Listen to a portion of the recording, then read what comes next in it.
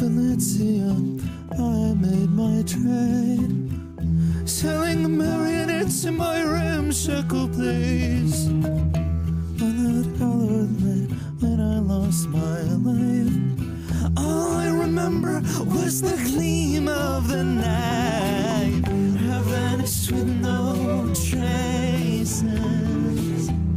I got friends in low places.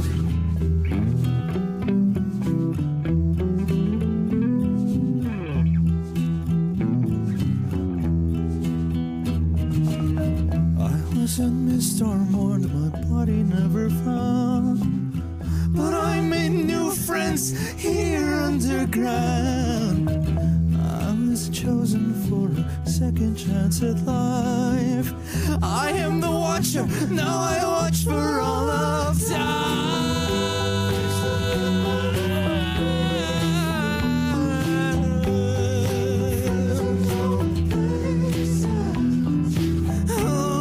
Another one in a long line of no ones. What a many replacements with my friends in low places.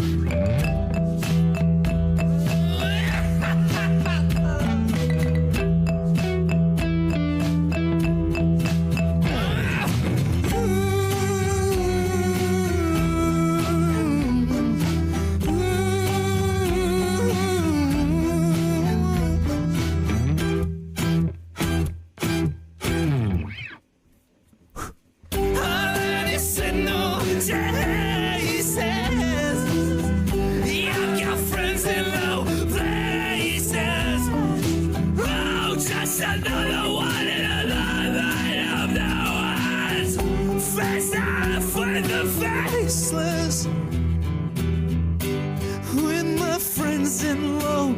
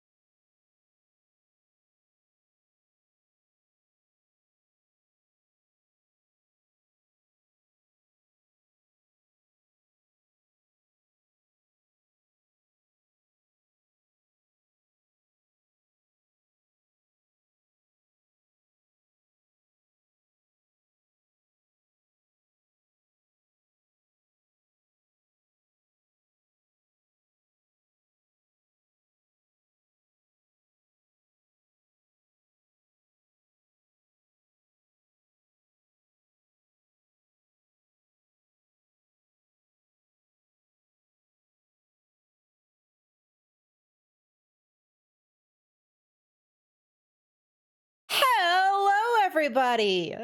I hope you're all having a very good day. I hope you're feeling good. I hope you are, I hope you're energetic. I hope you have eaten enough food.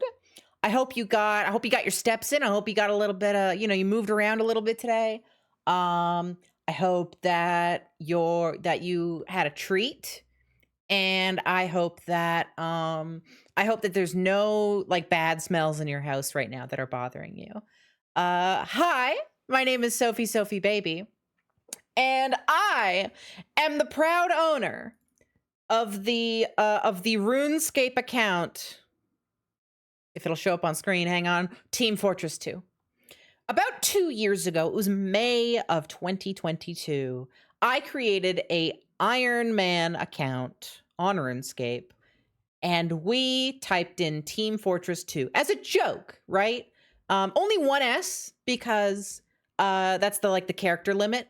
And I typed it as a joke, right? Because I was like, there's no way that nobody's ever taken it. I was wrong, and there was a way. And I am the proud owner of this account. And because of that good luck, hi, it just vanished. RuneScape's gone. Because of that wonderful luck, I have stuck around with this account, and I've played it off and on over the past little bit. Think I mean Iron Woman? Okay, the mode is Iron Man. The character is an Iron Woman. Hey, how do I fucking why did it disappear? There, that was weird. I just tried to resize it. Will it do it again if I resize it again? No, it worked that time. Okay, fucking sure. I need to like size this right because RuneScape's like got a weird size because of the bars of I'm using the RuneLite plugin. Anyway, today we are going to be continuing the goal that I announced way back when I first created this account. I have a dream. Ever since I was a kid, I first started playing RuneScape when I was 8 years old. Ever since I was a kid, I've always wanted a god sword. If you don't know what a god sword is, they are two-handed weapons in RuneScape that you acquire by completing bosses in the God Wars dungeon. You get the pieces for it, and you can make it. On an iron account, on an Iron Woman, you need to do everything from scratch. What the Iron Man mode in this game means is you cannot trade with players, and you cannot team up with players in most cases. There's a couple exceptions, like with some mini games, but everything you do for the most part has to be done completely solo.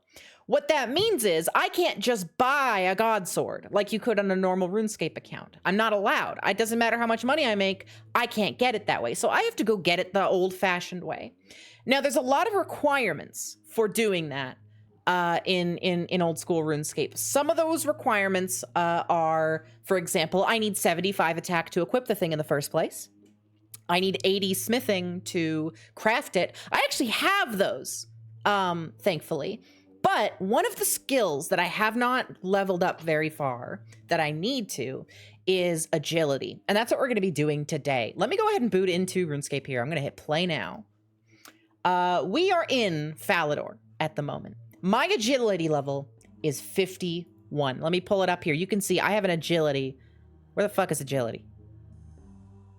Up here. I have an agility of 51. I have a total of 120,815 agility XP. Now, if you've never played RuneScape, there's something you need to know about how level ups work in this game. So, let me quickly Google how much XP I'm gonna need. So levels in RuneScape go up exponentially. They go up ever increasing. It's about 10% of the previous level is added on from what I understand. So at level 51, right, I have 120,000 XP.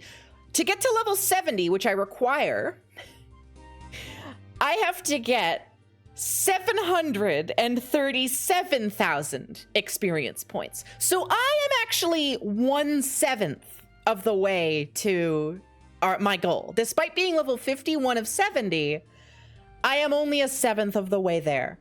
Now, I should also mention, I've done quite a bit of agility training to get to this level 51. To train agility, you do what's called agility courses. That's why we're in Falador right now, because this is the best one I have access to. So agility courses give you experience for every action you do, and then a big chunk of it once you complete a lap.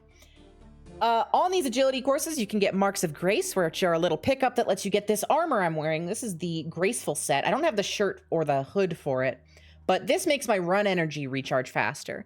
My run energy, I don't think is going to outpace these laps, which means my XP per hour is actually going to get pretty slow once we run out of run energy. Not much I can do about that. But yeah, so I'm going to have to do this for a very long time. Potentially like dozens of hours. I'm going to go ahead and ballpark it. 2, 4, 6, 8, 10, 5, 10, 15, 20, 5, 30. This is going to take me like 40 hours, I think, if I were to just do it at Falador. There are options I have later on to make it go faster. Isn't Canifis best till Sages due to the mark rate and the length not running out of energy? I might switch to Canifis. We're going to see. I'm going to try Falador for now. Mostly because I've never done the Falador one. I have no laps on this. So I have a goal. We're going to do 120 laps tonight, at least. And this is how this is going to work. I'm going to turn on the counter on the top left. It's going to be similar to how we did it because one lap at the Falador course is about a minute. So it's essentially, we're doing a minute per dollar.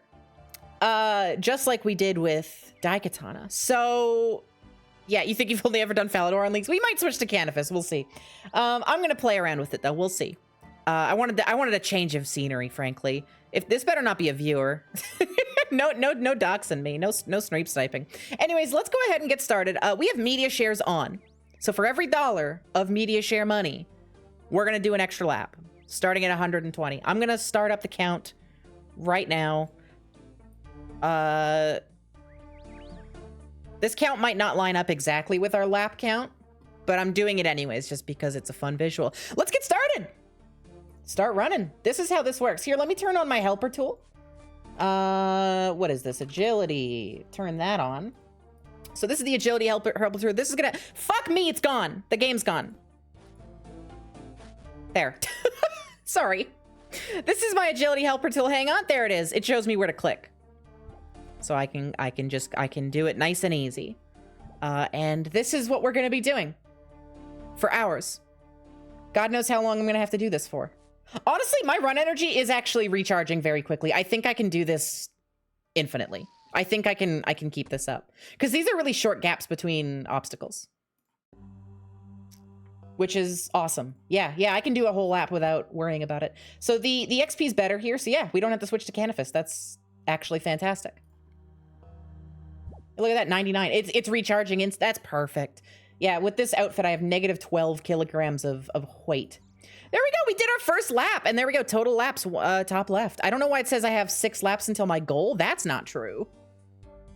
I think this turns red when there's a mark of grace for me to grab also. So we'll keep an eye out for those.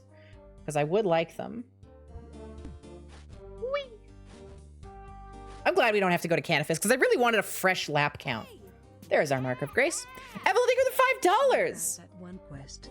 Is this anything? Let me show it on screen. Which quest? What are you referencing? Is it gonna play? I think it is playing. That's not the right video. Hang on. No, wrong one. There we go. That's quiet also. Let me turn that up. There we go. That's loud! Wait! Ah! That's loud! Turn that down a bit. I misjudged the volume. Thank you so much, Evelyn. Ow. I hurt my ears. So yeah, this is what we're gonna be doing. Also, this is not just song requests. In my initial announcement, I said song requests. That was a misspeech. I meant to say all media requests. I actually bumped up the limit to 10 minutes. So y'all can throw shit at me. Basically, my goal for this is to not get bored. Because I hate training agility more than anything in the entire world, for the most part. I think it's the worst skill that's ever been made. Except for maybe, like, Hunter. I've never trained Hunter. I have level 13 Hunter, and that is explicitly like from quests and like genie lamps, because I don't want to do Hunter. I should do Hunter because I have to train my ranged up to like 90 to have a shot at soloing the God Wars dungeon eventually. And the best way to do like up to like level 77 or something is to use Chinchampas. As a person who doesn't play RuneScape, what does agility do? So the reason we're training agility is because of my overarching goal for this account, which is to get a God Sword, which long story short, I have to complete a boss. I have to fight a boss a bunch of times. And to access that boss in the first place, I need level 70 agility. That is the requirement to enter the boss arena. So that's what we're up to. I don't know if you're here for the beginning of the stream, but I'm at level 51 agility right now, but with the way RuneScape experience points work, I'm actually only about 1/7 of the way there. There's another probably 30 to 40 hours of doing this ahead of me, which is why we're doing this little stream event. The only reason you have full Graceful is because you were watching Full Metal Alchemist Brotherhood on your other monitor. Yeah, even that, I can't handle it. It so sucks. It so sucks. I hate training agility. On the Prif course, you can adjust your window so you never have to move your mouse. That's attractive to me. That's crazy. You think farming is the worst skill? Farming might be the worst skill. That's another one I've literally never done. 17 farming, I've never farmed a patch. The thing is, I could see farming becoming useful later, and maybe I won't hate it so much, because I can't buy potions, right? So my only access to potions is making them with my own herb lore skill. And so farming is going to help with that, I imagine. But in the meantime, we're just hitting ledges. Farming is your highest skill on your main. You like it? That's awesome. I was watching Swampletics on my off time while playing this because I was chilling at Sand Crabs. I was watching Swampletics before the stream, and I'm right about the point where he's about to die and lose his rune crossbow. Spoilers, by the way, for Swampletics. It's been like 2, 3 years, 4 years now. He's right about to lose the rune cross. But I remember he was so demoralized. Oh, no, get the mark. I missed the mark. I hope it doesn't despawn. I'm right about there. And I remember he was so fucking demoralized. And the only thing that I think kept him sane was farming goddamn watermelons. And I remember he found it very therapeutic and relaxing. So maybe we'll get to that point and we'll enjoy it. Oh, so yeah, that was Gerard Way. In a skeleton hat.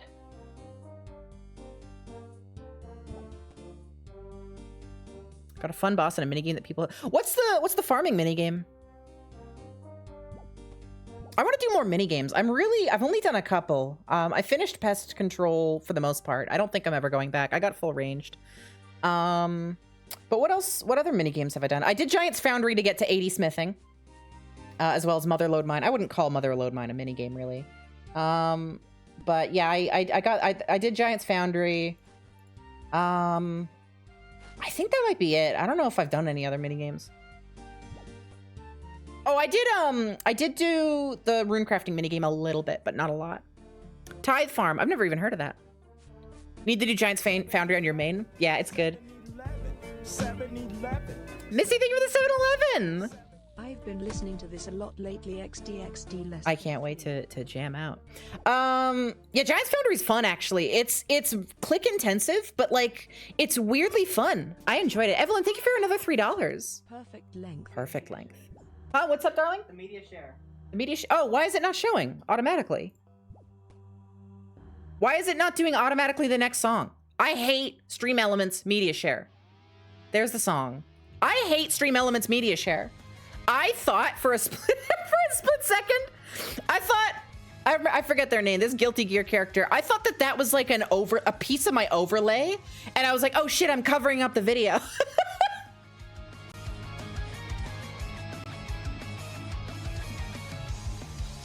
I don't know this Guilty Gear character's name. I think her name, I'm gonna name her myself. She's got a big anchor and she seems really strong. I'm gonna name her Anchor Arms.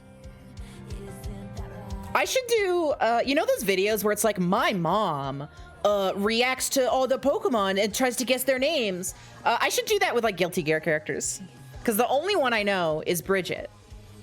That's not her name. It is? Yes. Okay, sorry. I got scared for a minute, specifically because I have Overwatch trauma. Holy shit! Carguardian! Oh shit, there's 60 agility right on it. Thank you for the Cum Guardian Turtle. I got Overwatch trauma. Remember when they added, what was her name, Brigitte? 2 Cum Guardians in a row? Wait, did you mean to do 2 Cum Guardians in a row? Because that's the same person. If you meant it, then thank you so much. If you didn't mean it, It's the dragon. that's not good. Is it the dragon? Oh, awesome. King dragon. Fake the Funk, thank you for the $3. Oh my God, they're coming in. Thank you all so much. I don't even know Potemkin. Isn't that a Nintendo property? I don't know. Anyways, yeah, they added Brigitte, and now I'm scared because everybody called her Bridget, and that's not her name. And so every time I hear that, I'm like, no, that's not her name. They did Brigitte dirty. They did that whole game dirty. They shouldn't have released it. They should have just never made Overwatch. You know what's funny is I think Overwatch might be responsible for like the second wave of TF2, honestly. Which I think is a little bit funny. Not entirely, but like, because people moved over to Overwatch, but I feel like there was probably a good amount of Overwatch dropouts who were like, I'm coming to TF2, I want to check out this game. Because TF2 still has good numbers. God knows how many of those are real people versus bots. I really wish we had ironclad numbers on that, but it pissed people off so bad TF2 thrived. I want to live in a world where the TF2 player numbers are accurate. Because if TF2's player numbers are accurate, then it's still like one of the top 10, top 20 games on Steam. Overwatch opened the door for Apex Legends, you think? I guess so. It really popularized like the hero shooter thing everywhere. I feel like it's a nonsense distinction, but I consider Overwatch's genre as a hero shooter. I consider that like different from a class shooter, which is what Team Fortress 2 is. There's not really a reason to consider them different because they're effectively the same thing, but in my head, they're functionally different. And it's not just because TF2 is different. Like there is probably other games I would also consider class shooters. I can't think of any off the top of my head right now, though. You get what I mean, though? Alexis is not. I get why you would say nah. I could make an argument and say it's like, oh, Dame Griffin? I don't know which one it is. Thank you. This song has got me many hollow nightmares. 07. Thank you so much. I would say that, like, class shooters for me, I would say that the characters take a back seat. Oh, Nas, I agree. Yeah, okay. I would say that the characters as characters take a back seat. Because in TF2, obviously TF2 has some of the most, like, iconic characters of all time, right? But when it comes to Overwatch, like, a character is... it's a big deal when they're individual characters. Whereas in Overwatch, you could... I don't know. I feel like you can enjoy the game without knowing who the characters are just as well. I feel like... I don't know. That's my best guess. And like I said, I could make an argument that... or like I tried to start saying. I could make an argument that it's the fact that in TF2, oh, you can, like, equip different weapons to the characters and they're still the same, like, class. But I wouldn't argue that because I don't know if that's really what makes me land on that.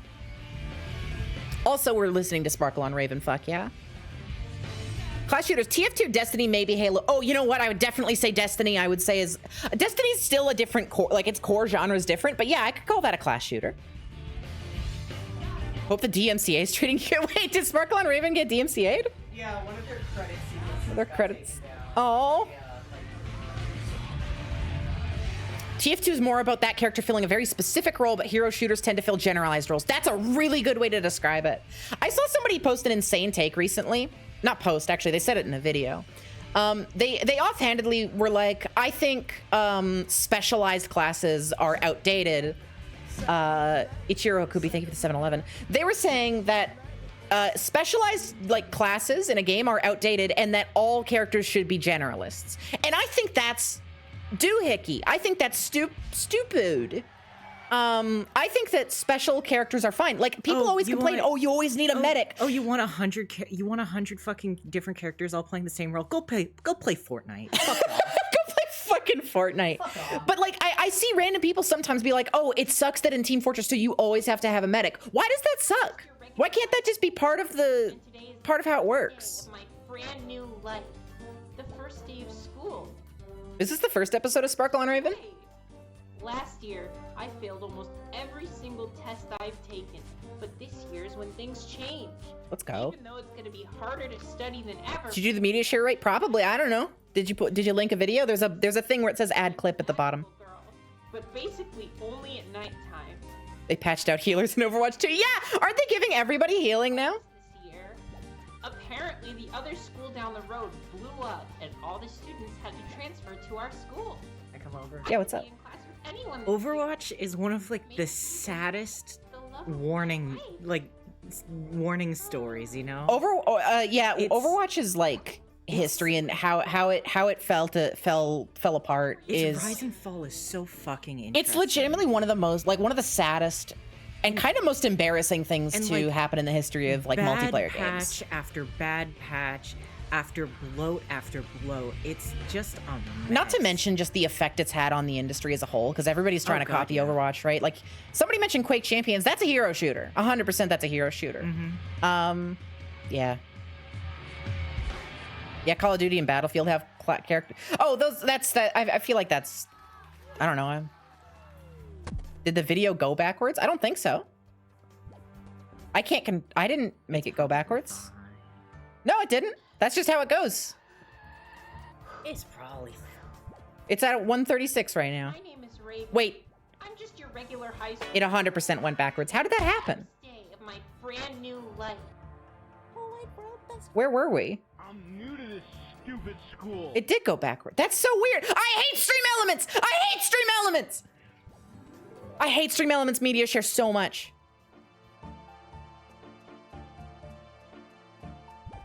I hate Stream Elements so goddamn much. Combo Winter, they were 690.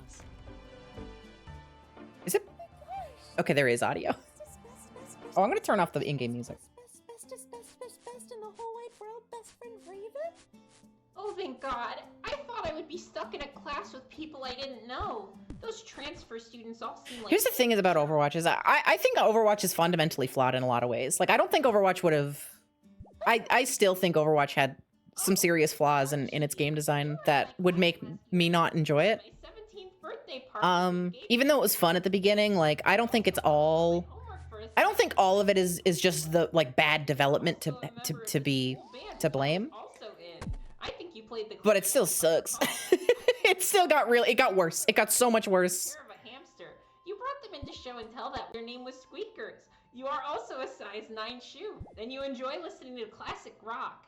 I also saw you get into a disagreement with a teacher last year, but I don't remember anything happening after that. Died for you when they took away Mercy's mass res. You're sitting here? Yeah. Sorry. I don't know. There's like a million different it died points. I could just sit in the chair behind Barry. Death by 1,000 cuts, Duke said. Yeah.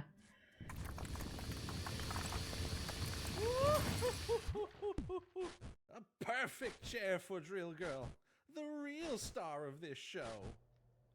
Fuck. Fuck. Too slow again, football head. Ugh. I guess I have to sit next to Omen. Does anyone? No, I'm just thinking the 7-Eleven. 7 more oh God, I forgot about my promise. I didn't. Oh God. 7 more laps. 7. This is gonna be so many laps. Let's compare also. I'm at 14 laps at 16 minutes. So I gotta like catch up. These laps, technically, according to the internet, take like 58 seconds. So I could catch up. I could even these out. I just gotta be really on top of it. Alright class, let's settle down. I know you're all excited to meet the new transfer students, but why don't I introduce myself?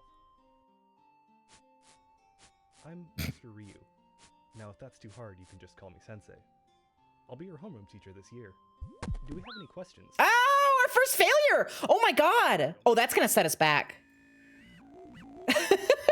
So yeah, you can actually fail during agility courses. There's only 2 spots on this course where you can fail, and that's one of them. Once we hit, I think it's 61 or 63 agility, we'll never fail again. One of the transfer students that's in our class this year. Hi, nice to meet you. Hey, Strawberry. I literally thought that like maybe I was like, oh, maybe my like agility is just high enough where I'm never gonna fall. No, we can still fall. I just... You can talk about it if you want. It's just that I was really looking forward to sitting next to someone I knew. Yeah, Settled's new account can't do this stuff. Yeah, the nightmare mode. Or berry cream frosting. Where is she anyway? She's in the bathroom smoking crack. Oh, okay. I don't know. I just wish one of those transfer students would move their ugly asses so I could sit where I want. Who are you calling an ugly ass, Pinhead? Oh, great. If you wanted to sit there so bad, why don't you beat me in a fight? If you win, This is why doing Priv sucks. The final puzzle is agility, where you're constantly under attack. I don't know how RuneScape 3 and old school Profundus differ. Oh yeah, sure, I'll do that. That's like a super far in the future thing for me. meet me after the cafeteria scene on the roof. And that's where we'll settle things. Raven, I agreed to fight him. Did their voice cut out? Cool.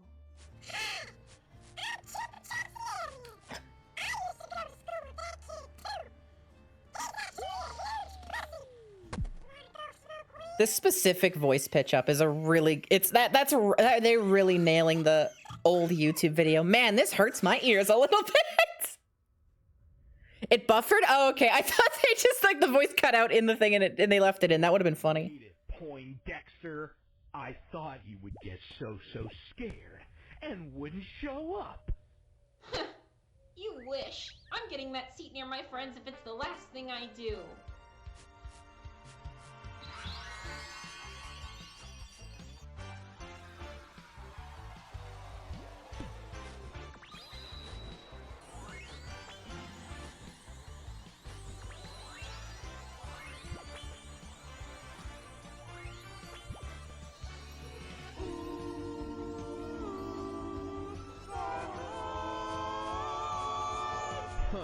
So you can transform, huh?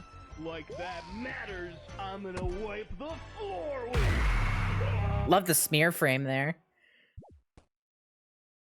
Nothing will stop me from having the perfect school year. Wow. I guess she was stronger than I thought. What do you think, Chase? Huh? Oh, sorry, I wasn't paying attention. Awesome. I have to admit this, and I'm very sorry to say, this is the first time I've seen Sparkle and Raven. I never watched it. I never got around to it. I'm happy to have now, though. Oh, yeah, and here's the DMCA outro. That makes a lot of sense, actually.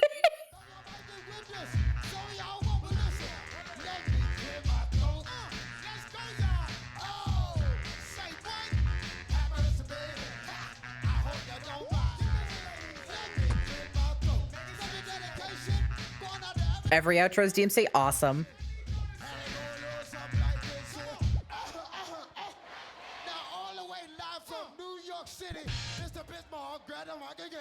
It was episode 4. Oh.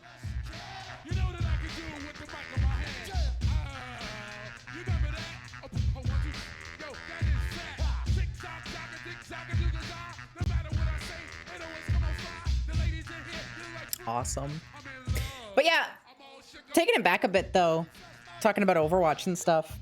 I straight up, I've said this before, some people disagree with me. I think the biggest issue with Overwatch is the ultimate system.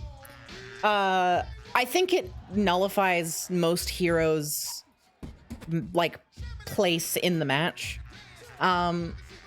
Like it's really tough, I think, to balance a game when you have like, fuck, how many heroes are in Overwatch now? Like dozens of characters, and like most of them have a button that just wipes the team. Like that's the, like if you use it well, it wipes the enemy team. Heroes. What'd you say, Duke? 39. 39, Jesus Christ. So you have to, like, balancing that is a nightmare because, I mean, the way Overwatch's meta turned in, like what it turned into was basically everybody saves up their ultimates and uses them at the same time. And ultimate management just becomes, there's that dragon. Ultimate management just becomes the name of the game. And that's my biggest issue that I have with Overwatch. And it always will be. And I think that's why I was saying before, like, it doesn't entirely matter what they would have or wouldn't have done to it. I still wouldn't have enjoyed it. Wow, Duke, you just teleported next to me. Hi. Can I bring in a hot take? Yeah. It's not going to be exactly what you said, but With 39 fucking characters, I do feel like if they just worked and revised the fucking handful they had within the first year or so, like a lot of the patch issues could be mitigated. Because I mean, they went back and they like fucked with Symmetra's thing, and then they fucked with Mercy's thing. And I think they did that to Torbjorn, and they fucked with like a whole bunch of characters and like how they work. There's just too many. Yeah, no, there's just literally too many. And I feel so bad for whatever small ass Blizzard employee that's not like a fucking serial freak that has to. I'm a serial freak. Me when I get the Fruity Loops. So true. Thank you, Evelyn, for the 7-Eleven. Jesus Christ, could you imagine trying to go, oh, hey, you have to make a new hero in like 3 months. Oh, okay. It has to reach this amount on the fucking diversity chart. Okay. And their super secret special ultimate power has to be different from everyone else's for 40 different fucking ones. I would tear my hair out. That sucks. It's insane to me. That would be so bad. Because, like, balancing games is very hard. It's extremely hard. Balancing games where you have multiple characters is very hard. That's why... And God forbid, if you have, like, the big ultimate move... That would be so fucking hard to balance just with like 10 characters. Like even Team Fortress 2. Team Fortress 2, I think it is extremely well balanced today. It only is like that after, like, it only became well balanced after its last big update. Yeah. Actually, after its last big update, there was the Blue Moon update, which was not a major update, but it was a massive balancing patch. And it, like, if that didn't happen, TF2 would not be in a good state right now. TF2 was really badly unbalanced for most of its lifetime. And that's from Valve. Like, Valve is an incredible company when it comes to balancing.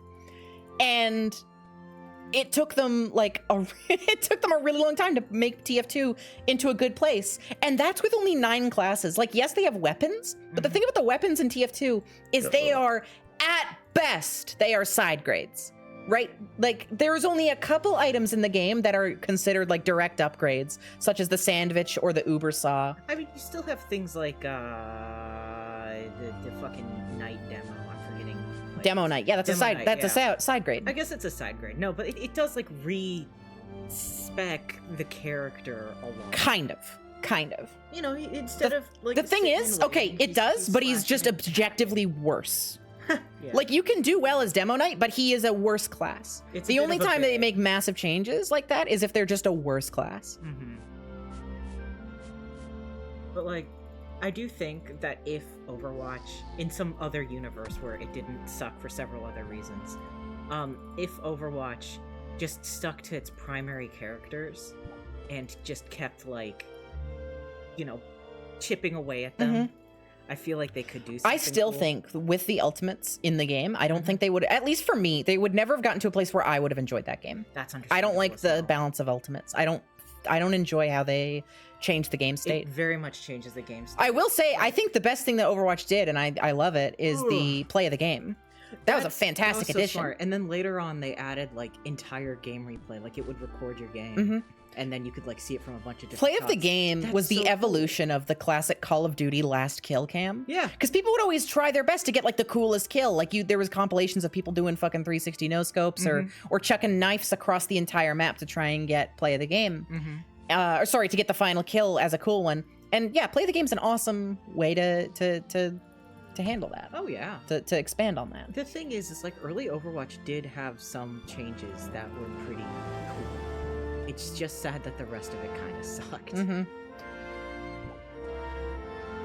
Like... Anyway, how many times have we talked about Overwatch? I feel sick. No, that's understandable. How you doing, darling? Doing alright. Good.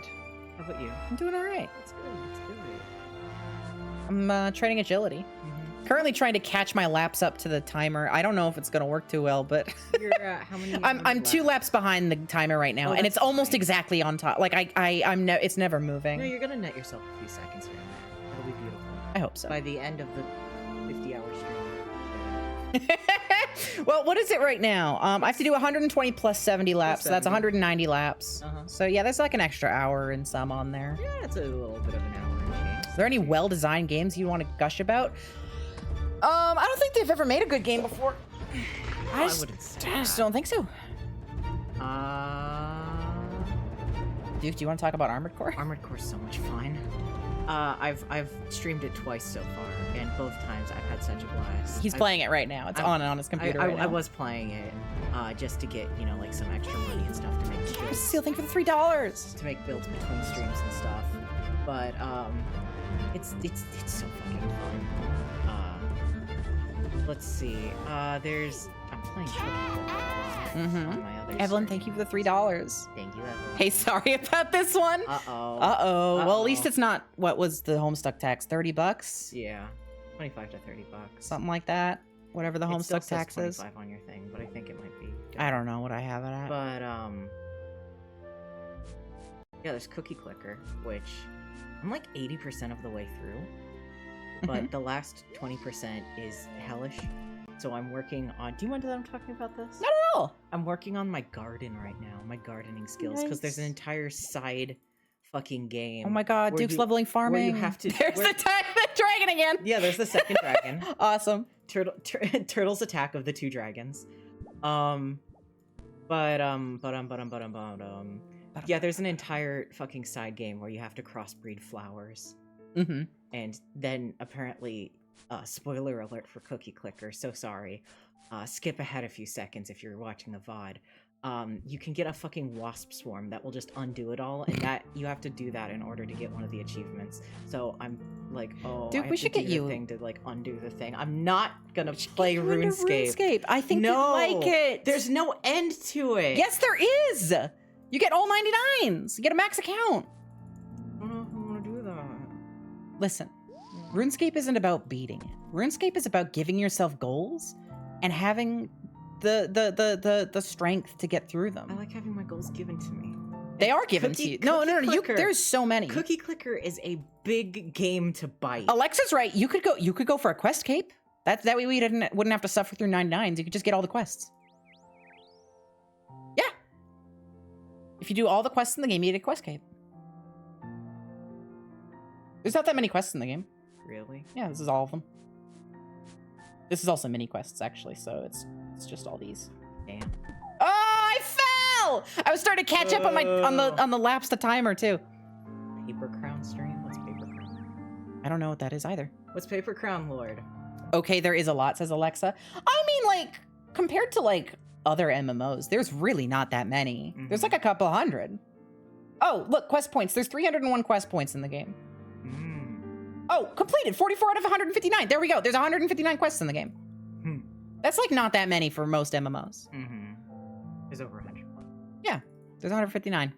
How long does it take to complete? Depends on the quest. I guess so, yeah. Most quests have requirements. Whoa. So you have to like, for example, you'll have to get a certain level of mining because in the quest you'll have to mine something. I can't believe chat wants me to escape. I think you'd enjoy it. You would have an infinite amount of goals.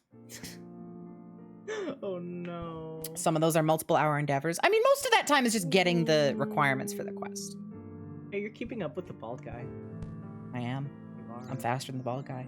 That's not bald. They have a full head of hair, darling. Oh, sorry. They're It's just the same color as their skin. They have the Leon Kennedy effect where their skin and hair is basically the same. What are you talking about? That I'm sorry, the animation was really funny there. They just like flew. Uh-huh. No, They launched. Hazel has been Oh, you meant party hat. Gotcha.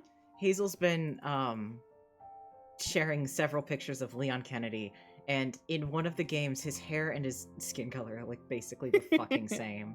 Not Plague End, that take forever. What? I don't know if that one's in the game. Is that a RuneScape 3 one? Hang on. P, A, B, C, D, E, F, G, H, I, J, K, L, M, N, O, P. Oh my god! Speaking of There's Plague City. That's the only one. anything and everything and all the things. Oh, the Criff my one, yeah. fucking puppet Don't foam. tell them about Perfindus. My puppet foam might come in tomorrow. Yeah! So fucking excited. Yeah, I'm so excited. The glue that I'm using came in yesterday. We managed to get it for half price too, so he's getting 2. Yeah. So that's exciting. It's gonna be so cool. It's gonna be so fun. And then we gotta figure out the eye mechanisms. I complained about this in my little subscriber thing in the server, but there is there's not really that many resources, free resources, mind you. There's not many free resources for blinking mechanisms for characters whose eyes are not on the front of their heads. Duke was looking for hours. See, Because- Duke, you can 'cause do I that. want- You I can want, like, you a can, specific You one. can level up your skills in RuneScape if you can do that. Yeah, but I have a very specific illness, and it's called Whooping I need cough. to want to do it, and also whooping cough. Oh yeah, it is definitely called Song of the Elves in old school. Alexa, I recognize that name. Sorry, we're talking about an area in the game that you can unlock with a quest. I think you should go for a quest cape. I think you'd enjoy it. Homestuck typer. It would take you a couple years, but I think you'd like it. Don't forget the yeah. I know. Okay. It's the hardest quest yet. I'm very scared of it. Uh-oh. Dude. But yeah, right. So you know how your friend has Googled movie for free, and there's a YouTube link that says movie for free, but then it's just a screenshot of the YouTube, and it has a link underneath saying watch movie for free, and it's not the actual movie. And you know how you tell your friend that piracy is bad and that they shouldn't do it? Wait, whoa, hang on. What, you've lost me. First off. Yeah. Oh, I see. Okay, I was confused at why you said your friend. No. Okay. Well, you know when your friend Okay, right. Google's movie for free. Sorry, I forgot. And well, the thing is that I don't have any friends that break the law. See, that's true. So We I just didn't understand for a minute. Instantly unfriend them from Google, Of course. Facebook. But it's called Google Plus. It's called Google Plus. What are we? What? I Oh, this is a don't YouTube know. poop, I think. Oh, nice. It's quiet. We'll take it from here, darling. It just got loud. I think it's about to restart because I just turned it up. No, it didn't restart. Okay. But oh, this is the. Is this a YouTube poop? I saw some face. Yeah. Okay, it is. But oh god, what is it? But you know how that is? I found the exact same thing, but for like puppet guides. So they're like, oh, learn how to blink, and then you click on it, and it is them going, oh hey, look at this rig. Here's how you do it, and then it stops, and they don't show how to make it. They don't show you how to. No, it literally stops, and they go, oh, you should subscribe to our course on making puppets. It's only $100. It's only $200 a year. It's only $200 a year, so they did for the puppet course. You know, sorry, I'm obviously- trying to listen to you so hard. No, it's okay. Right now, there he is, Hercules playing in my ears. No, I am not listening. I can't hear either of these. Ow! Oh, I don't like that. I don't like that. I don't like that. I don't like that. I don't like that. Ugh. Sorry. It's okay. I'm glad I'm not listening. This is hurting me. Yay. It's too much happening at once right now. I love you. I Enjoy love being you. overstimulated. I'm getting Get so off. overstimulated right now. I was supposed to have a nice chill time playing RuneScape. I'm getting crazy overstimulated. I'm sorry if I interrupted you. Did you want to finish your thing? I thought I did. Okay, cool. I love you.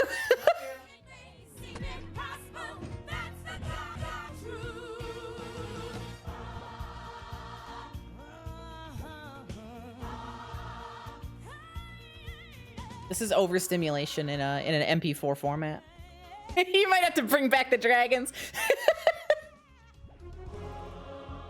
Honey, you mean Hercules.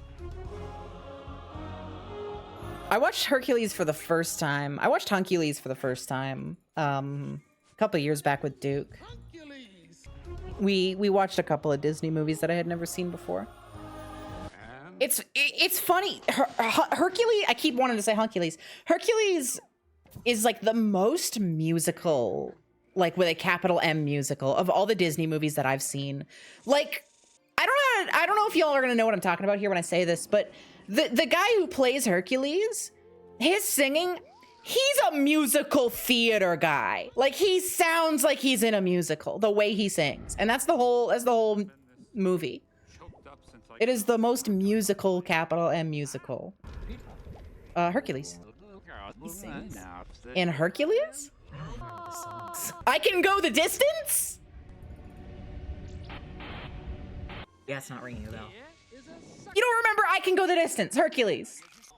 I will find my way, I can go the distance. Oh, that's that one? Yeah! Oh, You know what I started the story with is, oh yeah, Duke showed me Hercules for the first time a couple years back. Doesn't mean I remember it. Hey, you should tell them about how we didn't remember the Pirates of the Caribbean. That was so funny! Oh my god! Last night we were talking about Pirates of the Caribbean for some reason. I don't know where it started, and I joked. I was like, I don't remember anything from those movies. I forgot that there was. Ah, shit, we fell. I fucking forgot that there was a fourth and fifth movie. Entirely. I completely forgot. I literally only remembered what happened in the Kingdom Hearts games. I forgot that we watched the fourth and fifth ones because we watched them all together. We marathoned them. They just kept making them. And they kept getting more and more forgettable. It's so funny. Neither of us can remember anything from the fifth movie. I said to Duke, there's no way on God's green earth they made a fifth one. I remember the fourth one because I remember it sucked really bad, but there's no way they made a fifth one. And then I Googled it, and not only did they make it, thank you, Jax, for the 1312. Not only did they make it, but we watched it together. Not only did we watch it together, but I remembered the villain just based on his visuals. Like I remember what he looked like. But we watched that movie and I don't remember it at all. No, it was literally so funny. Oh god, what was I gonna say? Right. I remember the fourth one because I think I watched it twice in my life. And it was like such a corny, cheesy plot. Turtle, thank you for the $3. Thank you for the dragons. Yay. But it's such a corny, cheesy plot where it's like, oh, hey, we don't have like, you know, 2/3 of our fucking cast anymore. We gotta figure this out and put it together. So they just like put in a bunch of random fucking stimulation. Sorry. It's okay, it's not your fault. Do you need me to wait? Sorry. I'm sorry. You keep talking and it's just the donation came in while the YouTube poop was playing and you were explaining that. It's so much. It's so much. I'm so sorry. That's okay. Chad, if you can't tell, I get overstimulated easily. Yeah. But, God, what was I going to say? Right. The only reason why I remember there was a fifth one was because I remember being that disappointed in it. Person Zombie, thank you for the raid. And I also remembered the villain. And I think they do like one of those, like, you know how like the Moses part of the Red Seas type thing? Do they? I swear to God, they do something like that. And they're like standing on the bottom of the ocean. And there's like the bad guy and he's like made of dust and paper. I do remember him being made of dust and paper. Oh yeah, by the way, we have 53 agility. I just kind of like ignored that. And straight up, that is all I remember from it. Sophie and I were literally listing out scenes and we're like, I think that was from the fourth one. I think that was from the fourth one. Yeah, that scene really sucked. I think it was from the fourth one. I don't remember anything from the fifth. Just nothing. I kind of want to rewatch it. I don't at all. Also, thank you for the follow. Fuck. It wasn't my fault. It was this Wonder Boy Hercules. I'm gonna just focus in on this YouTube poop for a little bit. I need to zero in on something and focus back up. Somebody call IXII!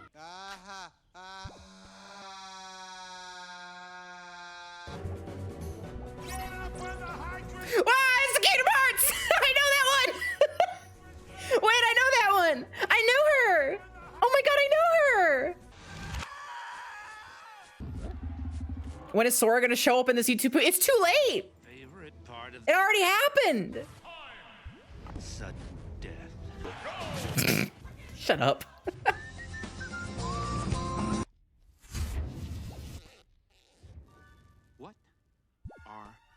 Sorry, another thing that made the overstimulation happen there, the thing that makes it hard, I got new headphones recently because my old ones died. Now, I've told this story on stream before, but my headphones, I was using the same brand and model of headphones. I kept buying new ones every time they broke since I was 16 years old. I'm 25 now. Nearly a decade of using one pair of headphones. So I was perfectly used to how they felt on my head and how much they blocked sound. Now I have to use, Jesus fucking Christ.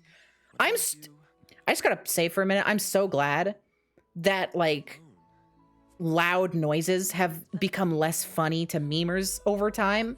Like, do you remember back when the funniest joke was just bass boosting everything and then like deep frying the image or whatever? Yeah, I hated that shit. shit. Lost their hearing. It's because they lost their hearing.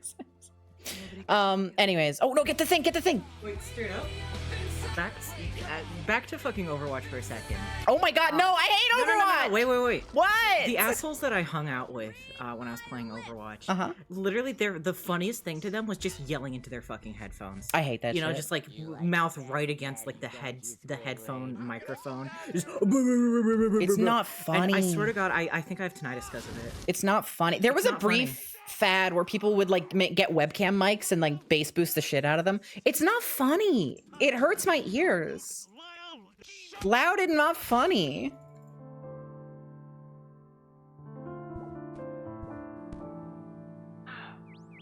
Not funny, didn't laugh. Anyways, I was saying something. Oh yeah, the headphones. Anyway, so since the amount of sound cancellation is different, when I have to focus in to listen on, just to really catalog how long we've been here for, you know? Although technically I've got the RuneScape timer down here, so I guess I don't need the timer, but I'm keeping it anyway. I feel like it, you know?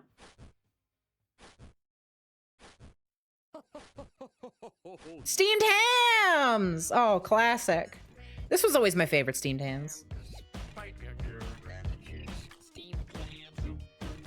My second favorite steamed hams, fuck, which one was it? It's the one where, I think it's like either Skinner Never Lies or something like that. Like they edited it really smoothly.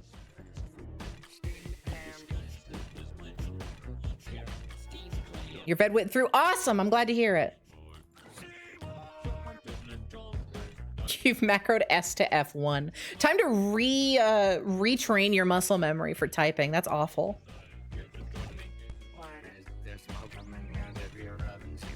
I hope you don't need to open, I hope you don't need to open the settings for the Skyrim community shaders mod.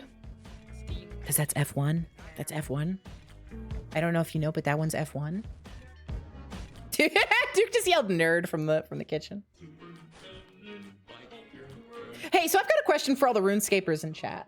So I always see, whenever I go to YouTube and stuff, I always see other people, they don't play in the mode I'm playing in now. They always play in this mode. This is how everybody else I see plays RuneScape. And is it for like an advantage when you're like doing inventory management just to make the icons bigger? Why does everybody play in this mode? Really? Because this is like big and I don't like it. This is ugly. it's so big.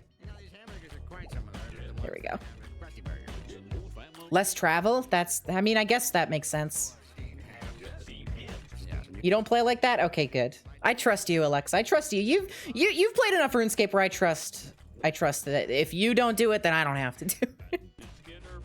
If it's harder for me to prayer flick, then so be it. I keep like motioning to my inventory as if that shit matters because y'all can't see it.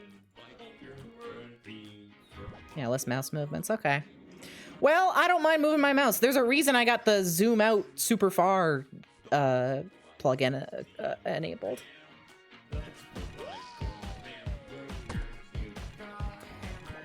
What are we doing XP wise? Per hour. Ooh, we're only at 18,000 XP per hour. What's going on? Why is it so low? The wiki said it would be like 30,000 or something. Is it just because we've been falling? You suck at prayer flicking, but I can kind of do it. I can prayer flick like my quick prayers or like a single thing. As long as I don't have to do anything else at the same time. Like if I have to do inventory management or I'm in like I have to switch prayers mid-fight, I can't do that shit. But I can prayer flick just like I can have my protection prayer. If I'm just sitting there, I can do that as long as I want. As long as I'm at low ping. I tried it recently at a high ping world and it was super fucked. I will admit though, I have the prayer flicking. I can't turn them on up here. I have the prayer flicking plugin on. See, it does this little bar, and you just have to double click when the bar is going across. So that helps. You have all your layouts set to as much legacy stuff in RuneScape 3 as possible, so it almost looks like this. Yeah, the old menus are the best. You can do this, and I hate this shit. Hang on, let me move the. Hang on. Where's the media share? You can make it look like this, and I hate this. Where they're all down like this. I significantly prefer the box. Take that back.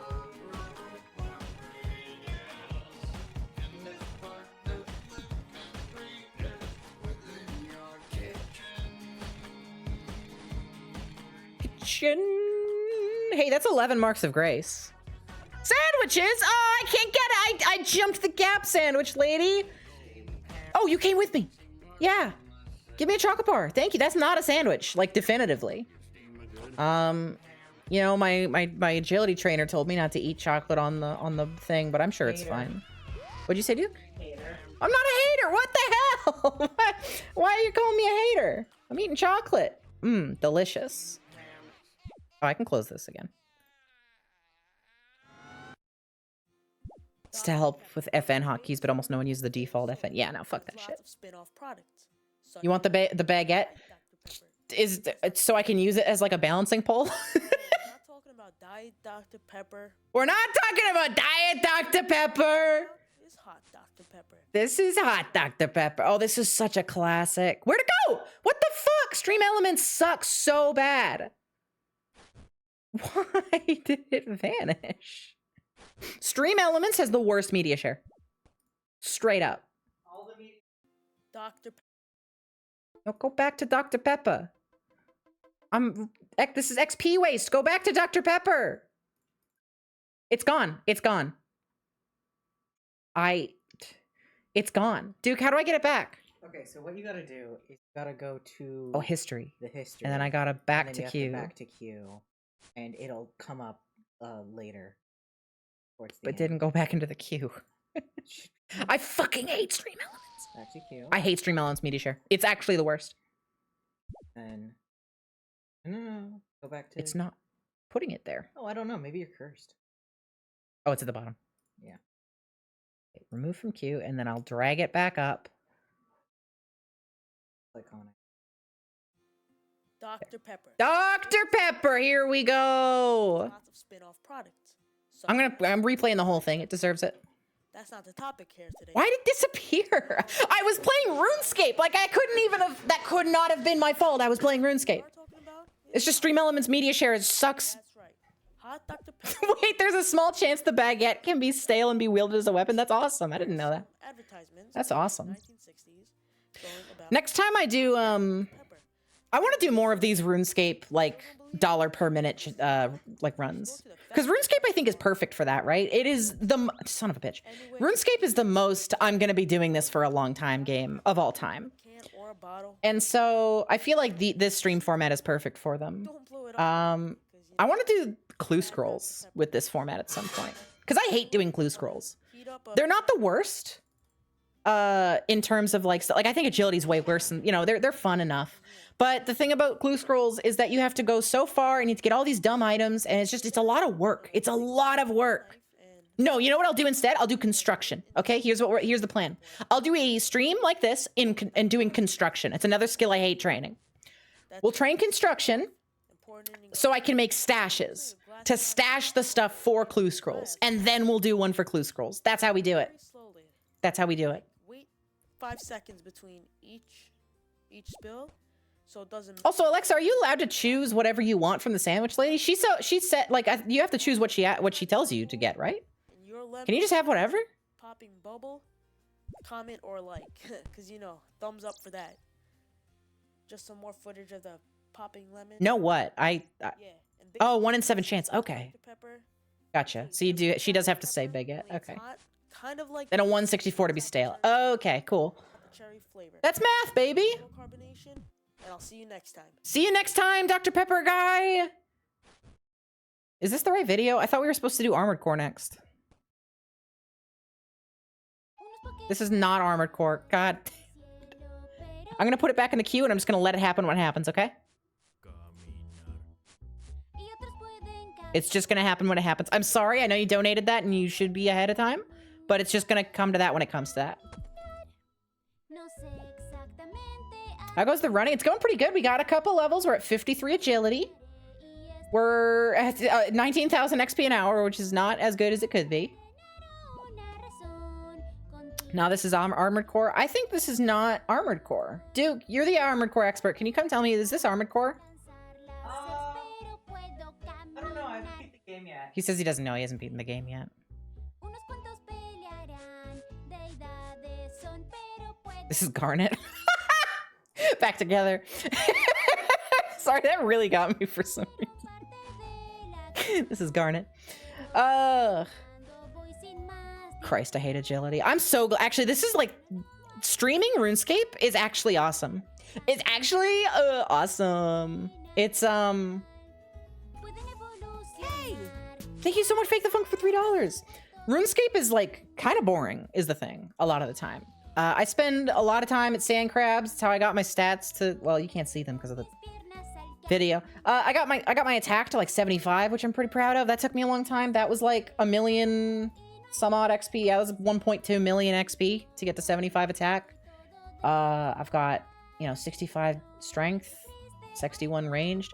I've been spending a lot of time at the damn sand crabs lately.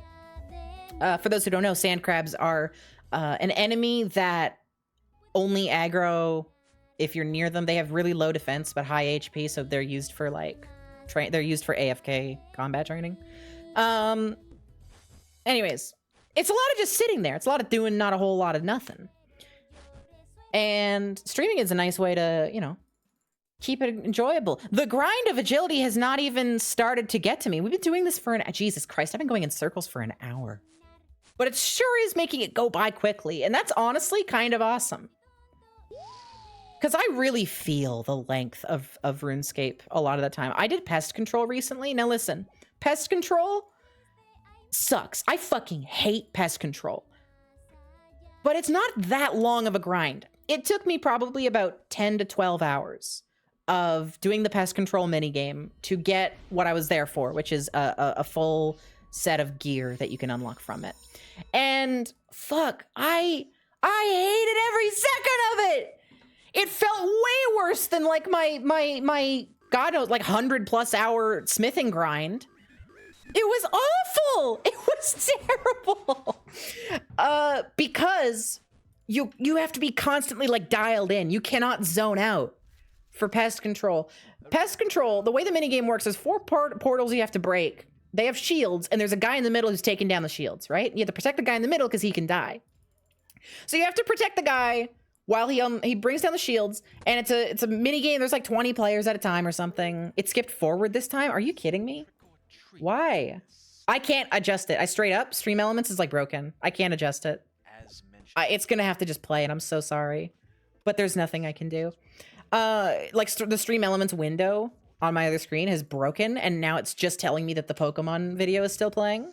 So I have no like, I have no way to interact with it.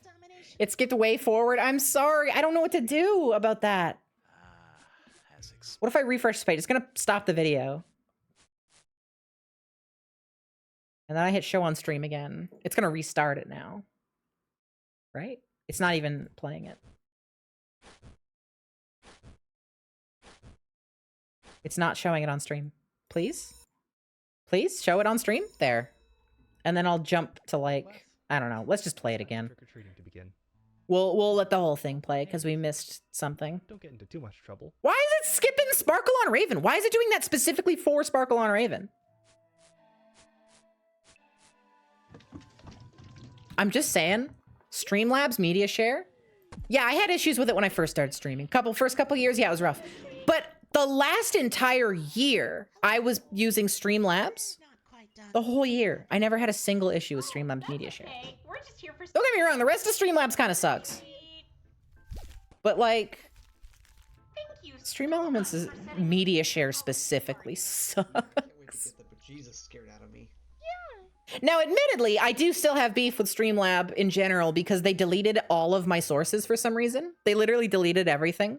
When I went for surgery, I came back a couple months without streaming, and it was gone. Everything was gone. It's got special codes in it that only Stream Elements can read. Yeah, they snuck like Stream Elements QR codes in here to fuck with streamers. My 839th piece of candy so far. Now, I'm off to eat the great pumpkin. Goodbye. That fucking sucked. Well, the thing is, it sucked when all my sources got deleted, except I literally saw ahead into the future, and I had already ported them to Stream Elements. So I only lost a couple things, and that were easy to remake. It's got to be a replacement on the horizon. You can taste it. Maybe. I don't know. I don't know why it's so bad. I wish it could be a sorry, I wish it could be an OBS plugin. Jesus. Oh, that hurts my ears. I'm sorry. I know some people in chat were like, "Oh, it's my favorite character," and I'm sorry. I'm not trying. I have nothing against the character. This hurts my earballs. Warheads? Lame. Friggin' ripoff. What was I saying? Down the hall is giving everyone extra large. I don't remember. I got flashbanged. This is my favorite character.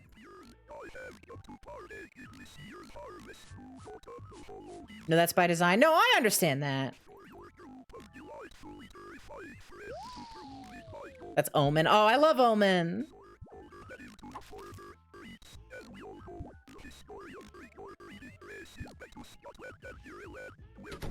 I think Omen is my favorite character for sure. Trick or treat.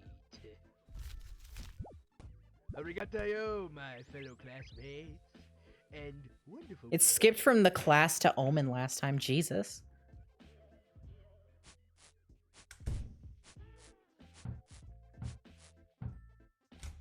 Trick or treat. Yes, trick or treat to the scared. Ugh, I'm sleepy. The grind has not gotten to me at all. Like I'm playing RuneScape.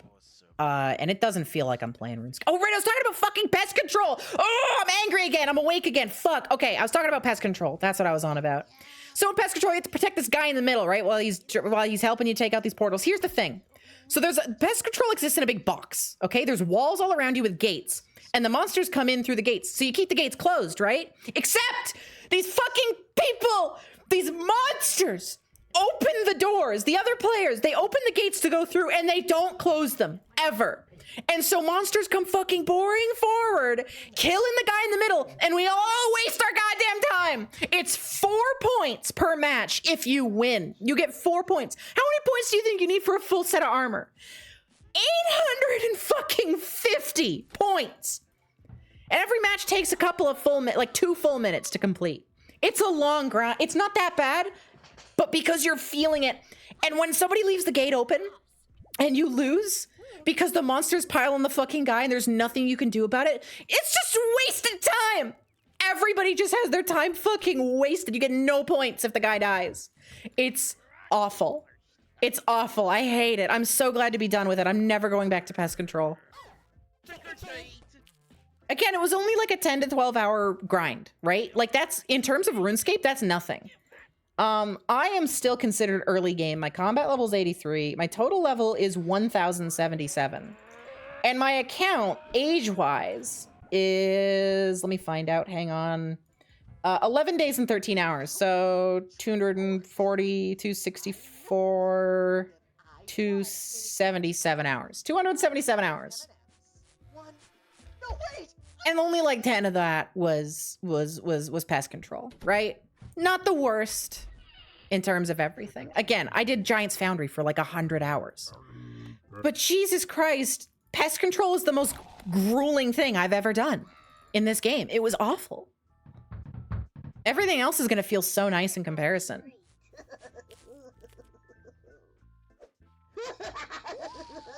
By the end of yeah, that was fun. By the end of pest control, I was literally like, I was starting to turn into a heated gamer. I was getting like angry. I don't get angry at games, especially not fucking RuneScape of all things. But I would see somebody open the fucking gate after I had closed it like 6 times. And they'd open it and there would be like a conga line of monsters, straight up a conga line waiting. And they would walk up to the gate and I would literally type in chat. I'd be like, don't. I'd be like this. I'd be like, don't. And then they'd open it and a fucking conga line would show up. It was the worst. Is pest control your Overwatch? Nah, Overwatch made me sad. Pest control made me angry, but Overwatch just made me sad when I played that back in the day. Thank you. Don't scare that poor bot. Yeah. Edensky 0. Yeah, sure. Okay. You're real. Yeah, all right. Here, let me go look up the predict. I have a thing that predicts bots. There is a 72% prediction, according to my bot prediction plugin, that this is a bot. 72% chance that that's a bot. Let me look at their stats. Hang on. Let me look up their stats. Okay. What the fuck? Okay, 72 base combat stats. Sorry, 70 base combat stats on everything. 70 prayer. You think this is a God Wars dungeon bot? Of trick-or-treaters. The reason I say that is because they're getting agility right now, and you need agility to get to the Saradomin boss. And 70 base combat stats, I could see you handling God Wars in a party like that. There's a couple weird ones here. They've got 30 wood cutting, 20 fire making, 70 cooking. Oh, RuneScape disappeared again. I don't know why it keeps doing that. RuneScape's just kind of glitchy with it. Sorry about that, y'all. Yeah, I'm guessing God Wars Dungeon bot. That's my guess. The bot usually can. Oh, hey, this is the song we listened to. Deja vu. Normally the bot predictor tells you what kind of bot it is, but it says unknown bot. But I'm thinking God Wars Dungeon because it's getting the agility to fight the Saradomin boss. That's funny. What are the odds that we're both? I mean, like, that's still a guess. I could be wrong. There could be another thing they're botting for that has an agility requirement, but I think it'd be very funny if they were also going for that. I'm like a full 5 minutes behind, a full 5 minutes behind the total laps right now. That's fine. Or behind the clock on total laps right now. That's fine. The serotonin boss. No, Saradomin. The 4 gods of RuneScape are Armadale, oh wait, 5 gods of the gods of RuneScape are Saradomin, Zamorax, and Guthix, and Armadale. Is Bandos a god? I think Bandos is a god, right? Is Windy Castle an agility course? You're going there anyways. Is Windy Castle an Thank you. course? You're going there anyways. Guys, what one is your favorite? Fuck off, Duke. Fuck you. Which one your favorite? What, Duke, what's the line? Huggy Wuggy Sea. Huggy Wuggy. Yeah, fuck. I don't know if y'all even know what I'm referring to. Somebody donate it so we can all... It disappeared again. Stream Element sucks. Okay, I'm gonna hit play. This is playing Sparkle on Raven again. Hang on. I'm gonna refresh the page again. There's a mark. Show on stream. There.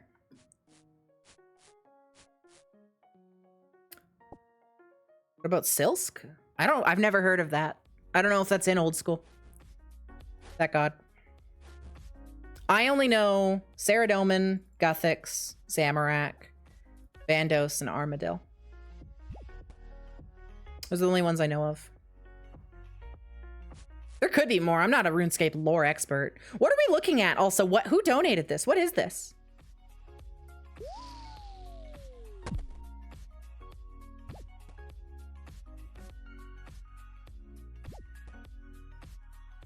There's like dozens in RuneScape 3. That's wild. What are we... The thing is that this is kind of too small to keep track of. It's one of those Facebook. Okay, I see. Awesome. Get Overwatch out of here! Is this just... Don't tell me this is a fucking Overwatch, like, music video. Is this an Overwatch fan song? What's wrong with you? What's wrong with you? You did this one? Oh yeah, you did apologize earlier. Oh, and they're British? Duke asked, should I ban? I was gonna say no, except they are British, so I think you might have to ban Evelyn for this one.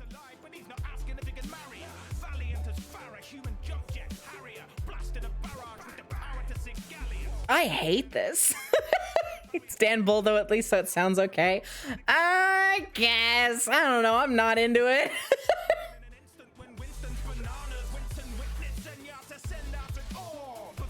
I can't look past the Overwatch. I'm not like you. I don't seek enlightenment. Your brother used to listen to Dan Bull all the time. You can't stand it. I'm so sorry. Is Overwatch fan songs okay if Worthy Kids is doing it? Listen. I have like a full paragraph on my starting soon screen defending my choice to put the song Slip by Worthy Kids in the intro. It barely even sounds like an Overwatch song. It sounds really good. And fuck you, okay? You don't need to do that. Yeah, give us a TF2 fan song to balance all this. Send oh, there's some good ones you could send. Anything from like Funk's Lunchbox mixtape is good. There's that one of the Sniper singing that one Eminem and Rihanna song, I think it is.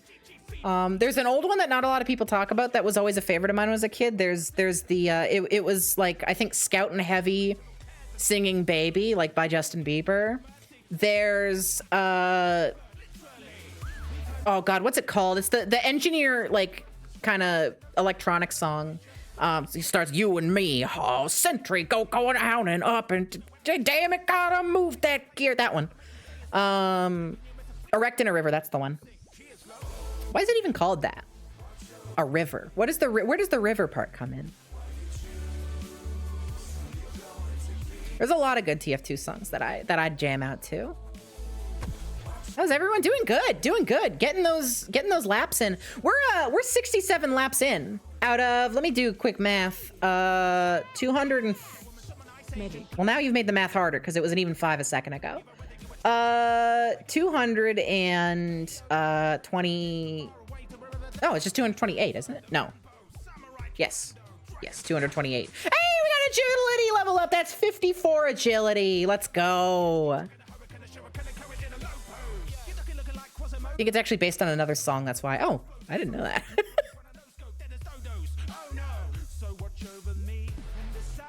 I hate this song. I'm sorry. I'm not enjoying this. I'm not digging this. What in a river? Erecting. Okay. That's 53 more agility than you have. You should train up your agility. Did you know that if you get your agility to like, I think it's like 40 or 50, your run energy recharges twice as fast as it does at base stats? Train up your agility. It's actually a very useful skill to train up. This is why you sent it, because you knew I'd hate it. I certainly do. Zadensky. He did what in the scope? The original song is called Riverside. I had no clue. I straight up, I thought it was an original. That's funny.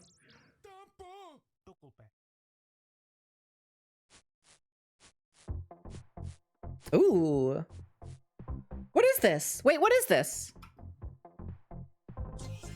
This is from Ellie. What is this? Did Ellie drop like is this like a mashup album? Did Ellie do a mashup album and I didn't know?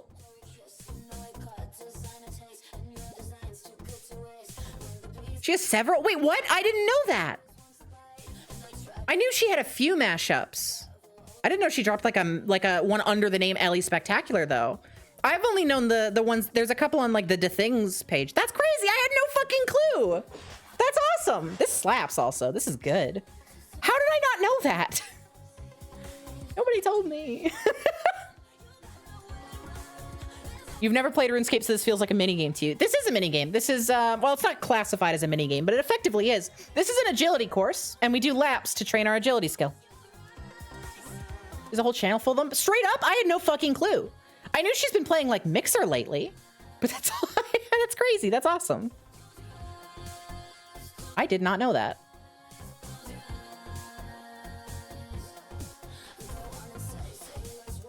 This is basically the game. This is one aspect of the game. If you want to say this is basically the game to something, let me go sit at Sand Crabs, and that'll be like probably half of your RuneScape experience. Ellie doesn't promote them, but they're really good. This is good.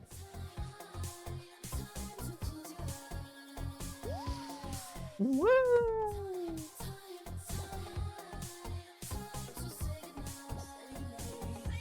This is why you quest. Straight up, quests are like fine to me. I'm not super big into quests in RuneScape. Like if they unlock stuff like content, I'll do them. But I don't know, I'm not really they're fine. A lot of them are just kind of like cheeky. The thing about RuneScape quests is so many of them are just like go get this item and bring it to this guy. And it's like, okay. It's better on Iron Man because as a regular player, I just go to the Grand Exchange and buy all the items that I need for the quest. And I think that's boring as fuck. On here, at least I have to do a little scavenger hunt and go find a bunch of random shit and figure out how I'm going to get it all. Should do Song of the Elves. I don't think I have near... What are the requirements for Song of the Elves? Hang on, let me go check. 7-Eleven. Thank you for the 7-Eleven Lord.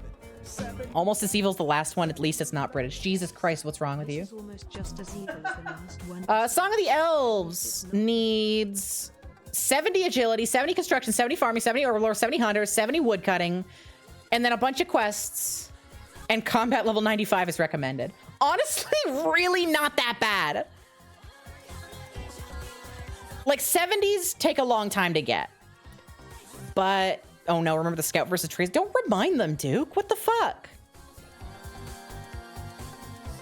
That's fucked. Thank you for $3. Totally not us. TF2. Uh-oh. That's scary. It's the 8th quest, by the way. Like 8th quest in a series of quests. Yeah, that's probably what makes it really hard to get to. Is that the case in old school as well? Or is that, or like, what, how many, hold on. Where's Morning's End Part 2? We'll look at the first one first, because Morning's End Part 2 was the requirement. So we'll look for Morning's End and see what that requirement is. Where's M? Morning's End Part 1 requires roving elves and chompy bird hunting. That's 2 more. Where's roving elves? Needs regicide. And what was the other one? Chompy bird hunting. Chompy. Where is that? I don't see that. Oh, big chompy. It's big chompy. There we go. That one has no. I can do that one. Okay, what was the other one that we needed to find? I forget. I've lost the sauce. Anyway, point it. Oh, regicide. That's right. It was regicide. Hang on. Regicide needs underground pass and level 56. Hey, we're gonna get that pretty soon. All right. What is underground pass? Where's you? A, B, C, D, E, F, G, H, I, J, K, L, M, N, P, Q, R, S, T, U. Wow, that's down in the alphabet.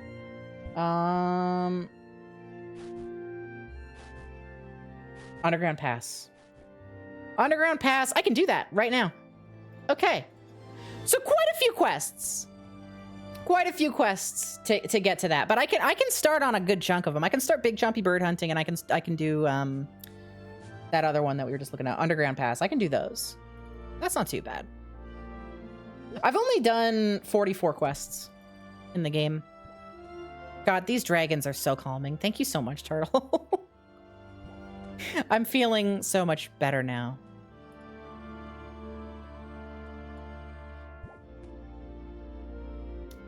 They fucking added more in RuneScape 3. Awesome. RuneScape 3 does not seem appealing to me in any way. Now listen, I know some people are like, no, it's actually good. And I get that. And I believe that they enjoy it. RuneScape is like, it's at least 50% nostalgia keeping me playing this. Straight up. I'm not afraid to admit that. RuneScape 3 takes away all that nostalgia. What am I supposed to do? How am I supposed to operate on that?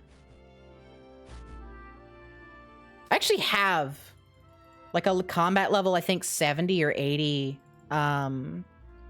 account on RuneScape 3. It's my old RuneScape account from when I was like 8. I lost it for years. It got banned, but they were a while back, a few years ago. Jagex was like, hey, we've unbanned a bunch of old accounts from like this era. And that's where mine account was. And so I got it back. And I could like, I have it. Somebody used it. Somebody like got a hold of it and did some shit on it. But, you know, I have an account on RuneScape 3. Don't believe anyone who says RuneScape 3 is good. You play it all the time and it sucks. Good to know. Okay. You believe that they think they enjoy RuneScape 3. Awesome. Oh, son of a fuck.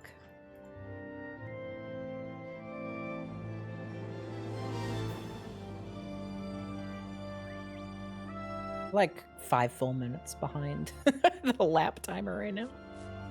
No, are we more than that? Hang on. 60. Yeah, we're way behind the timer now. That's fine. I might get rid of the timer because it's not really related to what we're doing. Can you die from that? Yeah, you can. It does it has like a max hit of like 9, and the chances of me getting that over and over are very low. But in theory, if I get astronomically unlucky, then yeah, I could die from that. It's more of a problem in earlier agility levels, or if you have lower hit points, but I'm fine. I have 70 hit points. Where's the timer? I'm just gonna get rid of that. No, you know what? Fuck it. That's how long we've been here. I'm keeping it on. I believe in the timer.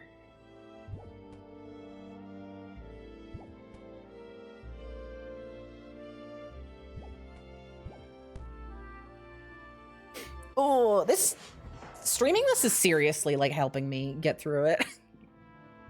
How many laps do we need again? 240? It's 4 hours, Jesus Christ. Oh, I'm gonna feel it by the end.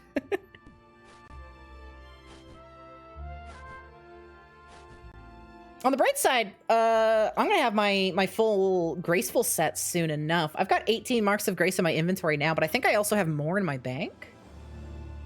So I'll have full graceful soon. That'll be nice. For those who weren't here earlier, graceful is the armor set I'm wearing. It's my pants and my gloves, and my boots. I don't have the full set yet, but basically every piece you have like gives you negative weight, carry weight, and that makes your run energy recharge faster. So that's really nice. Really, really good for all the running around you have to do, especially on an Ironman account. There's a lot of running you have to do. Literally in this case, but there's a lot of getting around that you have to do. Hi, Flippa! Scared the shit out of me. But yeah, I don't have access. Like, I can't just buy teleport tablets and stuff, right? If I don't have access to a teleport somewhere, I gotta get there the old-fashioned way. Get those gems. Yeah, get that ruby drop.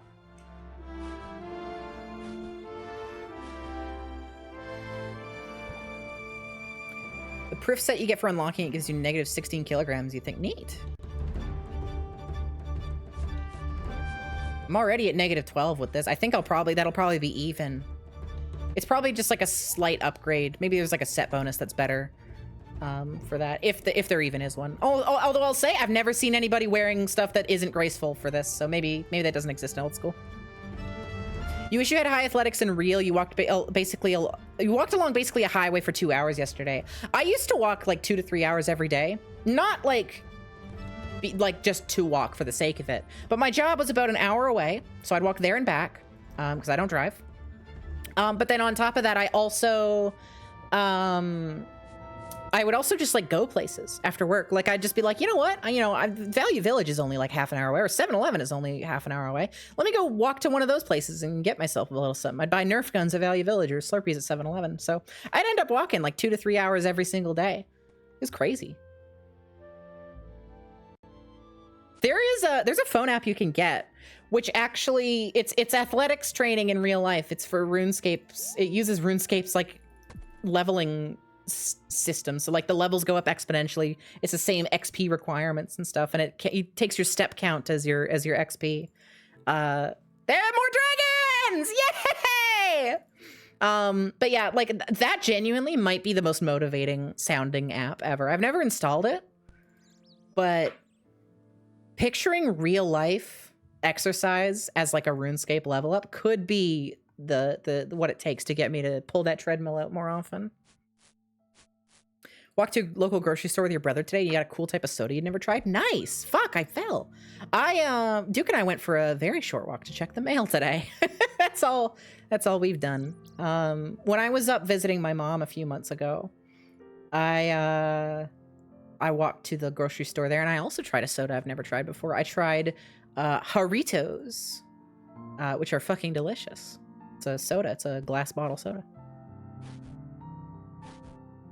You'd kind of be tempted to play Group Ironman with Alexa. Personally, straight up, I'm not a fan of Group Ironman. It doesn't attract me.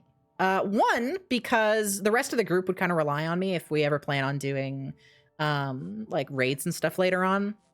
But also because Ironman's whole deal is that you're stuck on your own. You're all on your lonesome. And I want to do that shit on my own. That being said, I could absolutely see it being fun for people. You would have to get a group that is really into RuneScape. I'm not even into RuneScape enough to dedicate myself to a group Iron Man. That's just too much. For the type of burritos I tried, it was, I've tried a couple. I tried mango, peach, and pineapple are the ones I tried. Didn't like the pineapple. The mango and peach were good. Really good, actually. Like, incredibly good.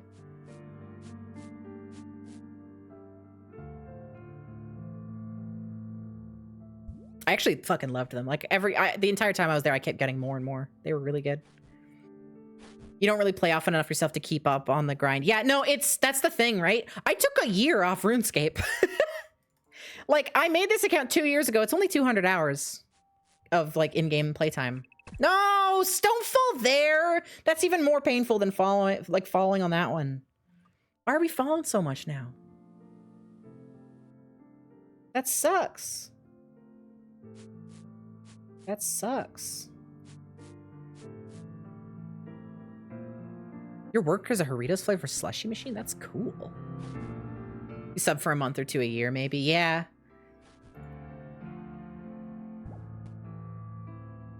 I'm glad I booted RuneScape back up, though, recently. I stopped when I was doing my smithing grind for Giant's Foundry, because it took forever. Like I said, it was like a 100-hour grind. This account's only 200 or so hours old, so it was a lot of my account was getting 80 smithing. But it really wasn't too bad, and I did enjoy it. I watched a lot of Malcolm in the Middle when I came back to it, and I did that while leveling it up. Oh, I have water here. I was just thinking to myself, oh, my throat's a little parched. You spent a lot of that in League this year? I didn't play the League. So a big thing about RuneScape for me is that how much time it takes to get those achievements, right? And for leagues, like, I don't know, you get all these things that make it go faster. I get it's a competition stuff. It's just not for me. I'm not there to compare my RuneScape account to others. I'm always gonna know there's always somebody who's better at RuneScape than me. I'm just in it for those long haul, super long, like, achievements. You wanted to get back into RuneScape, but you were deterred by how many members only gates you keep running into. Yeah, about like 90% of RuneScape's content is members only. Now, I will say there's a lot of free stuff to do. There is a lot of free to play stuff you can do in RuneScape. But yeah, a good chunk of it is also members. There's just a lot of stuff in RuneScape. Hell, if you get enough into it, though, you can buy membership with in-game gold. Buy bonds. They're like a couple million GP a pop. I don't know exactly how much they are these days. Or ever. I've never bought a bond. Because I don't have a non-Iron Man account. And God knows I'm not trying to make several, like, hundreds of millions on my Iron. Not happening. I've got like 2 mil in my bank right now, and that's crazy to me. That's like blowing my mind that I've even got that much money. It's like 9 mil right now. That's actually not that bad. I got Doritos at the Safeway near where you live. You should get them. Yeah, they're good. Popular Doritos flavors at your job seem to be mango, fruit punch, grapefruit, and pineapple. I could see fruit punch being really good. Used to be 20 mil for 2 weeks. Damn, that's expensive. I think bonds are silly because you can sell bonds in game to get the gold, right? So you can buy bonds with real life money and then you can sell them in game for gold. You can literally just buy gold, which was like a thing that Jagex fought against for ages. They're like, don't buy gold from third-party websites. It's against the rules. And now you can just do that. Fruit punch soda is the best. I've never had a fruit punch soda, but that does sound good. All right, no more dragons. What's up next? What are we doing next? I don't know what this is. Regulated gold selling, yeah. Bonds are nice conceptually, but you don't think it's realistic to sustain a sub off one. Some people do. You gotta be a high-ass level account for the money-making methods, but it's absolutely doable. Oh, fuck! This is Undertale! I know this song. It's a good song.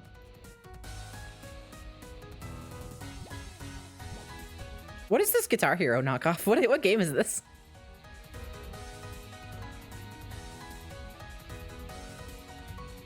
You're mailing me Tahitian treat. It's your lifeblood. I don't know what that is, but I'll take some.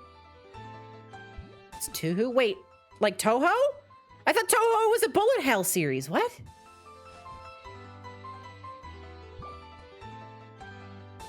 You can get a bond in a few hours of bossing if you have high level combat. Yeah.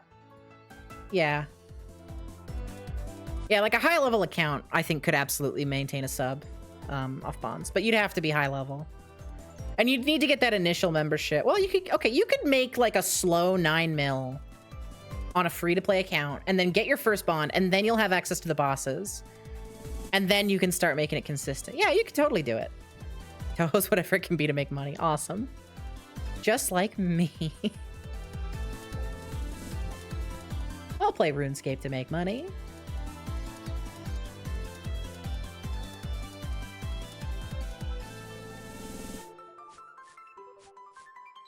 You'd still need to get gear. True. True. And a lot of that gear you're going to need is going to be members only. So you'd have to save up quite the cash stack. But I think if you spent enough time on a free-to-play character, gearing up all the way to high level, like bossable combat stats, I think you would make enough money eventually. But you wouldn't have access to Slayer. And that's rough. Thinking about the feasibility of doing all RuneScape content without ever dropping real money for membership sounds... Well, you can't. That's not possible. Because most of it's locked off. Like, you could do all the free-to-play stuff. And that wouldn't take that long. Comparatively. I mean, the biggest issue with doing all the free-to-play skills, I think the biggest thing you'd run into is just, like, training combat stats would be really boring. Because... you'd have to, you'd be stuck with shitty gear, right? Can you cheat in RuneScape? It's an MMO, Oz. No.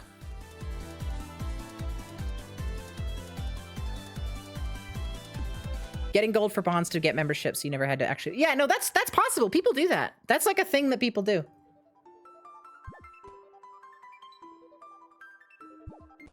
Love the live 2DX character rigs in this video. It's really funny. You can try to cheat, but it won't work.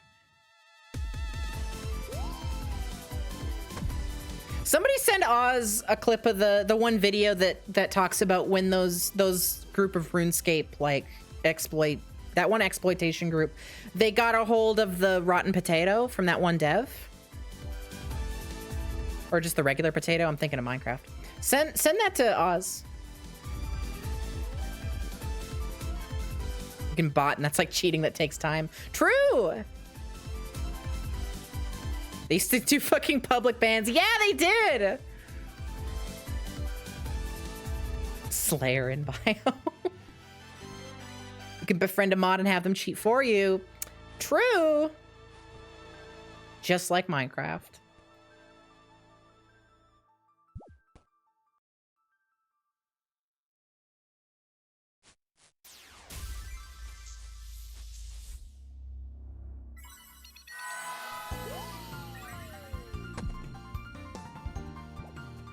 That track's kind of huge because it's an official collab between Toby Fox and Toho's creator Zune. Cool. This video's not for kids. Oh, it's to Things Peppa Pig. Impossible. I'm busy with my boring grandparents. To talk to Miss Rabbit, walk up to Miss Rabbit, press the Talk to Miss Rabbit button. Turn it up. The talking action when it appears on the screen. Use the stick to choose the animal, Miss Rabbit. Remember to touch it and choose yes. Remember to touch it. Talking to Miss Rabbit, choose no. Good jump scared by the My Summer Dog sound clip in this video when you first watched it. Awesome. A new And who might this new be? They're here. Oh, I'm sure you can find someone more fun to play with. No, I'm going to show them Snowy Mountain, the Snowy Beach, even potatoes. This is my Don't say hello to him. Hello, God. say hello. Pep, we're taking... Ellie is fucking incredible at YouTube poops. Yay! Windy Castle has a tower. Wrong, Daddy Pig. Oh, of course. Let's go to the castle. Windy Castle. You have arrived at Windy Castle. Wow! Such a big castle. It's bigger than George. True. The playgroup. Ellie's talking about how she made this sound like a pain to edit. Because Or sounded like a bit of a pain. Hell yeah. We love projects that are a bit of a pain. Looks at RuneScape client. in the rubbish bin.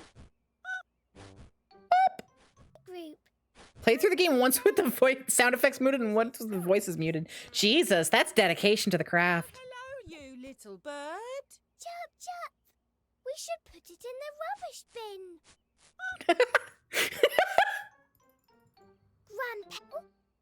Grandparents' house. I hope there are no pirates here. Treasure. Treasure. Treasure. The next stop is treasure. The next treasure is treasure. Yuck.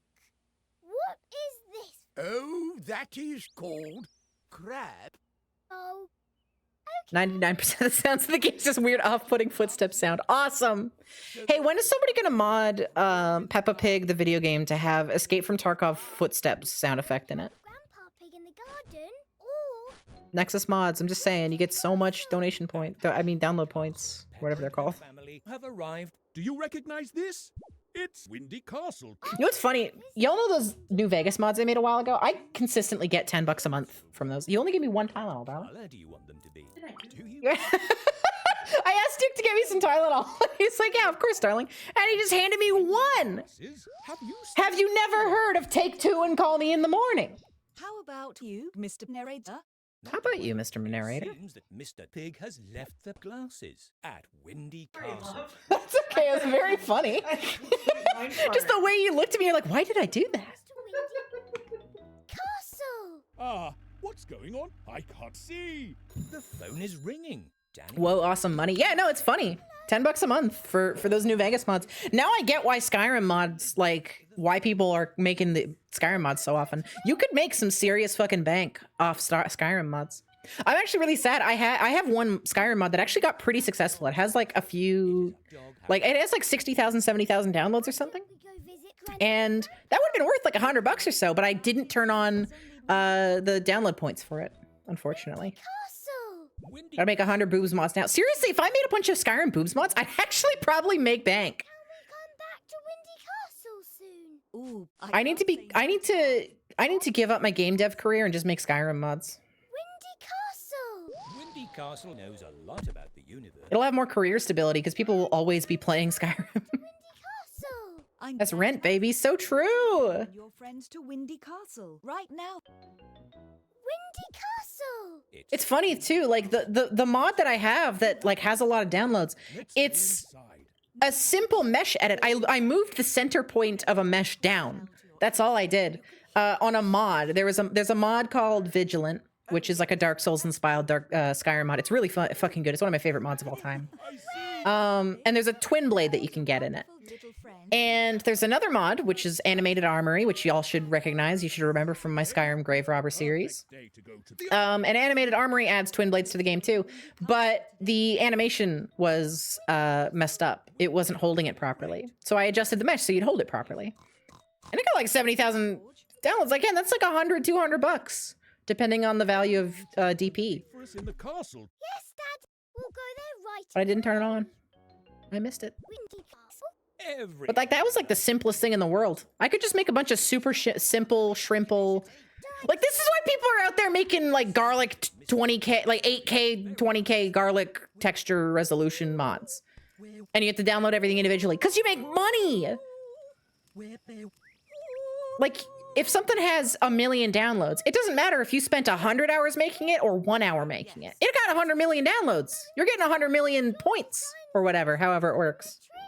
Oh, George's dinosaur is stuck in that tree. Get it back. Get it back. You need the 6K garlic now. That's such an awkward number. It's not 4K, it's not 8K, it's 6K garlic. 40K garlic mod? The Imperium hands it to you. I don't know. Jokes. Please subscribe. Optimized. Wow. It's actually fun. I've seen the Skyrim community has been slowly shifting away from like ultra high res like 4K textures because everyone has kind of recognized now over the years, hey, maybe we don't need a 4K texture for our garlic. Maybe that's a bit much, and maybe that's kind of hurting the VRAM that we have available. So you normally see stuff in the 2K range now. It's nice. Windy Castle is a lot of places, even some in the snow. Are we moving? There we go. I clicked it. I love men. A snowman. I love men. 3 of you. You never saw the need to go past 2K. It depends on what you're working with, right? Like if you're doing like a mountainside texture, it's reasonable to have like an 8K texture for like a mountain. And if you're doing something that's like super detailed, like Starfield has a lot of computer bits and bobs. And I legitimately think that the higher resolutions they work with in that game in some places are worth it. You'll have to look for A 0.5K texture mod when? That's normal. Sign, you know this. I don't need to explain that to you. Wait a minute. Yeah, hi, Ellie! It's Peppa Pig! Ellie, would you believe it if I told you this is not the first video made by you to get played today? Medic! Oh God, oh no. Fucking Lord, this was yours, wasn't it? For everyone who yells and needs a medic. Every evening Damn, what's wrong with you? Wait, you didn't send this? Wait, who sent this? When I'm eating, when I'm reading, or excreting on St. John, there's no hiding. That one's yours. Oh man. There's no place in heaven high where I can fall away and die. I mean, like, I don't want to make fun of this too much because, like, there's a lot of passion and love probably went into this. Oh, speak of the devil. But also, I don't want to listen to this. Said boo-boos that have healed, I'm a changed medic. Now these injuries can stay. Okay, I'm gonna. Okay, listen. I want to be nice. They keep doing this sound effect. It's like a swinging sound. Why does he have an MP5? I think I don't like this after all. I think I might be taking back my nice words. Why he had an MP5?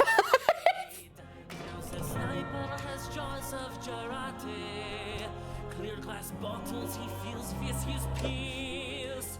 When he hits all his foes, he crits all out his blows. He downloaded Counter-Strike Source. I have this. The engineer has electronics, and the spies got disguises and tricks. Me when somebody asks me what's so fun about TF2 and I try to explain it to them. Zigzag. I do see. Johnny Test audio design.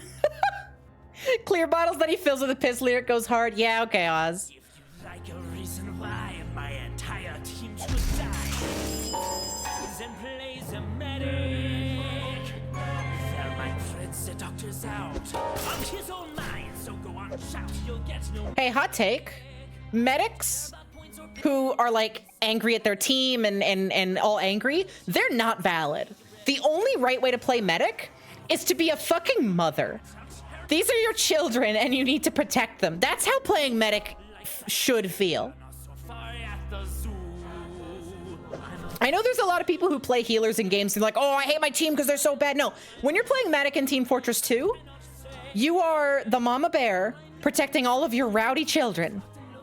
And they're running all over the place. The only person who's ever understood this is fucking Lazy Purple. Lazy Purple gets it.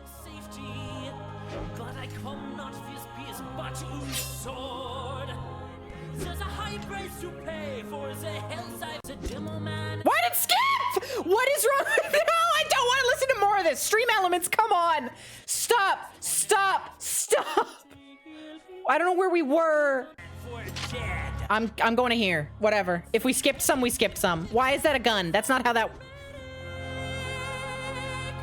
Yeah, you got the range at least, dude. This does feel like Doug Walker-esque. This feels like some. No, this actually, the production value is way too high for this to be a Channel Awesome production. May your sandwiches be full of rancid meat. And the first fools that I hear who calls for medic gets their ear and surgically. Find me your friendly PhD. All right, I gotta say, him dying and then the fucking record plays the last line. That's pretty inspired. Get out of here! I don't know who you are. Shut up! Don't advertise on my stream. All right, here's another. Here we go.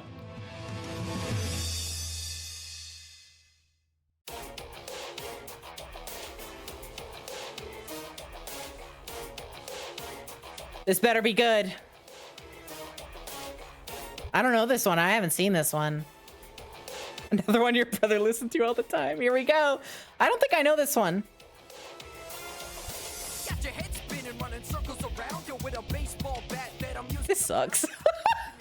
In the blink of an eye. No, I don't got wings, but I don't need them to fly. This sucks. Pick up your intel quick, then I'm bringing it home. I'm a pretty big deal. That's the honest truth. I mean, even who you're talking to. Around reach packets, stand at attention. Learn from a soldier who's reached perfection. Forward charge. Helmet so low I can hardly see. There's a whole genre. Jesus. Finish you punks with a double to the face. If that don't kill you, it'll break your nose. I hope you weasels are taking notes. This is terrible. This sucks. Yeah, at least it's not Tracer versus Scout. That I don't know if I'd be able to handle it.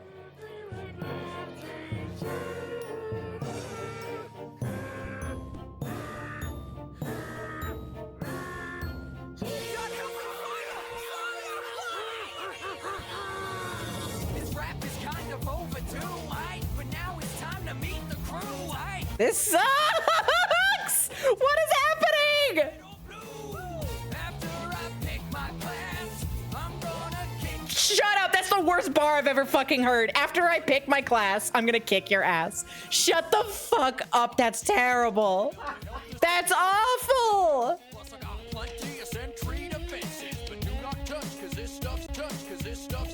It just skipped again. What's going on? What? Same guy that's in Tracer versus Scout? That's funny.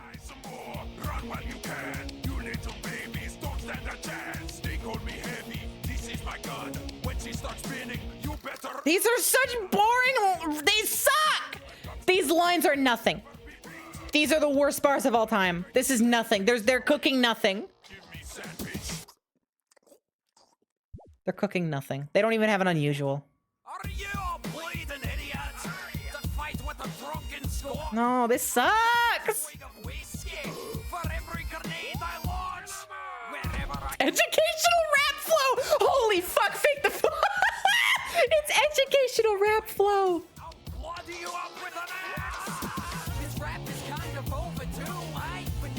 Wait, this is your chorus? You cannot be real. This cannot be your fucking chorus. Thanks for the warning about the jump scare. You cannot tell me this is the fucking chorus of this song. Are you serious? This isn't good. Does my audio ducking affect media share? Do I have that on? It does. It affects everything. Whoa.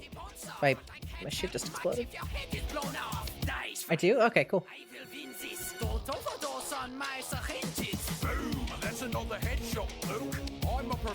That's a terrible accent. That's not working. That's not working, dude. Just stop. Turn it off. Turtle, thank you for the $3. I don't think it's going to be that long, actually. How many songs do we have in the queue? There's only like 4 more after this. 5 more after this. Thank you, Turtle.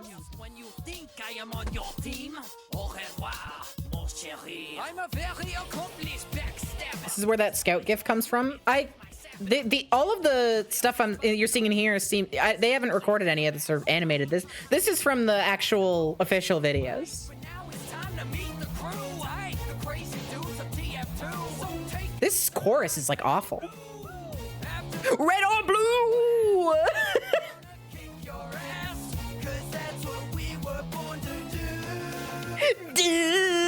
terrible. This is like real. That was awful. Oh no. Next week, Herobrine rap. There's a Puppy's Playtime rap. Oh my god. That's insane. Oh my fucking god.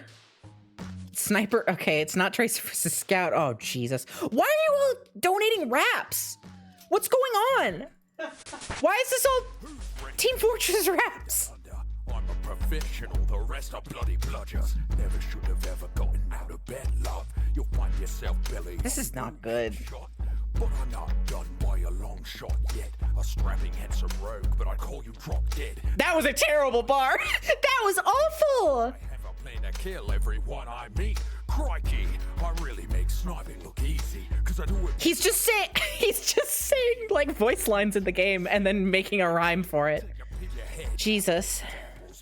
If you knock on death's door, I'm the one who answers. But unlike my cohorts, I'm the one with standards. So hit me with your best shot. I've always. Oh God, we're Widowmakers. Here we go. My parents never cared. Here she comes. Say goodbye. This is the spider's palace, and are you as if I can't believe I'm about to say this. This lady is doing a good job. I've never felt more alive. You've got She's actually doing a pretty good job. Way better than the sniper. Amateur. I will lure you into my web and give this strapping rogue a beautiful death. One shot, one kill, movement smooth as silk. Merci beaucoup, you've helped to sharpen my skills. Now go to sleep. That was a that didn't rhyme. I'll haunt your dreams unless you want me in them. No, these God, give her better material to work for. She's killing it. This assassin gets paid. Team Fortress peasants, let them eat cake. Shut up. Give her. They gave her nothing. She actually like kind of was. She would have been able to kill it if she was given anything. Oh, that. Oh. Get it? She's French. Fuck.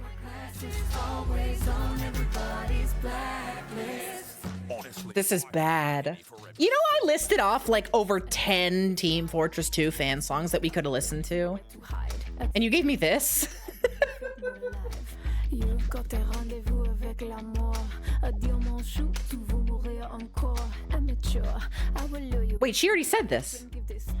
Wait, she already said this. Did we? Don't tell me it went backwards again. It went backwards again, didn't it? Did it go backwards or are they repeating lines? Your fate is written. I'll haunt your dreams unless you want me in them. We went back. Oh my god. No, stop. I'm jumping ahead. Where were we? This is a 6-minute song! I am always getting salt from my teammates. C'est la vie. I am always getting salt from my teammates. I am the sniper who's been updated. Anonymous, thank you for the $3. There's 4 more minutes of this. I can predict your movement, keeping you in check. Here's some advice, and later you'll thank me. A venom mine awaits you wherever you fly. How can they keep this beat going for 6 minutes? This is like, this beat is putting me to sleep. I never get angry. Yeah, who sent this? My aim is steady and heart barely beaten. My rifle can charge up twice as fast. Quick scope. That's a terrible line. That's a terrible line. That's terrible. That's awful. You play on the ground while I'm scaling buildings. I know that barely rhymed. Concept to grapple. Now, William, tell me how you like them apples. What? Shut up! That sucked! Are you a William Tell reference? Really? Equipment, I use instinct. You're a glorified wall hack. What? Quick scoping. Aces. This is so bad. How is this 6 minutes long? How they're gonna have like 20 verses each. It just skipped again. Where'd it go? I'm not touching it. I think it went forward and I'm fine with that. This is the worst. This is terrible. I think you already said that. Out in the wild, you have spent some time. How often have you had to drink piss in your life? You already made a joke about his pee. all the while you've been honing your survival skills. And besides, I've never even heard of an aimbot. Should be in photography with Okay. Nobody's ever cheated in Overwatch before. By the time you find me, the Just gave up on trying to do an Australian accent. He did. and patience is a weapon. Careful which window you choose to stick your head in. You need your team because you're weak and slow. When I'm widow making, I'll be working alone. So come When I'm widow making, seriously? I can't believe I'm gonna say this, Evelyn. I'm okay with this right now. when you tell them you're about to retire. You won't be making any widows. Come, Guardian! Thank you for the Calm Guardian, Lord. This guy made so much. No, don't tell me you just sent me another one. I don't want to listen to this. Dead. Anytime you fire, I can follow the trail. You want to spend time out of doors, you're looking pale. This is so bad. She's Widowmaker. She makes widows. Wow. Yeah, seriously. When I'm widow making, are you serious? I'm gonna choose to interpret that when she says widow making, like, you know how you take your dog out to pee and you're like, oh, they're gonna make, right? They're making.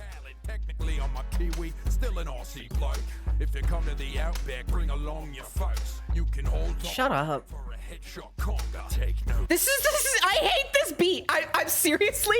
Boom, boom, boom, boom. Did it just skip again? No, I don't think it did this time.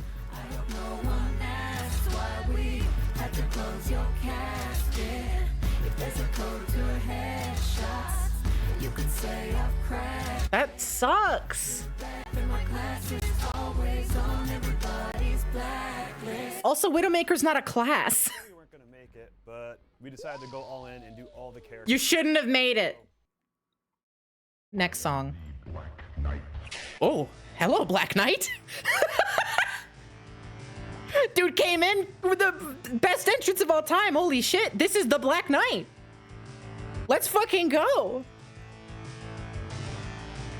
Chat, keep an eye out for skips because I always miss them because they're so sudden and I'm trying to focus on clicking on rooftops.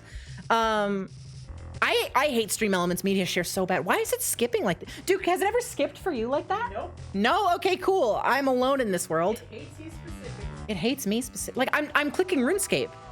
No, it's not the audio ducking doing that. That's just an OBS filter. That's literally, OBS is just filtering all of the audio from my entire PC. That's how that works.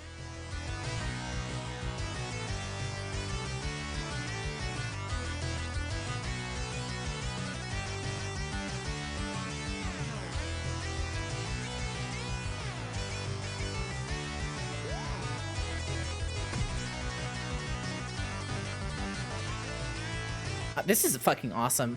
I'm jamming out to this. You got the power. You got the might. No way. No way. Beat the Black Knight.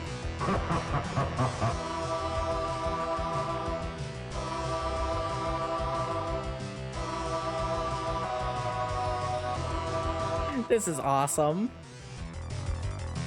I'm gonna give this guy my fucking money. This makes me want to spend quarters at pinball. It just skipped. I swear it just skipped. Maybe? I don't even know. It's hard to tell. Keep the tab open? Yeah. Then I can't read chat. I'll have to make it small. Why would it be RuneScape? How would RuneScape fuck up my shit? I have no clue.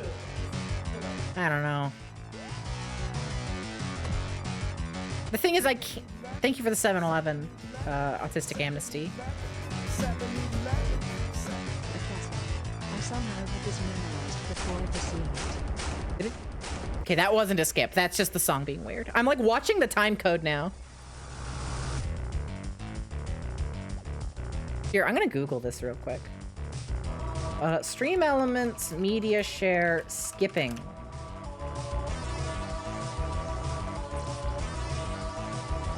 Skipping ahead.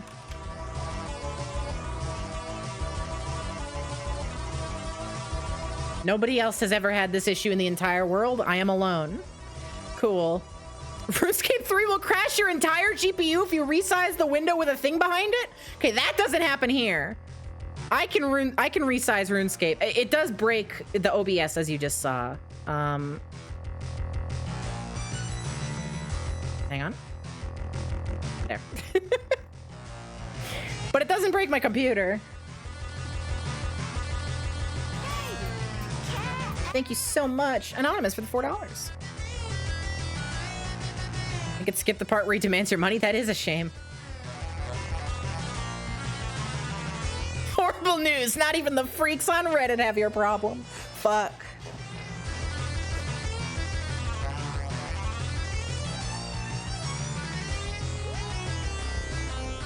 Oh my god, this fucking rules. This is incredible. Agility training, yeah, we're getting that agility. Chris sealed over the $3. Armored core, try number 2. Is that a recommendation on which game to play? Oh, right, because the song. I did put that back in the queue. Did we never listen to it? Because I put it back in the queue. And it was in there, and I looked at it, and I saw it. Imagine we go back to another TF2 rap after this. I'd die. I'd die. I'd fall over. I'd fall over and die.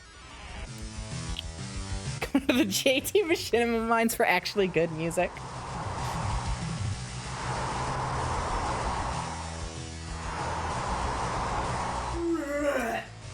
If we get more, was that like applause also, like a crowd cheering? What was that sound? Anyone see they put non-binary character into the newer RS3 crest? That's awesome. I know that when they did the first Pride event in old school, there was like in-game riots, and then they stopped doing it for a while, but I know they're doing it again. And last Pride, they added like a shit ton of Pride items, and they also updated the old like Pride necklace to have like, you can change the flag on it now. Instead of just rainbow, you can change it to like a bunch of different flags. Gay people It's really W. cool. Gay people W. But yeah, when the first Pride event happened, there was like a big thing about it. Yay, dragons! I feel so much better. Yeah, they have the necklace like they used to have, but they also have, they have a sweater now. They have like a flower crown. I don't know if they have anything else. Oh, I feel so much better now that the dragons are here. It was the GDQ crowd whenever, wherever they are, whoever was to the last live GDQ cheers on when Black Knight comes on. Awesome.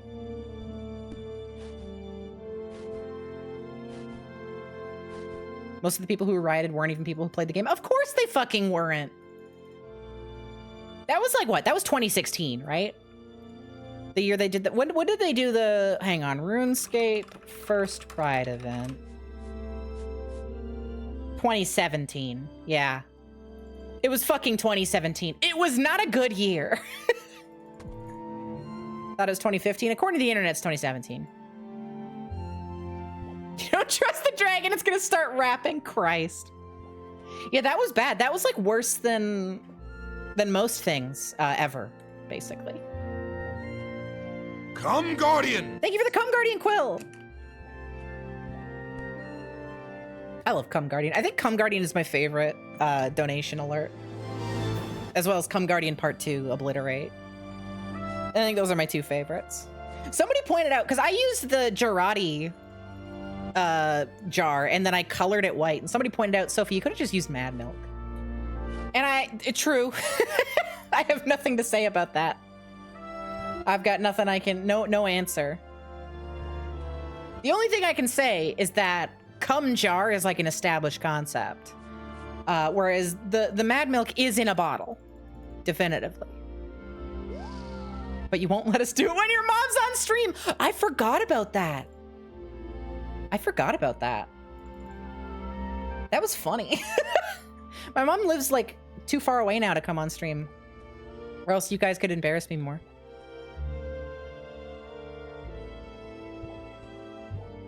I think the maker of Mad Milk intended for it to be drinkable like a bonk. If you drank an entire bottle of goddamn milk while you're running around as a scout, you'd throw up. You'd blow chunks on the battlefield. That got a laugh from my husband. I'm glad the phrasing of blow chunks was a real winner. He's giggling away.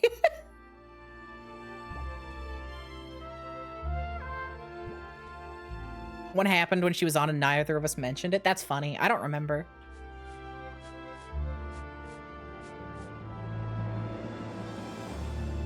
Go faster for 10 seconds, but then a 5-second vomit stun. Awesome. Scout, do you think that chunks can blow in the battlefield? I've told the story of the Morrowind cliff racer at my Christian summer event, right? This dragon video always reminds me of it. When I was in elementary school, I was probably grade 2 or 3.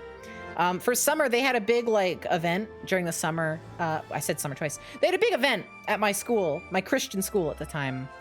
And they had all the families come out, and I don't remember what the point of it was. All I remember is we had a slip and slide at the end of the day.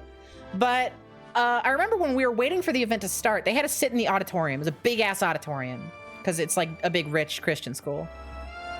And they played a video, and I think it was supposed to be like an eagle majestically flying around like a mountainous area. But it was extremely low quality. It was like 144p at best. But I squinted, and it was really hard to tell. But I leaned over to my friend next to me. You see, me and my friend were gamers, and I said, "Isn't that a cliff racer?" Somehow, some way, something went wrong, and our school's IT team put on a video of a cliff racer just flying around Morrowind for this big Christian get together, and that was just playing for like straight up like 20 minutes on loop while we all waited for things to go right to get started. The funniest thing about that is that Morrowind would be considered so goddamn blasphemous if they knew what the fuck that was. Morrowind is all about like living gods and shit. Like that would have been so goddamn blasphemous. You play as the reincarnation of an old man-made god. Youth pastor telling you about Saint Chia, holy fuck. Tell my goddamn Bible class teacher about the dick spears. You know who had Kim in real life? The Haunt? Don't worry about it, darling. Let's just say Michael Kirkbride got him some weird shit.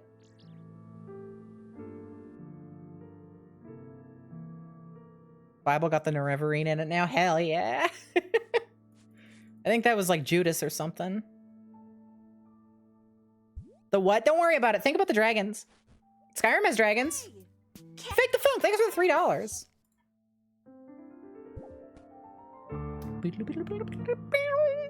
This is gonna be our 120th lap, by the way. We're like 8 minutes behind the timer, but it's gonna be our 120th lap once we finish this one off. That's 2 hours of laps. That's 2 hours of going in circles in RuneScape. I need to remind you all, like, we've all been hanging out. We've been having a really good time. We've been looking at dragons and laughing at TF2 raps. But I need to remind you, I want to put you all back in like reality for a minute. We, for 2 hours and 12 minutes, according to RuneScape's internal clock, we have been going in circles on roofs. Reminder that my goal is 700,000 experience points and agility to get level 70. We have 170,000 agility experience points. We've made like 50,000 XP on this stream out of the 700,000 I need. 600,000 if you don't count what I already had. RuneScape. You'll do some laps in solidarity. Let's go. So you like the Tribunal, huh? Do you know who the original Tribunal are? That's right, the Holy Trinity. So almost there, got it? Yeah, I don't think so.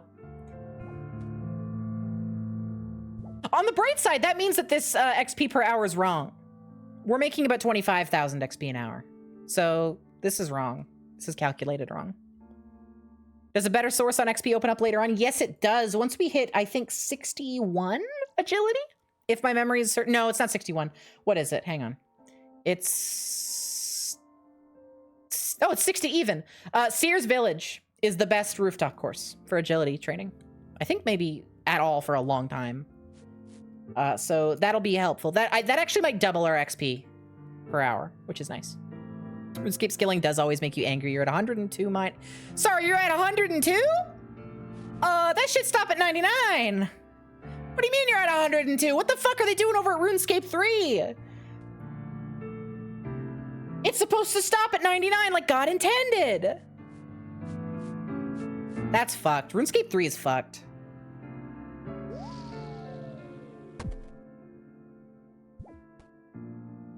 It's normally not best to switch right away just due to falling. True, fuck. Might do it anyway. We'll see. Except Invention, which actually goes up to 120. RuneScape 3 is stupid. I miss Dungeoneering, though. I don't know what Dungeoneering is actually like, but I remember as a kid... So I played RuneScape when I was a kid. Again, I was like, from like ages 8 to 10, I played it a bunch. I remember when they dropped Dungeoneering, and I don't remember much about it. All I remember is that I was a low combat level because I didn't train because skilling was stupid and I was 8 and I didn't want to waste my time doing that. I played RuneScape for like the social aspects at the time. And I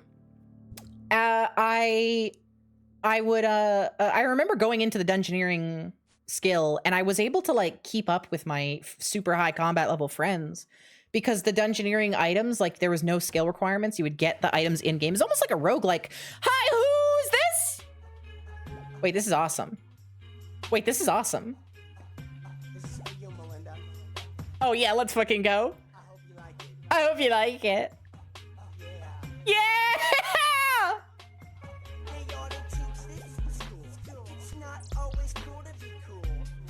What? Is this? It is. Cause she's sweet. Oh, the little chibi. That was cute. But you don't. But you won't.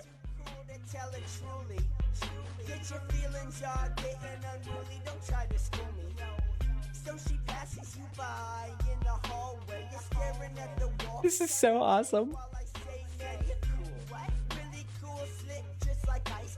Just slick, just like ice.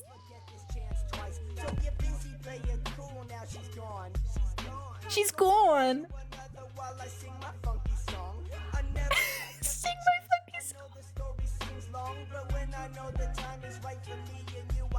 Flame on. Flame on. Let's go. And on and on and on and on. That was fucking incredible. What's happening? Wait, is this the rest of the scene? Wait, that's his actual voice? Why does his voice sound like that when he's singing? Wait, how come the like audio quality is this how the actual show goes? What the fuck? You like shirts? We got them. No, I don't like shirts. Stop advertising. I wanted to look at a funny song. I can't skip anymore. It's not letting me skip there. Oh, God. Man. I don't want to listen to that. Listen up, y'all. This shit is ironic. Strider's beats are best suited to trolls hooked on phonics. Carcalicious definition makes Terezi loco. She wants. So I've never watched the video for this while the song was playing. The lyrics are really, really poorly lined up. I'm Carcalicious. Is this just because of... And if you read any fanfics... Is this just because of media share? I blow kisses. Mwah. Don't matter if we're just more rails, trolls be lying. Okay, it is just because of the... There's a little delay for some reason. Super sweet, so Or am I? Or is there a delay? Maybe it's not. I think... I'm only just now noticing. I've never watched the video for this. They're just like that? That's hilarious. I... Candy, candy. See, there it's fine. There it's fine. The first few lines on this are like really, really out of sync. That's so funny. It does add to the charm. Was that whole bar that fan fiction is fiction? It sure was. No, Carcalicious is one of the most songs of all time. My body stays vicious. All the high blood's feeling nervous because I'm doing some fitness. Zahawk's my witness. Bet that shit curls in a pet his tail, and he'll be needing all the towels because I'm making sweat pale. So delicious. Super sweet. Fucking adorable, bloodthirsty. I hate this goddamn song. This is not even the worst thing. This is straight up This is not as bad as the like raps we were listening to. I actually genuinely believe that. If you really want me, honey, Although this part is pretty bad. you'll get a taste. I'll be tasty, tasty. I'll be lazy, Here it is. lazy. It's so tasty, tasty. It'll make it Oh God. The way the mic clips there is actually one of the most grating things I've ever heard in my life. Every single time we put this on, I have to physically stop and brace myself when that part comes on. It's so bad. I'll just spell it out for you. All the time I But once it's over, I know that the song's gonna like come to a close soon. want to guess the color of my blood. I just want to Sophie finding comfort in Carcalacious? No, up until that point. Once it starts clipping the mic, then I'm like, okay, no. I'm putting this back in its place. Terezi says I smell delicious. So delicious. No, I don't. That's how I feel. Thank you, Fake the Funk. If you read any fanfics, all that shit is fictitious. I blow kiss. Mwah. Don't matter if we're just Moy Rails trolls. What are Moy Rails? Hey, Homestuck heads, what are Moy Rails? 4, 3, 2, fuck my. Wow, that's so... God, the lyrics of this are so poorly lined up with the audio. I didn't know that. That's funny. Because like this has been donated so many goddamn times, mostly by Evelyn, but I've never looked at the actual video. It's always behind. So delicious. Friends but more queer platonic partners. Okay. I'm cargalicious. La la la candy, candy. It's so delicious. Designated trauma dump buddy. Awesome.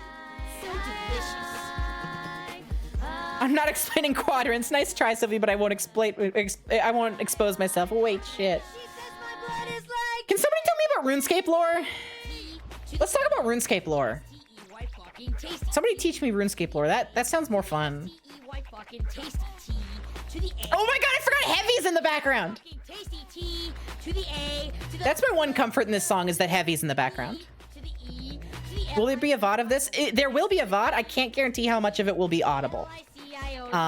Because YouTube might mute it. And if it does get, there is a chance that it gets fully taken down, unfortunately. If you plan on watching the VOD, watch it on Twitch. It'll be up for a couple months. I mean, whoever fucking wrote the original never had access to spell check, I guess, because RuneScape lore, first quest you do might be a Scream reference. You can choose what the first quest is, so that doesn't make sense. What do you mean human rap artists are the only ones brave enough to write? Does RuneScape have runes? It does. I'm carrying 4 of them right now. Hang on. Let me grab the media share. I'm carrying 4 runes right as we speak. See? I got nature runes, I got law runes, I got air runes, I got fire runes. Those are my teleport runes. Yeah, RuneScape lore was made by British people. That is accurate, unfortunately. Hey! What is this? No, it's this fucking guy again! No, I know this one! I know this one. Anonymous, thank you for the $3. No! Shut up! Hey, that's not how he would be! That's not how he would not fucking say that! I've heard this one before. Oh, yeah! Ryan has used this in his mashups.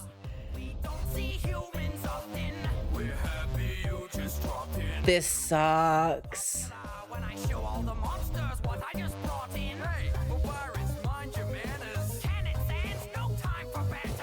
This is bad. How many British? Jagex is located in Britain, so all of them.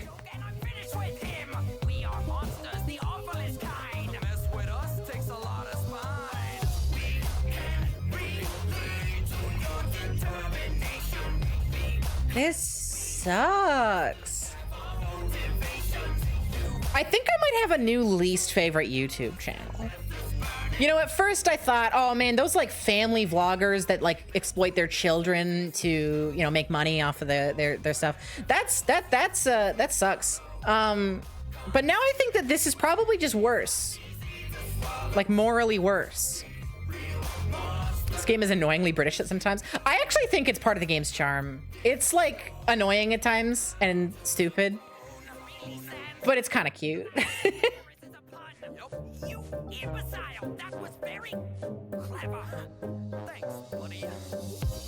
Thanks, buddy. Thanks to the fall. They love that.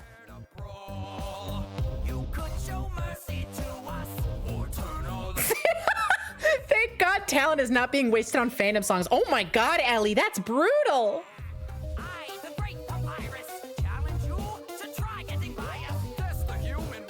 Papyrus does sound a little bit like Invader Zim. I hear it. Shut up!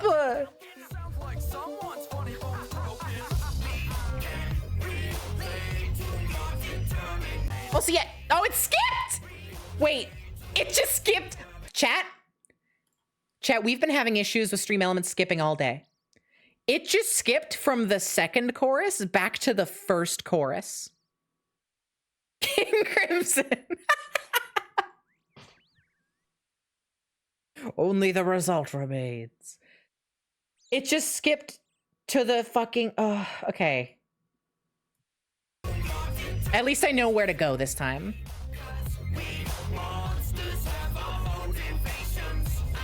This sucks.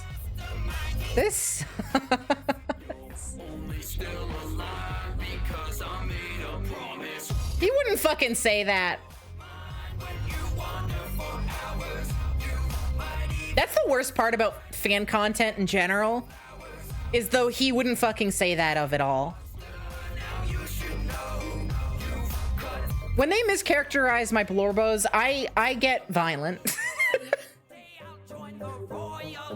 Is he on some fucking Birchwood from Minecraft? He was sitting on Minecraft Birchwood.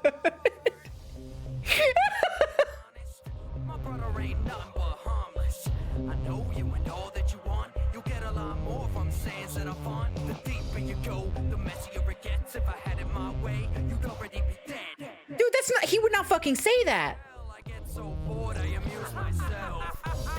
He would not fucking say that. You're all alone.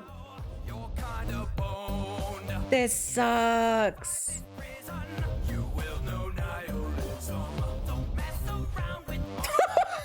Toby's just there.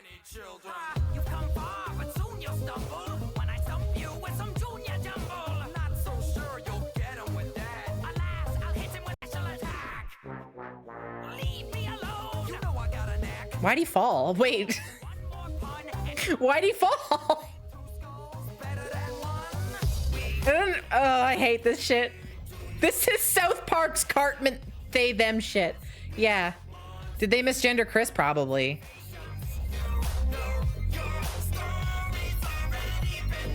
How was the fall?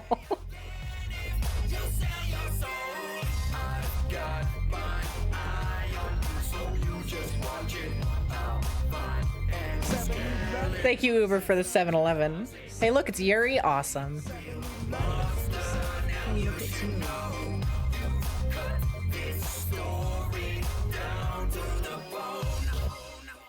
This one is Frisk. Yeah, this is not Chris. This is Frisk. Get out of here, JT Machinima. Chat, I don't know if I can... Oh, this next one's really going to be a nice palate cleanser. Are you ready, chat? Oh. I feel better now. Oh, I'm smiling now. Everything is good, actually. Nothing bad's ever happened. My daddy and my mommy and my daddy and my mommy, my daddy and my mommy and my... Stop! Yeah. Jesse Pickford in the house.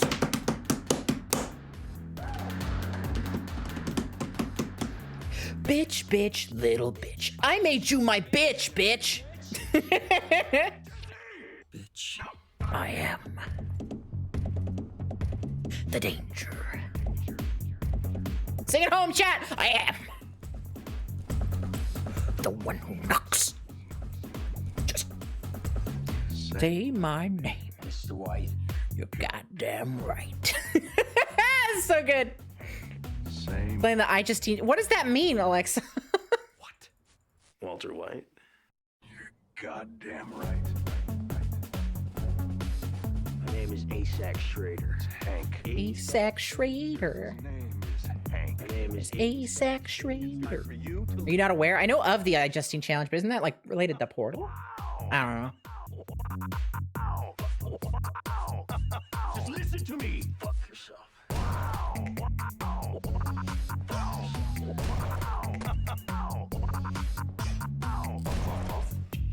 Puff, puff, puff, puff.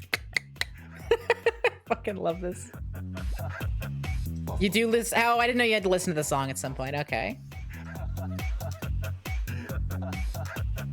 You are not the guy. You're not capable of being the guy. I had a guy, but now You have to loop the song and not hum to it? That's level challenge level impossible. What the fuck? Okay, it skipped, but like barely. What is going on? you are not the guy. You're not capable of being the guy. I had a guy, but now I don't. You are If you hum or sing, you have to stop and finish. That's awesome. That should be a God game card. Fuck. Immediately change the song playing to Breaking Bad Season 3 to 5 remix. If you sing or hum along to the song at all, you have to reveal your entire hand to the table. Yo, this rules. What is this? Stream Elements literally gaslighting you in real time. It's been skipping around. I don't know why. Never heard this song before. What's it called so you can finish it later? It's called Breaking Bad Seasons 3 to 5 remix.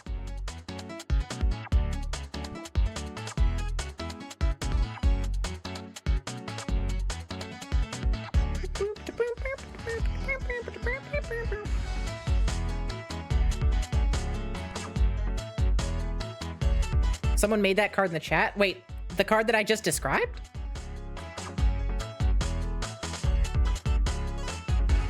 You could defeat Evil Me. I could not defeat Evil Me. Evil Me would have all of my abilities, but also no remorse. I'd get my ass kicked.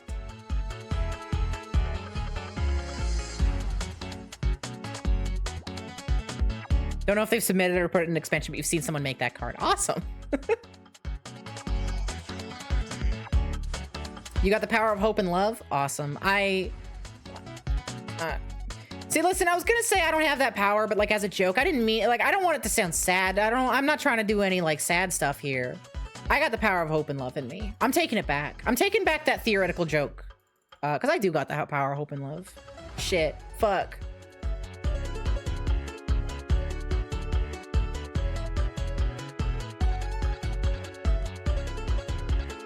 You could emotionally devastate Evil Me. Yeah, but Evil You would be able to emotionally devastate you and do it worse because they don't have any moral hangups about doing it.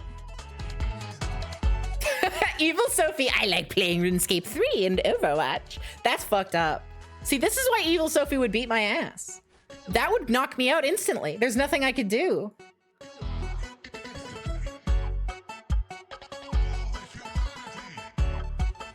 Evil Sophie would be like, I'm drinking Diet Coke, and I'd have a fucking heart attack. I'd be dead on the ground. I'd blow chunks.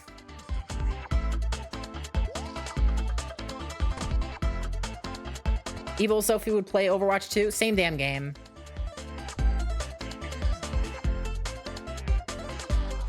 I don't care who the IRS sends. I am not calling it Overwatch 2. 5 second stun. Yeah. Evil Sophie would be listening to those TF2 Matt raps mid-fight. Oh, God. Evil Sophie's read all of Homestuck twice. I don't know if Evil Sophie would have read all of Homestuck, because I have read half of well, not half. Half in the same way that level 50 is half of 99 in RuneScape. I've read up to, like, act wherever they introduce the trolls, and then I quit. Oh, you know what Evil Sophie did? Evil Sophie skipped the first 3 acts and went straight to the trolls. That's what Evil Sophie did.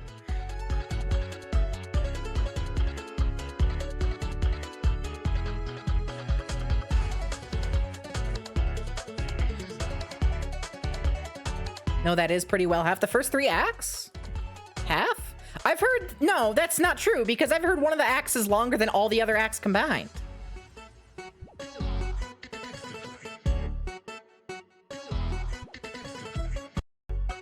It's skipping. Why is it skipping?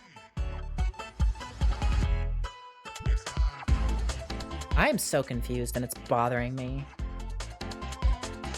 Together you can tell the plot of Homestuck. It's how you come together. Hell no!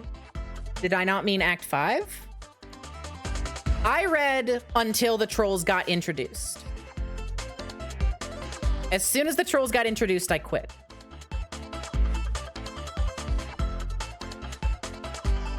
So I'm pretty sure that's just the first 3 acts. And that's definitely not half. song. Here it is. Oh, I fell.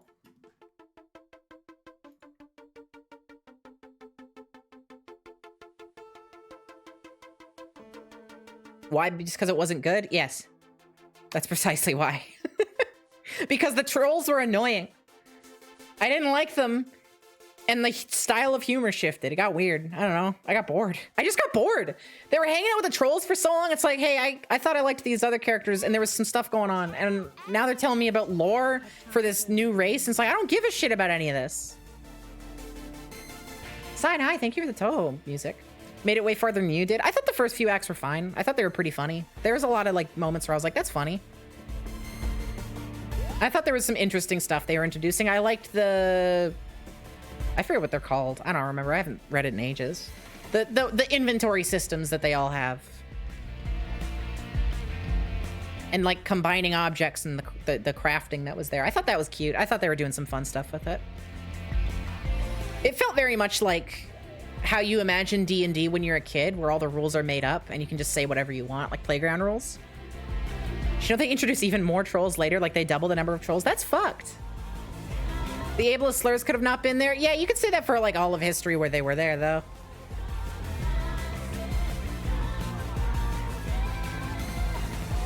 Silidexes, is that what they're called? I don't remember.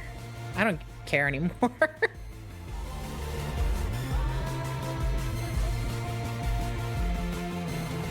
right, we're at 140 laps. Jesus Christ, we're at $200. Okay. So I need to do 324 laps, right? Jesus. We're gonna be here for a while.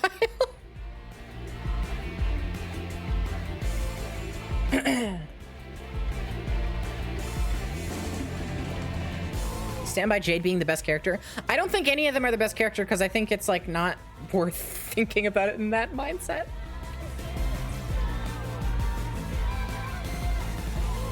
We talking about Homestuck? Begrudgingly. I feel like I'm doing a disservice to this song by talking about Homestuck over it.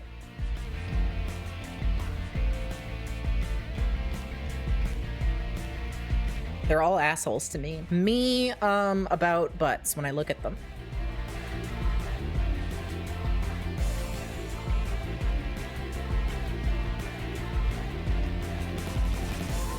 Also, this song is good.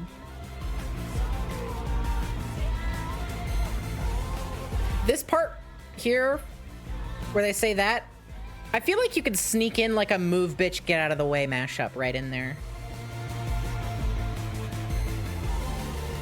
It just spoke to me.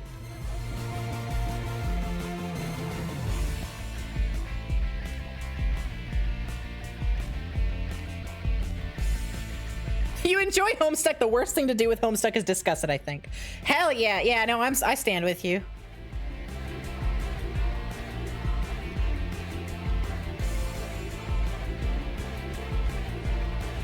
All right, I'm putting a hold on Homestuck. No more.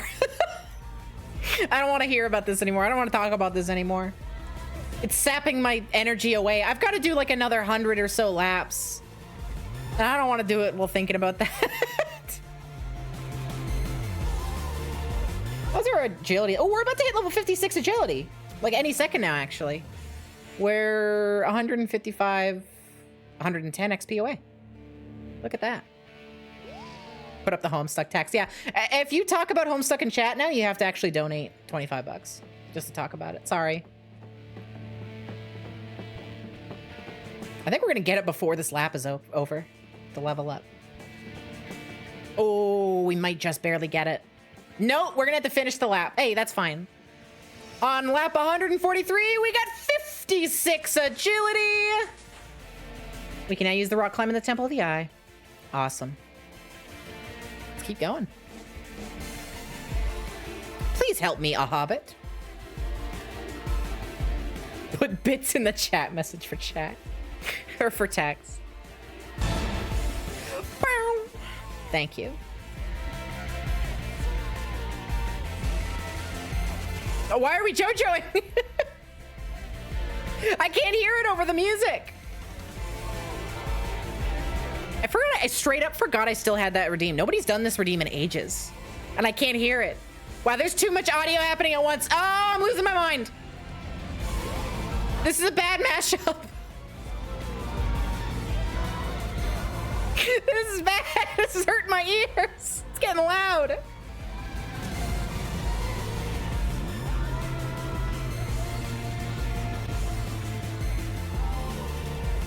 That's what that does. Yeah, it plays sounds. That's why it says audio in front. No, don't play the fucking Skyrim theme. Chat. Chat. I'm losing my fucking mind. I can't think. Chat, come on.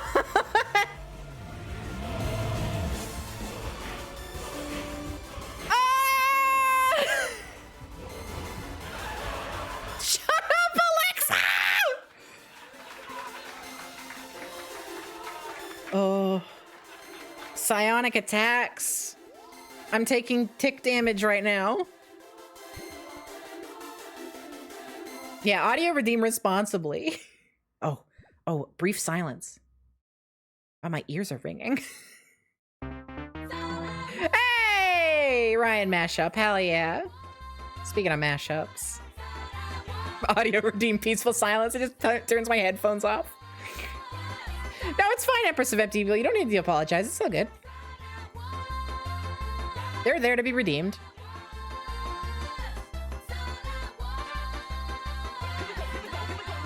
Nothing wrong with me. I love the way that Ryan introduces the songs in the videos now. I love it. The way they like swing in from the side. It's really nice.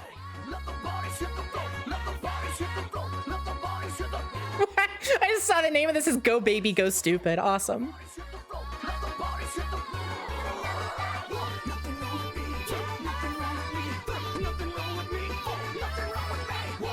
Another Mark of Grace. You're getting a lot of these. I haven't listened to the new album either, Alexa. Oh, we're listening it together, right? We're listening to it together right now.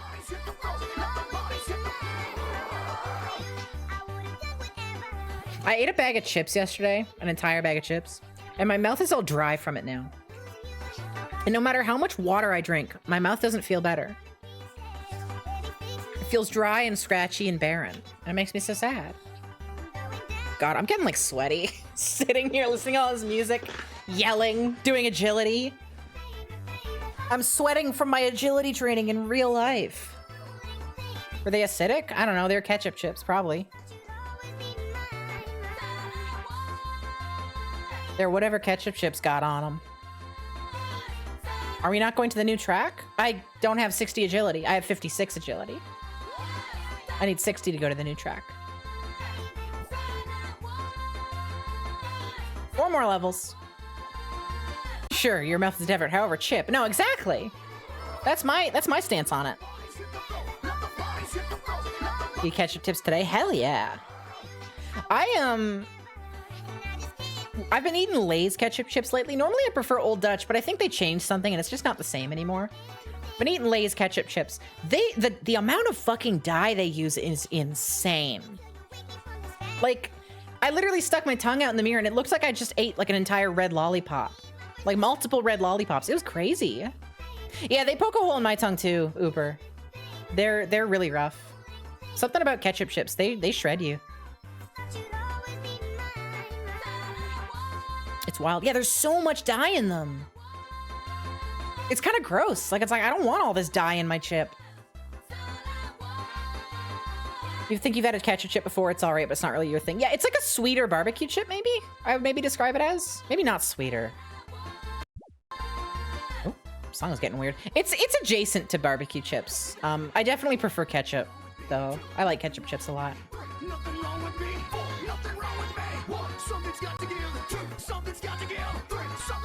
Oh, I'm officially feeling the burn, gamers. 2 hours, 40 minutes in. Let it be known.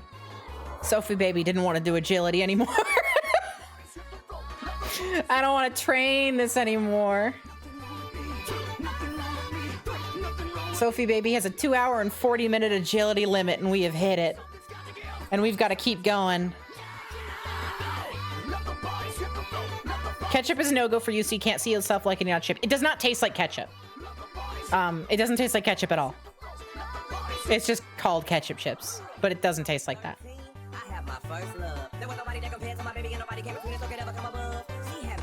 This song is really fucking funny sped up. Oh! Stream Elements media share is so bad.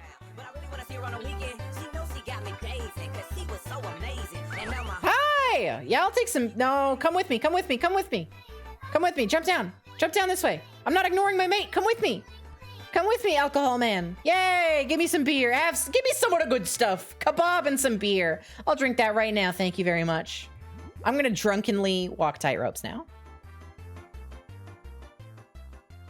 Oh, I got that media share headache coming in.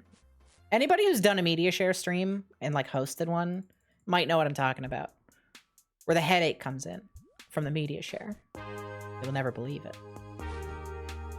Just random events that teleported you somewhere else. Those are in the game. You have to accept them, but they do teleport you. There's like the guy with the pinball minigame. There's the evil twin minigame.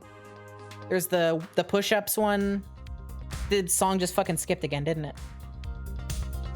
It did. Hang on. Restart. At least it did it early, so I can just restart. This is so fucked.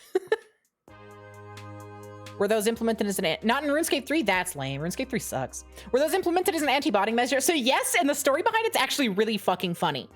So back in the day, not only were the random events there and they'd come and they'd talk to you, they fucking would attack you. They could kill you if you weren't paying attention. But, you know, eventually bots got savvy and they were able to deal with the random events. And so they took out the... That's loud. They took out the violent ones. There we go. They took out the violent ones. And they also added the dismiss function. So if you don't want to do them, you can just right click, hit dismiss, and they'll go away. But yeah, it was so fucking funny back in the day. I remember when they could attack you too. I played during then. Can Bearing Bones still summon a zombie? Nope. Your axe head could fly off and other players could telegraph them? What? I had no clue. That's so funny. I think they should bring that stuff back. Make it like really stupid rare, but bring it back.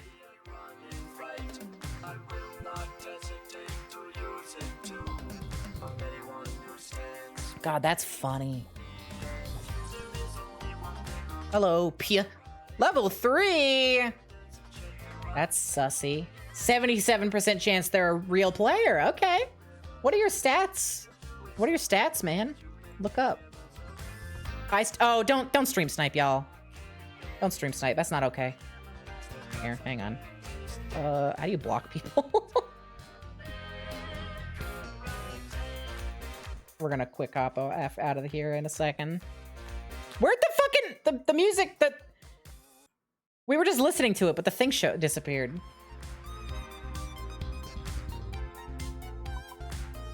Don't stream snipe, please. That's not okay.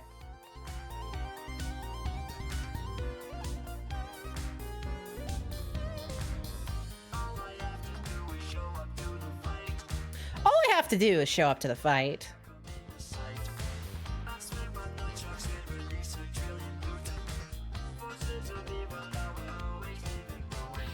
Oh man, that reset our in-game timer. That makes me sad, actually. It won't reset our laps, at least. Woodcutting should be PvP, true. You can turn off chat if you want. Can you turn off the chat that comes over people's heads? Oh. I guess so. How do you turn it off? Wait, set up auto chat? That's a thing? Wait, they have like auto typers built into the game now? That's funny. Show none. There it is. Okay, cool. That works.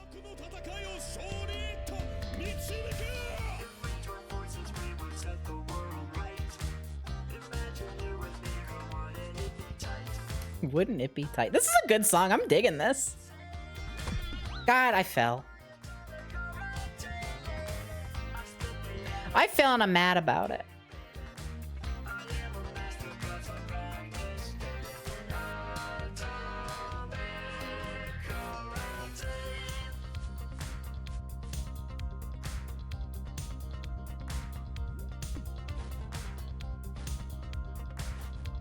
Character fell because they want to dance. True.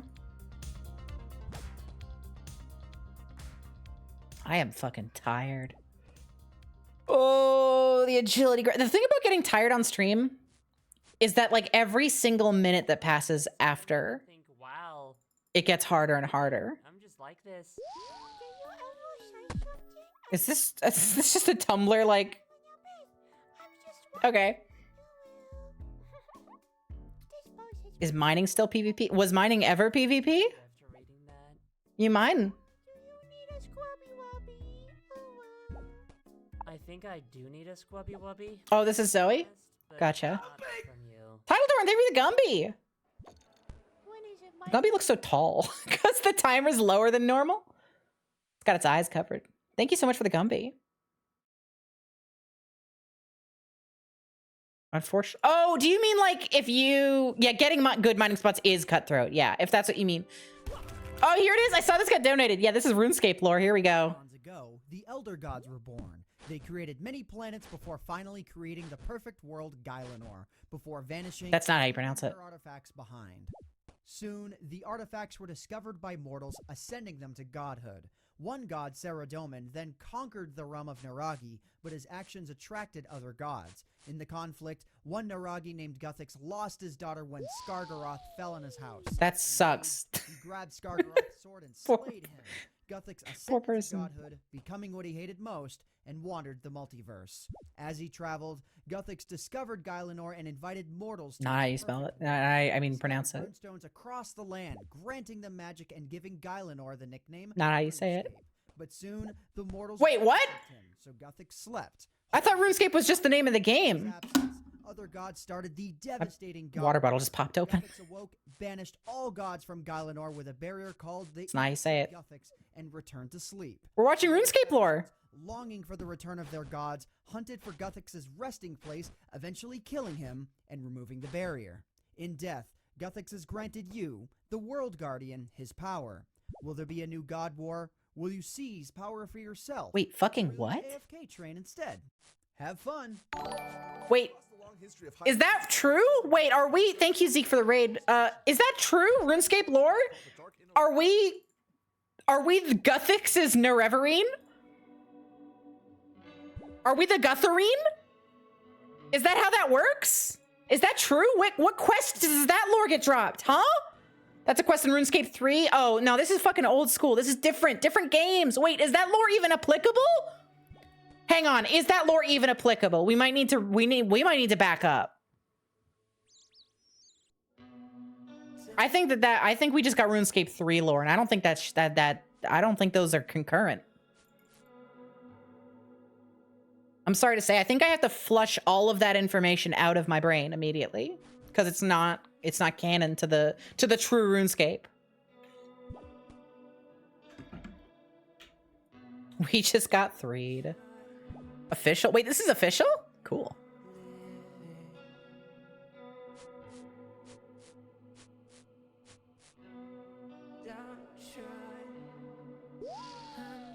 Oh, my eyes are getting heavy. Chat, my eyes are getting heavy from looking at green squares. That's the worst. I can't even like blink. I've been not blinking because I'm looking for these fucking green squares and looking at chat. Oh, this is hard. This is hard. RuneScape's a hard game, chat. Okay, no. Come on over, husband. What's up? Pull your chair back. Stop clicking on them. Stop clicking on them squares? You're gonna click? Get up for a second. No. Oh. Get up for a second. Okay. Okay, I'm getting up. Look at me. Okay. Look at me. Hang on, let me turn on my mic so they can hear us. Look at me. What's up? Take my hands. Okay. We're doing a little dance. We're doing a little dance. We're doing a little dance. We're doing a little dance. We're doing a little dance. Okay, this I feel better. rejuvenates you. I love you. I love you. All right, chat, you can have her back. I am back. We did a little dance. I hope that all came through on the mic.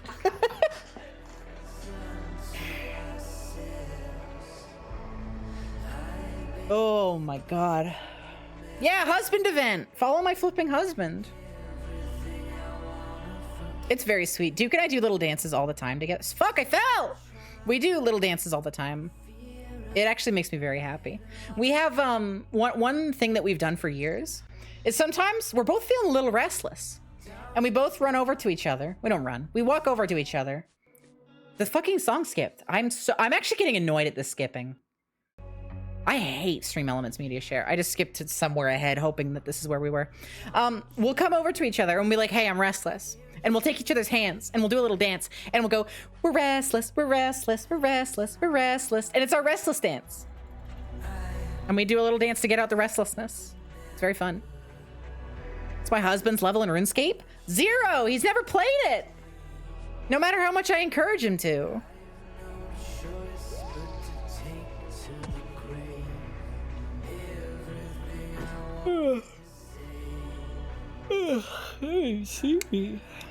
I'm tired as fuck.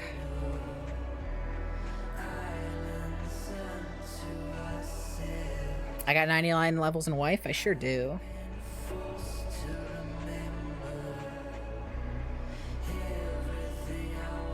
Oh, level of husband. 99. He's level 99 husband.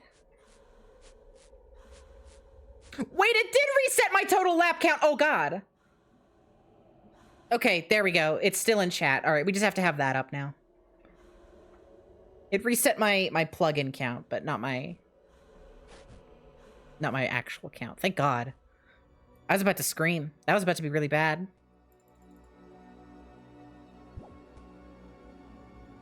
He's got the husband skill cape. Nah, he's too he doesn't care about vanity, so he never redeemed the cape. He just whimpered out, I want a cape. Fuck, we're not even halfway done. I hate training agility. This sucks. The thing is, I need to do this. We're gonna hit 200,000 XP soon. Remember, our goal is around 700,000. Fuck. It's buffering. What's wrong with Stream Elements, man?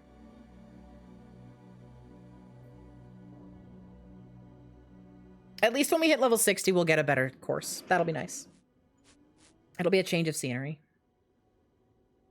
You don't need to do this all tonight. I'm not getting to level 70 tonight. The rule is, y'all donate, every dollar is a lap. That's what we're doing tonight. I'm not getting to 70 tonight. That wouldn't happen. It's like a 40-hour grind. That'll pay our rent. Wait, if we can get to that many laps, sure, that'll pay our rent, like Duke said. But that's like a 40-hour grind. I'll chat, you know what to do.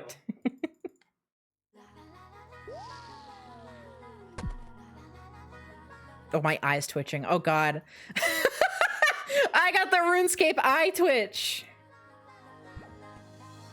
$2,000 right now. If y'all donate $2,000... I'll cry. I might ask Duke if we could buy a big screen beyond. He just went, Sophie! Sophie! If we got $2,000, it'd be nice. I'd ask. You don't have to say yes. I love you. There, I fixed the song because it broke. You need that for food and rent. Rent, but at what cost? Probably the cost of rent. You did mean like all the ones I planned on tonight? No. I've got to do all the laps I planned on tonight. That's how that works. That's the law. Y'all donated for it. I know the stakes. We did Daikatana. The song's not playing.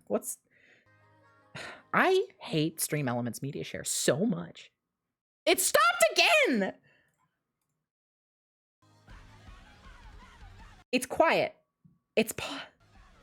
What the fuck is going on? It's so quiet now.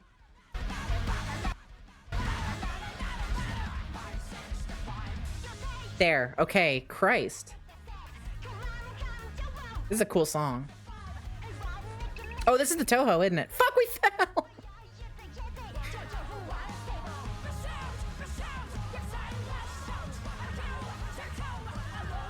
Jesus, the singer's going insane on this. Oh, Daikatana, what a wonderful stream that was. It was so good. I actually feel bad that the audio ducking on my favorite clip made it really hard to hear Superfly just sobbing, which made me very sad because he really did just like break into tears. And it is one of the funniest things I have ever experienced in my life. He just starts sobbing. Wonder if we'll ever do a Daikatana part 2. I don't know. The thing is, we got past the worst of the game, right? Like, we entered the second timeline. So it's not the same anymore. You contributed so many dragons to save me, but in the end, have you made things worse? No, not at all. This money is extremely helpful because we need it to survive.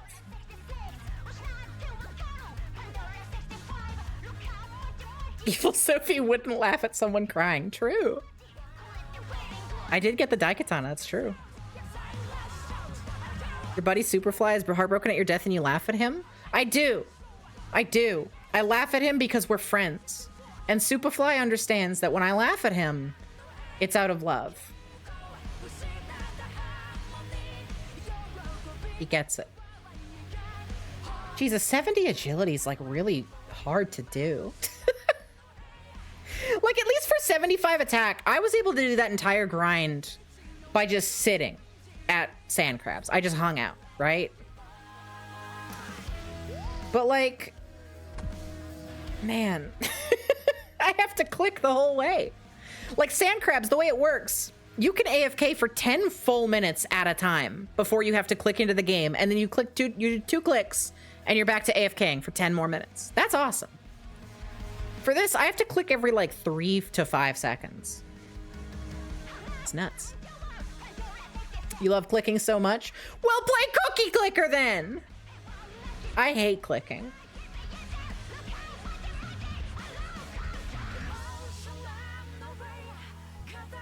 Y'all remember RuneScape Gods Exposed? Y'all remember Tanoob Show? No, that was a classic. There's some classic media. Remember the Zazima song? Zazima. I'm your biggest fan. You know that I love you, but do you know who I am? The name's Bob, but you can call me Jim. Or Mike, or John, or Bling Blong Blim. Hey, wait. Don't... I don't remember the lyrics. I don't remember any of the more lyrics. Or Bling Blong Blim. Hey, wait. You never... Yeah, I know. It's gone. That's all I know. That's all the lyrics I know. The fact that I remember that many is pretty impressive, though, because I haven't watched that video since I was in elementary school.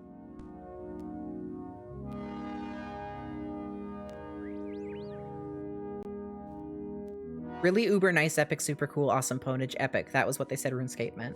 Do you remember the Tanoob Show Live series? And I had a little monkey sock puppet that was in place for Tanoob Show. I had a monkey sock puppet just like it, and I was so happy, and I would play with it, and I'd be like, it's Tanoob Show!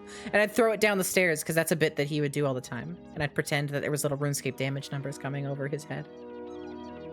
Duke just laughed from the bedroom. It's a real story.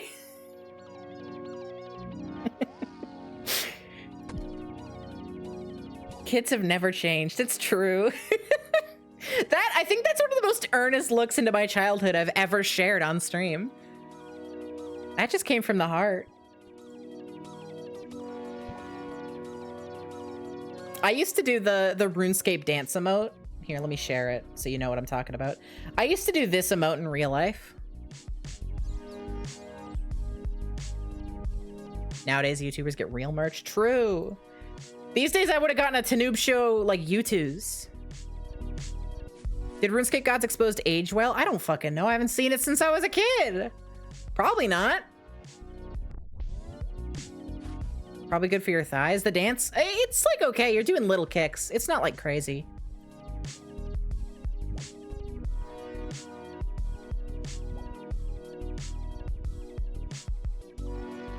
You don't have to kick your leg up that high. It's just a little... Fuck. I hate U2. I fucking hate U2s. U2s might be worse than Funko Pops. They're bad. They're ugly. Used to run with your arms behind you on the playground to be like Sonic and got so mad when someone said it was like Naruto. You were justified. Ooh, we're synced up. Look at that. Being Geeky the Third. Geiki. Are you a bot, Geiki? Geiki's stats are too low to tell. What are your stats, Geiki? Geiki has 20 base combat, but only 1 magic? You've never casted a spell in your entire life? You never cast a spell? I said casted. That's my own biggest pet peeve. I just did my own biggest pet peeve. Where if somebody says the past tense of a past tense, like they double up on the past tense, like costed, you're accosting me if you say costed. What the the fuck? They got 2 rune crafting, but 1 magic. They've rune crafted, but they've never cast a spell? That's insane. They got 15 wood cutting, 16 cooking, 13 fishing, 18 smithing, 24 mining. So that's just like a truly new account. But wait, what's their agility? They're doing this with me. Their agility's 53. Oh my god. Hey, you know what? Gaiki the Third? They're doing the right thing. If you do your agility early, that makes the rest of your account way easier because you got that early run energy. So honestly, Gaiki the Third, good start to your account, Gaiki. What if they're just selling the runes? I doubt it. They've only made 2. They only have a level 2 rune crafting. I think. Oh, the screen went black. Thank you. Sorry. I hate when this happens. Thank you. I think you might get that just for doing the quest to unlock rune crafting. No, wait. Don't you get more? Wait a minute. Do you get XP for unlocking rune crafting? Don't you get pushed up to level like 3 rune crafting for that? How would they have gotten 2 rune crafting? Hang on, I gotta look this up. Unlocking rune crafting, RuneScape.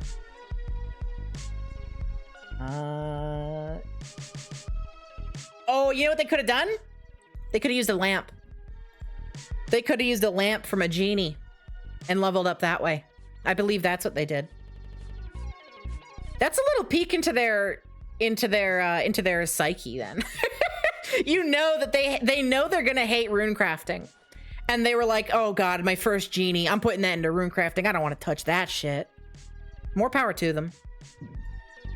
Might have gotten XP from a quest. The thing is, if you get rune craft, I think the only quests where you'd get rune crafting, you'd have to first do the rune crafting unlock quest. And that gives you, I think, like level 5 rune crafting or something like that. It gives you enough for a couple levels. So they probably lamped it. Technically don't need to unlock rune crafting, just herb lore. No kidding.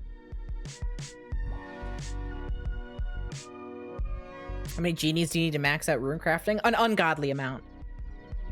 Settled used lamps to get to like, what level of Slayer? Like, it was like no, it wasn't lamps, it was temple tracking. What skill did Settled use lamps for? It was like Hunter or something, or herb lore to get to like in the 20s. And that took like hundreds of hours. How much you get for lamps in OSRS? I don't know. It's not a lot.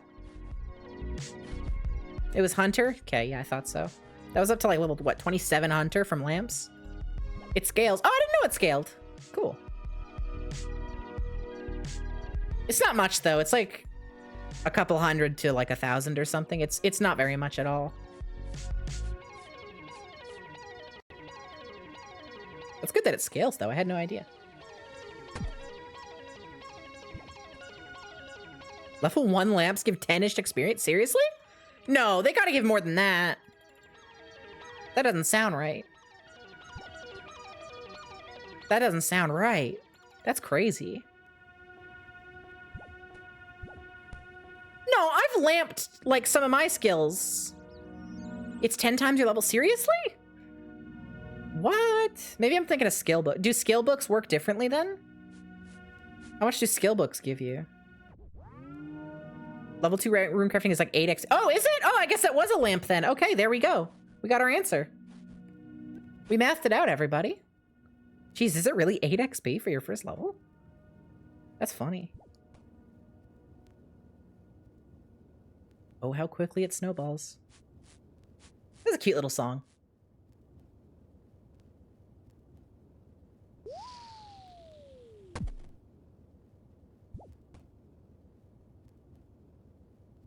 That was an exaggeration. Oh, well, never mind. Ah, there it is. Okay, so I did move it back into the queue and then you donated a second one. Okay, so we're getting 2 of this song. Cool. I'm glad you didn't get ripped off.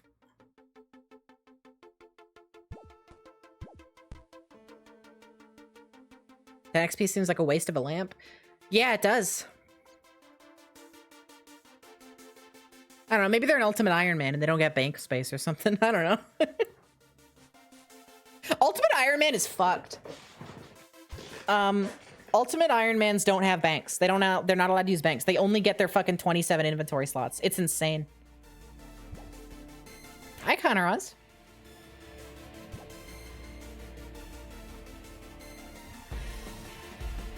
I love Iron Man. I would never in a million years do an Ultimate Iron Man. That's unbelievable to me. Sounds like a hell. Yeah, it really does. Every time you like use something up, like you can never stockpile anything. You have to, yeah, you have to be a real RuneScape pervert.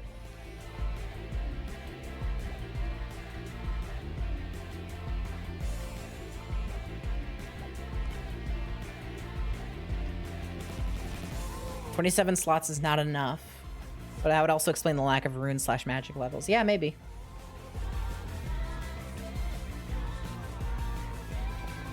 This is a nice song. It's 83 XP to go from Runecraft 1 to 2. So how much are skill tomes? How much XP do you get from those? Because then you wouldn't want, a lamp wouldn't get you there. We're like theory crafting on this individual.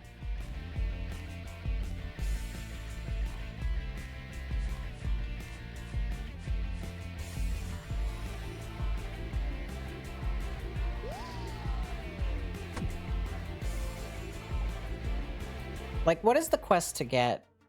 It just restart the song. Fuck off, stream elements. Hang on, I was quest for rune crafting unlock. Rune mysteries. Rune mysteries gives you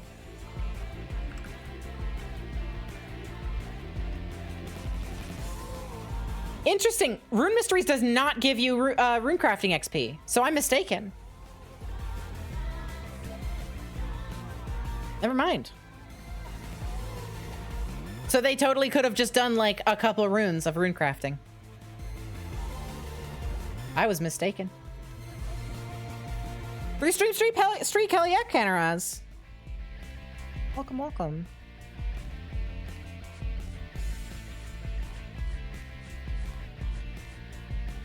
It's not even a full inventory of heirs. That's really funny.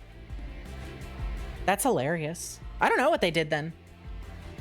Because I doubt any quest would give you like 80 rune crafting XP. If there's a quest that gives you rune crafting experience, it's going to give you enough for multiple levels.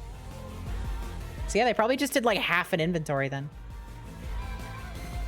There's no tome for rune crafting. I thought there was skill books that you could get from a... I'm pretty sure there's like an event. It's just it's like a genie lamp, but it's a book. Modadani, thank you for the follow. My throat's getting scratchy. But isn't there like there's a teacher event? Yeah, and it gives you like a book. That's what I'm talking about. No, not from temple trekking. Like from the teacher event. You don't know. You're at RuneScape 3. You don't know. But yeah, does it work differently from a lamp?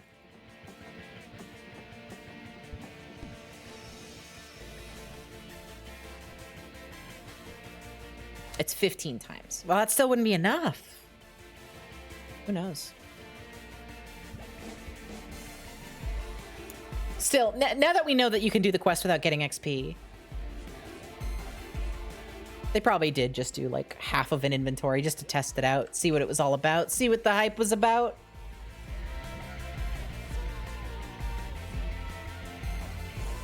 Oh, interesting.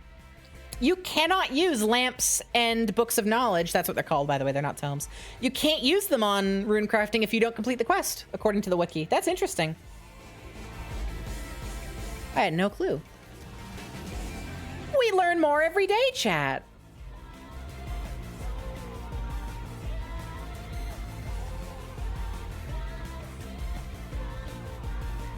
So they would have had to do the quest. Well, it was fun. It was fun theory crafting. Even if the answer was a little bit, you know, mundane. Could you imagine being in that room and just seeing people hop on the sides? That'd be funny. Because it does change the map. We're in that cell when we're doing that, which is funny. Yeah, hashtag educational stream. We were listening to raps with the flow of educational raps earlier. So maybe we've all learned something today. I'm straightening out my back. I'm taking good care of my back right now, chat. I'm being so postured right now. Actually, I'm mostly taking care of my neck. RuneScape rune crafting wrap. I'm Googling that right now. RuneScape rune crafting wrap. So there's RuneScape wraps, but none of them are about rune crafting. There's ones that mention it, but there's none that are about it. Also, chat, we're out of the queue. The queue just ended. There's no more music. There's no more videos. So it's just you and me now. Honestly, this might be kind of peaceful. Let's hang out. Got another... How long is this going to take? We're at 173 laps. So we need 328 laps. So we're just under halfway there. Right? Or over halfway there? Yeah, we're just over halfway there. We'll hang out for a bit. Jesus, that means we're going to have to go another 3 hours. Ooh, 3 more hours. Let's do it. It's a scary sentence. It is. It's a very scary system. The surprise exam tome you get is not listed on the tomes page. It's because it's not called a tome. It's called a book of knowledge. I called it the wrong thing. 'Tis a book, not a tome. I thought they were called tomes just because of the ones you get from temple trekking. Speaking of temple trekking, what is that? I've never done that. What do you do with it? Tyrannosaurus Rex for the 7-Eleven. That's another 7 laps. Not for long. Oh yeah, I need to manually turn this on. Hang on.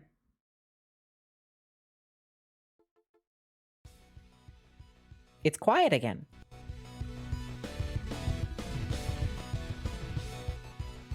There we go. You're new to this. You know nothing of this game. What are we training agility for? This. Jack, save me the 7-Eleven. So we're training agility for. No. That's not why Cheshire Parrot. So, you need a little bit of a history lesson first before I explain why we're training agility. So this game, old school RuneScape, I played this when I was around 8 years old. And I loved it. It's a classic. It's very important to me. And I always had a dream to get a weapon in the game. It's called a God Sword, right? And to get a God Sword, you need to defeat bosses in a place called the God Wars Dungeon. Now, the God Wars Dungeon, I could already enter it right now if I wanted to, but to enter the arena that has the boss that I want to fight, that requires 70 agility. There's a number of other skills that I've needed to train up. I needed to train my smithing to 80 to craft the sword itself, because I just get shards of it. I have to craft it.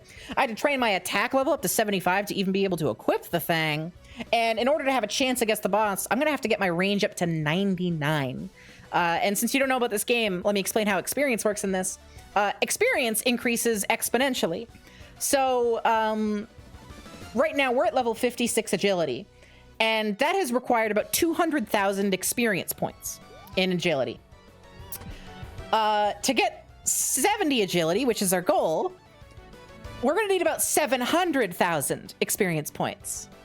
And we've only earned about 100,000 in the 3 hours we've been doing this. So it's a bit of a grind ahead of us. It's a bit of a grind.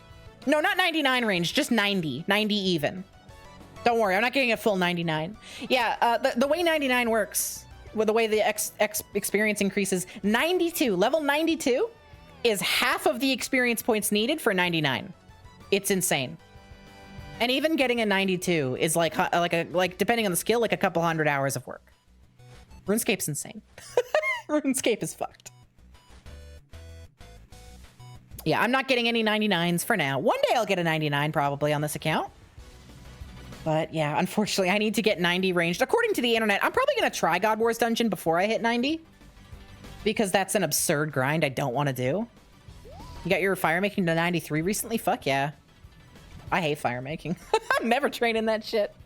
We're grinding for the long one. Yeah, this is an extremely long-term goal, this God Sword, but I'm determined. We're also playing on what's called an IRONMAN account. So in regular RuneScape, there's this thing called the Grand Exchange. If you've ever played another MMO, a lot of games have a similar system where, you know, players can sell stuff on a giant market and then you can like bid to buy stuff.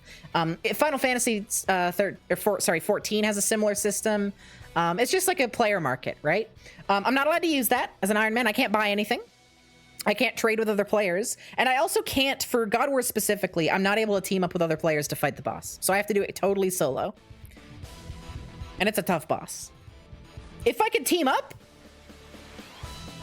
I could probably take on the boss as soon as I hit 70 agility. I just need some more equipment. If I could do it in a team, but I can't. What the hell? Yeah, RuneScape's insane. RuneScape is a fucking insane person's game. To give an idea, we're currently aiming for 700,000 experience. That's just level 70 agility. And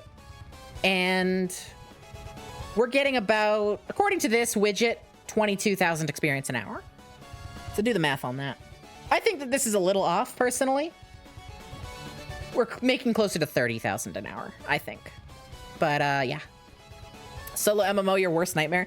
The thing is, RuneScape is just kind of a solo game anyways. RuneScape does not have a lot of like team stuff, not a lot of multiplayer content. RuneScape is the solo, even when you're not an Iron Man. You can still raid in groups. You can do raids in groups, Alexa, but God War's Dungeon is not a raid. It's just a boss that is sitting in a room. So I can't group up with anybody. I have to do it solo.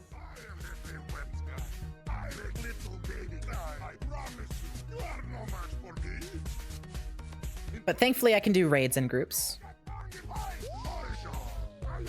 I guess I'll probably end up doing raids before God War's Dungeon, wouldn't I? Because I could do those with lower stats. I might end up doing that to get better gear. I don't know. I don't really know the high level progression. I'm still considered early game right now. 200 hours, 200 some odd hours later on this account. I'm still considered early game. Smithing is a very weird skill in old school. It's not bad anymore with Giant's Foundry, actually. Giant's Foundry's fun, and it's really quick XP. You get like 10,000 experience per sword. It's good. I got 80 smithing on this account, 2 million XP. Took me about 100 hours, and it was not that bad. It was one of the easiest, like, I didn't feel the grind at all.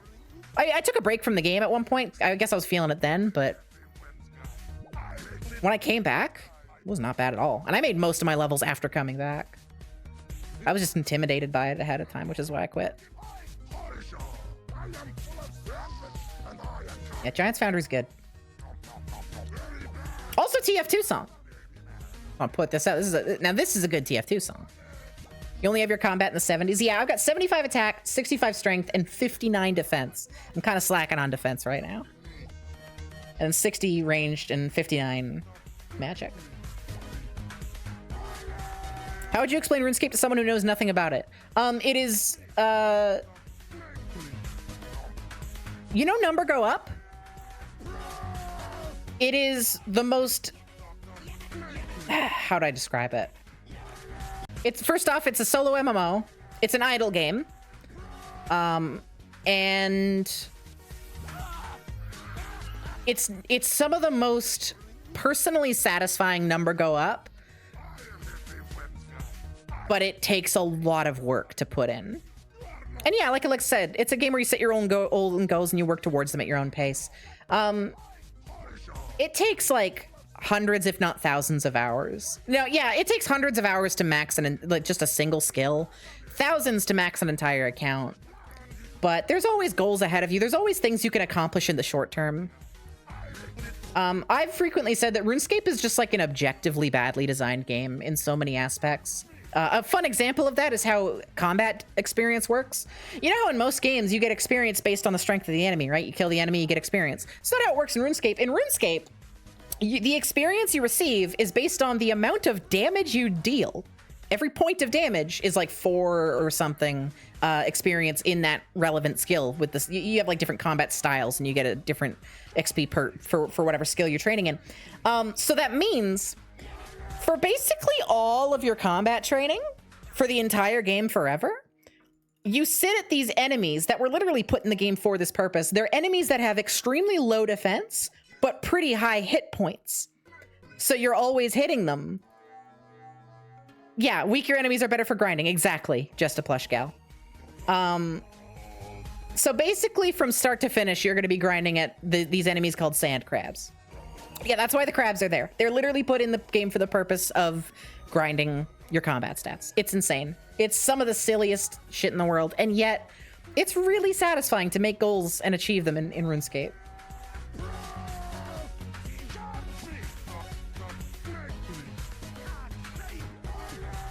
I think I might almost have enough for full graceful also. I've got 40 marks of grace on me and then whatever's in my bank. I don't know how much the armor pieces are. I'm missing the... you know what? there's a cape, isn't there? If there's a cape, then I don't have enough. Some enemies actually do have minor XP boosts. Yeah, that's true. There's also there's a don't you get like bonus XP in Slayer if you're attack, or there's something with Slayer? Maybe not. No, it's not bonus XP. You just... How does that work? Part of it is that it's easy to grind, but it does sound tedious. It is extremely tedious. But I don't know. It's satisfying. It's kind of hard to explain RuneScape. You deal more damage to Slayer monsters. Right, and that's all. So you don't get bonus XP, but you do more damage.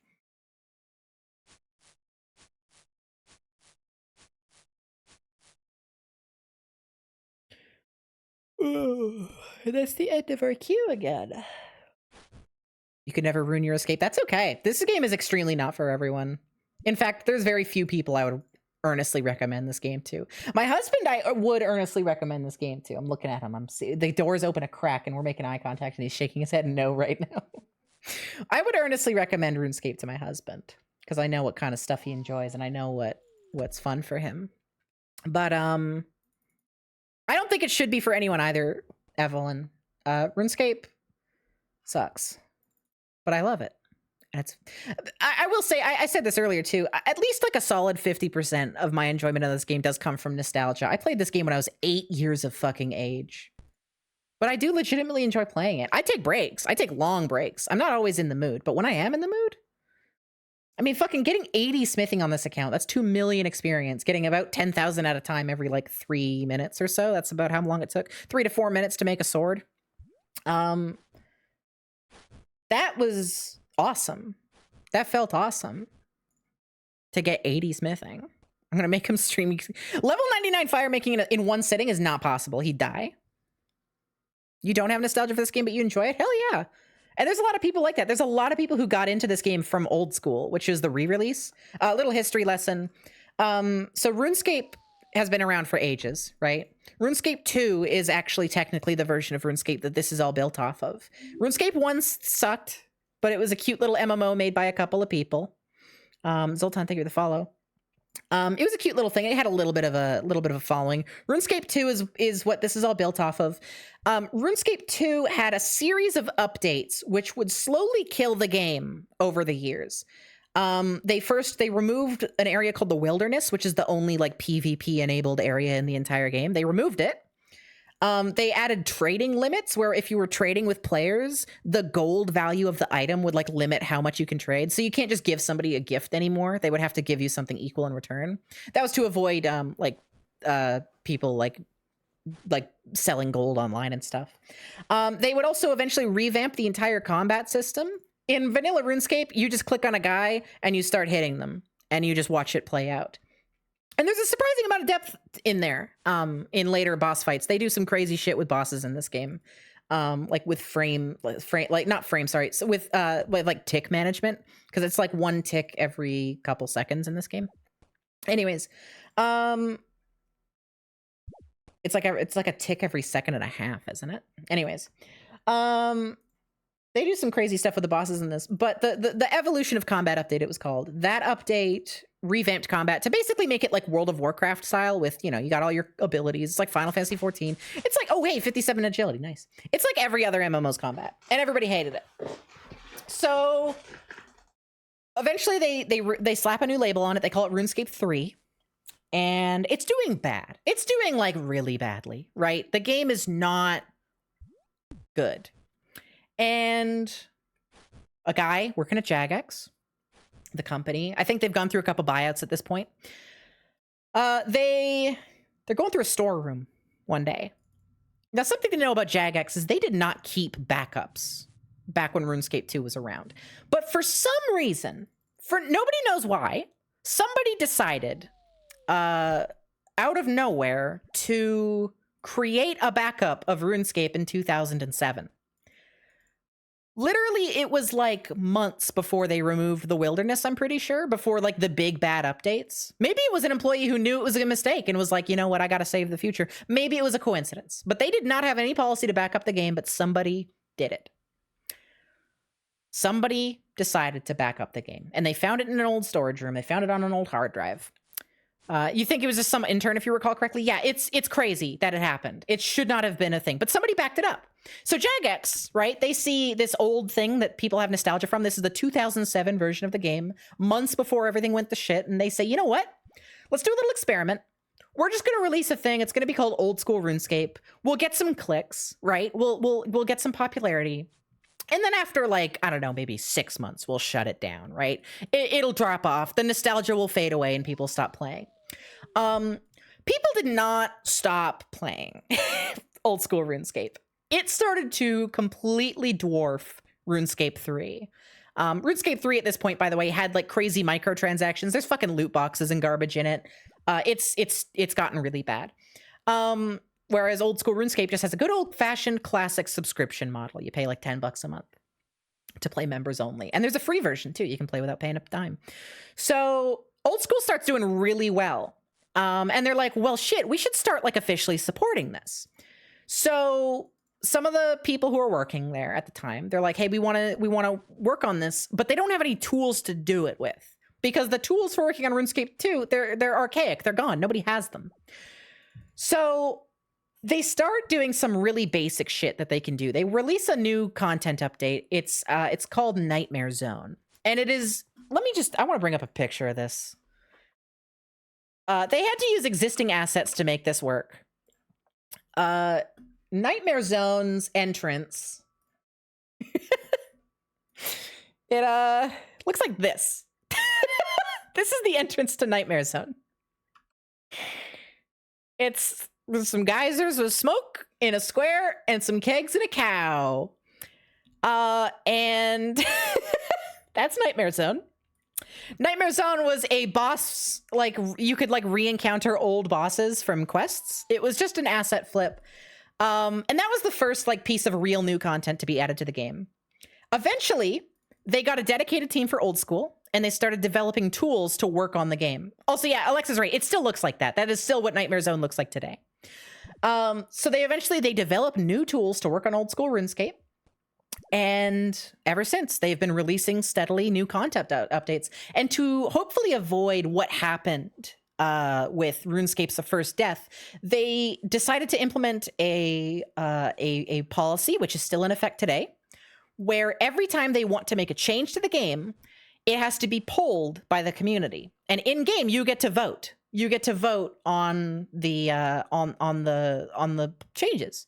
Every single time there's new changes, they outline exactly what those changes are going to be, and you vote. And if they don't get, I don't remember what the original value was. It was like 80% or something. It was crazy that it doesn't go in the game. They've dropped it since. I think it's 70% to pass now, if I remember correctly. But yeah, if it doesn't pass, it doesn't get added to the game. Extremely recently, something really cool happened. So Old School's been out for years now. It's 70 now. Yeah, cool. So Old School's been out for ages now, and there's a lot of new content that's been really cool. That's on. Wait, what do you mean rip sailing? I was just about to say, wait, did sailing not pass? I thought sailing passed. I was just about to talk about sailing. Sailing passed. What do you mean rip sailing? It did. Okay, fuck, you're scaring the shit out of me. Fucking Christ. Okay. So it's been out for, I think Old School's been out for a decade now. So they pulled new skills to add to the game. And they've done this before. They've pulled new skills a million times, and they always fail. Nobody wants new skills in the game. But recently, for the first time in Old School's history, they pulled new skills, and one of them was sailing. Now, sailing has been a meme in the RuneScape community since like before Old School was a thing. Like even old RuneScape had this as a meme. Basically, they were announcing a new skill to be launched. It was called summoning. Summoning sucked, by the way. It was a bad skill. They shouldn't have added it. I remember when they launched it. It sucked. But people thought the new skill was going to be sailing, where you could get on a boat and go do some sailing. And it was a huge meme after it didn't get put in. And everybody's like, oh, new skill. It's going to be sailing. It's going to be sailing. And so now they've officially done it. Sailing was pulled as an option. They showed off some of the features. What they do for the polls for these new skills is they actually demo, like they make mock-ups of how it would work, and they show off demos. And yeah, sailing past. So for the first time ever, there is in development right now a new skill for old school RuneScape, and I'm extremely excited for it. There was another skill that got pulled, which I actually desperately wish got added to the game. It's called warding. And warding was basically a crafting skill for magical armor. In the game right now, there is no dedicated magic armor crafting, and magic armor as like a subset of gear is really lacking for it. You know, melee armor has a billion and trillion different options. Same with ranged armor, but if you want magic armor, it's like pitifully small, the options you have. There's like nothing. There is there's like a couple things you can craft, but not much. So warding was going to be a dedicated skill for crafting magic armor. And I wish it got added. It sounded really cool, but it failed. And it'll probably never come back.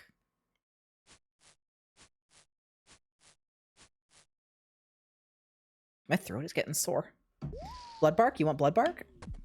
I don't know. Opinions on the current state of RuneScape 3? Same as my thoughts of the old state of RuneScape 3. It's bad. I don't know what blood bark is, Alexa. Is that part of warding? I don't remember it all that detail. I just remember them announcing it.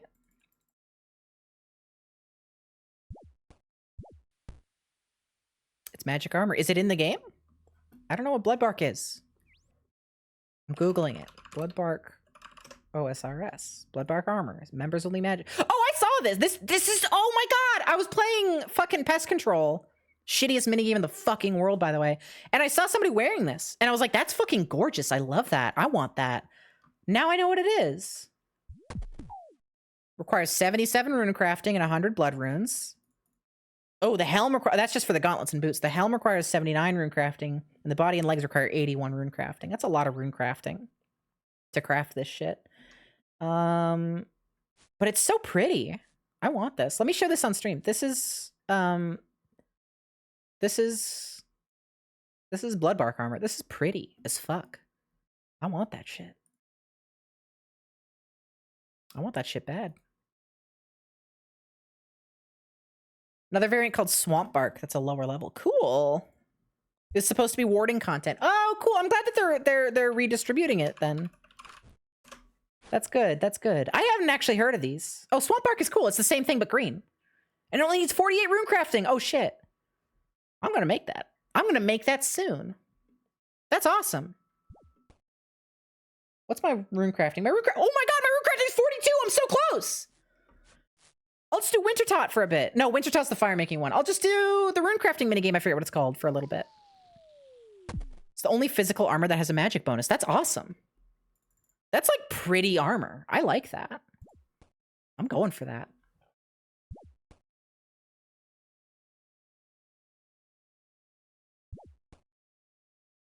Guardians of the Rift. Yeah, that's what it's called. Special buff. Swamp Bark increases the effectiveness of bind spells. Interesting. I don't use those. It's really not good, but it's an option. That sucks. Hey. That it's not good. Fake the fun. Thank you for the $3. I might just wear it for like Fashionscape. Because it's pretty. The blood bark especially is like gorgeous. Oh, I got the headache of all time right now. How many laps are we at? 193. We're getting there. Playing Guardians while you listen, you think it's neat. It's okay. It's not a bad minigame. I didn't play much of it. My husband is giving me a massage right now because he's literally the greatest man on earth. I love you. Can you get closer to my neck, actually? You're like in the spot. You know the spot. He knows the spot, Chad. He knows the spot where I get sore. Just hard to work on while you're like sitting. Yeah, and I'm not lying down. That's fine. You actually did release intention, so thank you so much. Love you. I love you. Hope my headache eases so. Streaming just gives me a headache for some reason. We need to get you a streaming neck brace. I need a streaming neck brace. Yeah, whenever I stream, I get a headache and I get sweaty. What's the enemies like in RuneScape? Are they just general? Oh no, there is RuneScape has cool shit. RuneScape has a lot of shit. I couldn't even describe it because of how varied it is.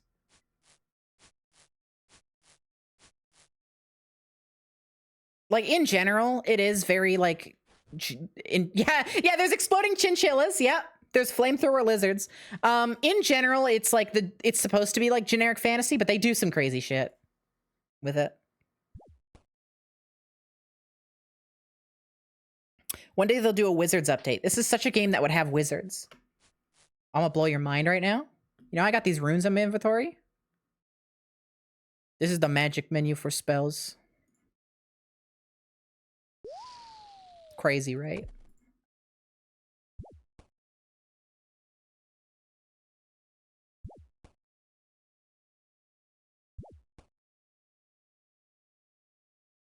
She loves casting spells. I don't. Magic is one of the, like, my least favorite combat skills. It's just not interesting to me. Ranged used to be that, but ranged is growing on me. But magic is kind of not super interesting to me. I never want to fight anything with magic. It's just kind of a nuisance to get runes. Speaking of generic fantasy, opinions on the RuneScape 3 art style. I think it's fine. I don't know, it's not my thing. I really like the claymation aesthetic of old school. Although I'll say there's some stuff that they've added in polls that, like, it stands out so bad. It looks really, really bad. Like, it doesn't look bad, but it looks out of place. There's this one, like, tunnel on White Wolf Mountain, I think it is. And it's just so out of place. It's, like, purple and it has way more polygons than everything else. It's weird. Now, elemental stabs are in old school, Evelyn. We've got air, water, earth, fire, lava, mist, steam, mud, fucking all the combo ones. Have you seen the new HD mode? In old school or in RuneScape 3? Y'all want to see an HD mode? Hang on. Check this shit out. Ready? Watch what I'm about to do to y'all. Wow. RuneScape HD! Oh, look at this. It's RuneScape HD. It's RuneScape at HD. I'm turning this shit off. My GPU fans are spinning up. Oh, they're making an HD mode for old school. They're making their own. It looks pretty good, actually. I haven't seen it. I'm not excited for that. Hang on. OSRS HD mode. Where is it? How do I find it? Official HD is coming to ORS client and mobile. Here it is, YouTube video. Hi. Hi, Mod West. This is 2 weeks ago. Holy shit, this is recent. Hang on. Let's listen to Mod West, everybody. Old School, and I'd like to talk about our art and engine technology. Old School's visuals are charming, timeless, nostalgic, and through multiple community-made mods, also very customizable. For some time now, we have been working on ways to update. Just show it to me, man. This is a brand new renderer that is going to allow us to push Old School's visuals and performance to new levels of quality. And provide modern quality of life improvements that our players have come to expect. So, what will this look like? To begin with, there we go. We'll be replacing the current renderer with RuneTech. Once released, players can choose from 2 graphics options inside the settings menu. The first of these modes is SD. This mode runs RuneTech with custom emulation features, allowing us to run the game to the original 2007 look with pixel perfect accuracy. Cool, that's nice. RuneTech's modern rendering improvements. For those who want a truly traditional feel, this is the mode for you. Unchanged, forever 2007. For those players who want to take the visuals further, we have our new HD mode. I like that lighting. It contains all the original models and maps, but adds multiple new rendering features to enhance. I'm not going to use this. Let's take a deeper look at our current in-client progress and show how it makes it darker. I'm not going to use this, fully dynamic lighting, but I like the flat coloring of the lighting. Lighting intensities. We have exposed control over all these features. Wow, that is a. We've also introduced volumetric lighting, which adds volume. That's a settings menu.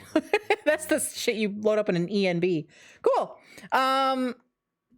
Cute. I hope that the new rendering engine fixes the layering issues. That's kind of all that I have to say. There's a lot of layering stuff. You can see currently the rope just goes in front of my feet sometimes. Oh, boom, there, my foot's like in front of it. This goes in front of the roof. I would like it if the layering issues get fixed with that. But I'm probably not going to use the HD mode. G-shade setting ass menu, yeah, it is.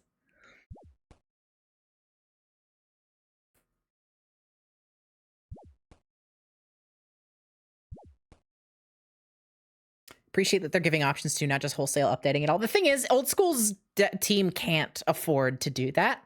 They can't just update the game. They know that this community is willing to drop the entire game in a heartbeat, and they will. Also, lighting in OSRS, my sky's a dark void, and that's how I like it. Feast your eyes on the blue sky. I learned something so fucking cool the other day. Mobile RuneScape, right? So the sky in vanilla RuneScape is just pitch black.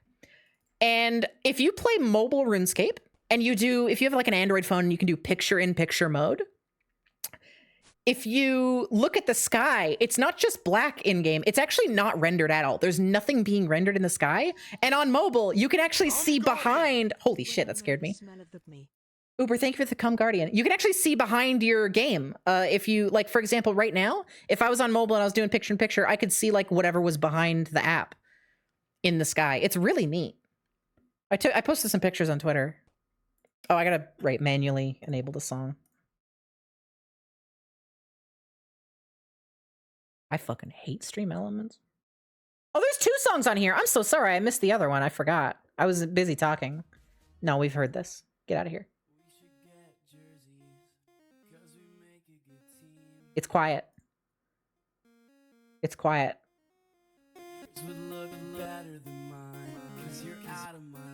There we go. Like you'd see an inactive window. No, it would still be active. It's picture in picture. You can use both.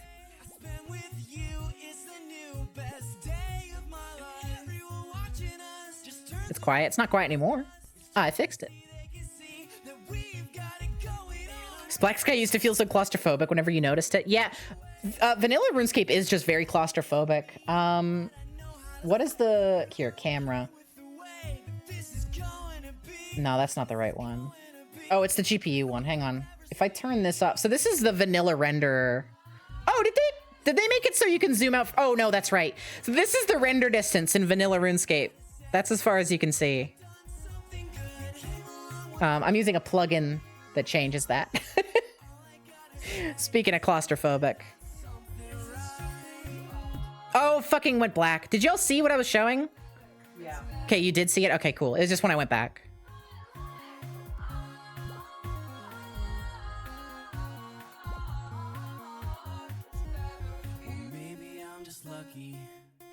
Oh my god! Ellie Spectacular Doll Updates. I knew I recognized the song in the background. Isn't this Joy's, like, song being mixed up with this?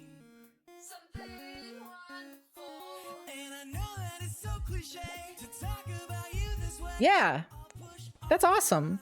I knew I recognized it from somewhere. I was like, hang on, I know this song. Where do I know it from? My friend showed it to me.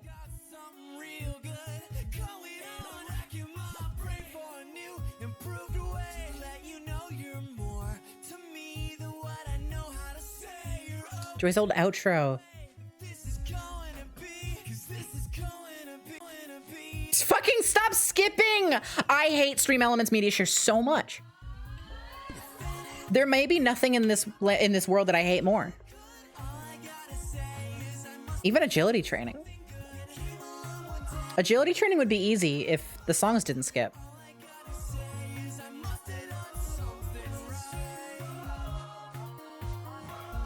Oh, we're about to hit 200 laps, gamers. We're so close.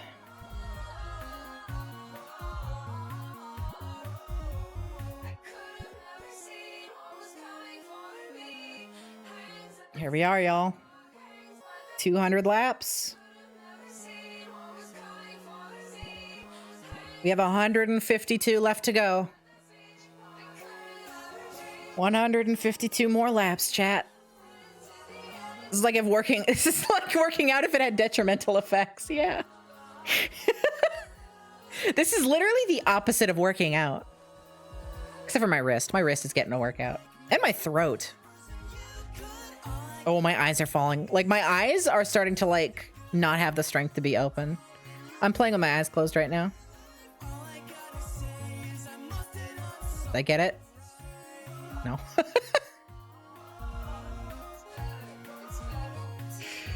Oh. But this is the RuneScape grind. No XP waste. I gotta push. You've driven like that before? With your eyes closed? Don't do that! That's dangerous. That's Valve. I know him. What is this?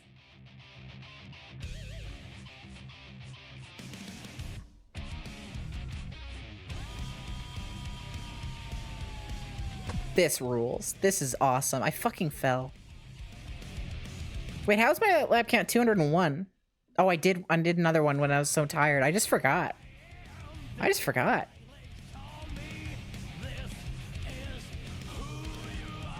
That's guilty here, gotcha. Guilty gear. I said guilty here.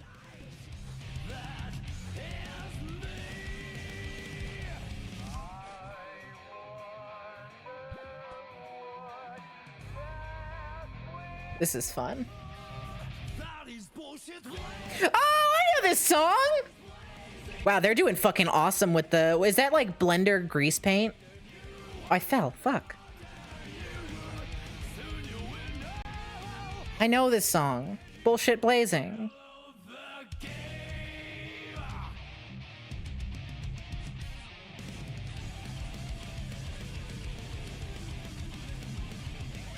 This is so cute. This is so cute. You can make a fighting game out of TF2, Half-Life, and Portal. You can make a fighting game out of most games.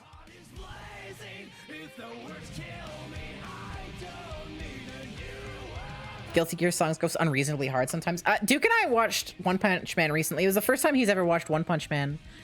I forgot how fucking great the soundtrack is. Not just the opener. Incredible OP. One of the OPs of all time.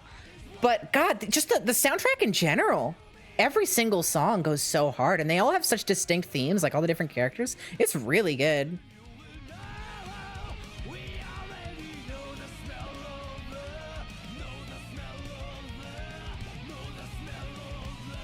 Know the smell-o.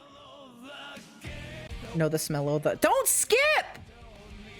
Stop skipping! It went backwards, like a lot backwards. Like a lot backwards. Hang on.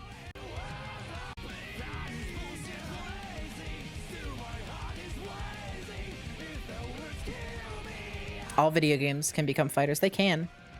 You want to rewatch One Punch Man now? I gotta be real. Not as good as I remember. And maybe it's just because I watched Mob Psycho, which is like the same concept, but done so fucking good and better. I hadn't watched One Punch Man since I was like 16. I still enjoyed it. But it's not like the monumental, like, mind-blowing experience that I remember it being when I was like 16. I love Mob Psycho too. Mob Psycho is actually phenomenal. I'm kind of pissed because I had heard of Mob Psycho for years, right? People are always talking about Mob Psycho. And all I hear is, oh, I want to fuck Reagan. I want to fuck Reagan. And I see people put clips and it's just like simple little scenes like, oh, why do they call you baby girl? Let's not talk right now. It's like so good. It's like actually one of my favorite shows maybe. Mob Psycho is incredible. You never watched season 2? I haven't seen season 2 of One Punch Man either. We're gonna watch it soon. I heard it wasn't good too, but I also have seen people come around lately. So the big problem is that they changed animation studios. And it wasn't Studio Madhouse doing it anymore. It was some other group. And the animation's not actually that bad. People were saying it was really bad. It's not as good, but like One Punch Man season 1 is like a masterclass of animation. It's a high bar.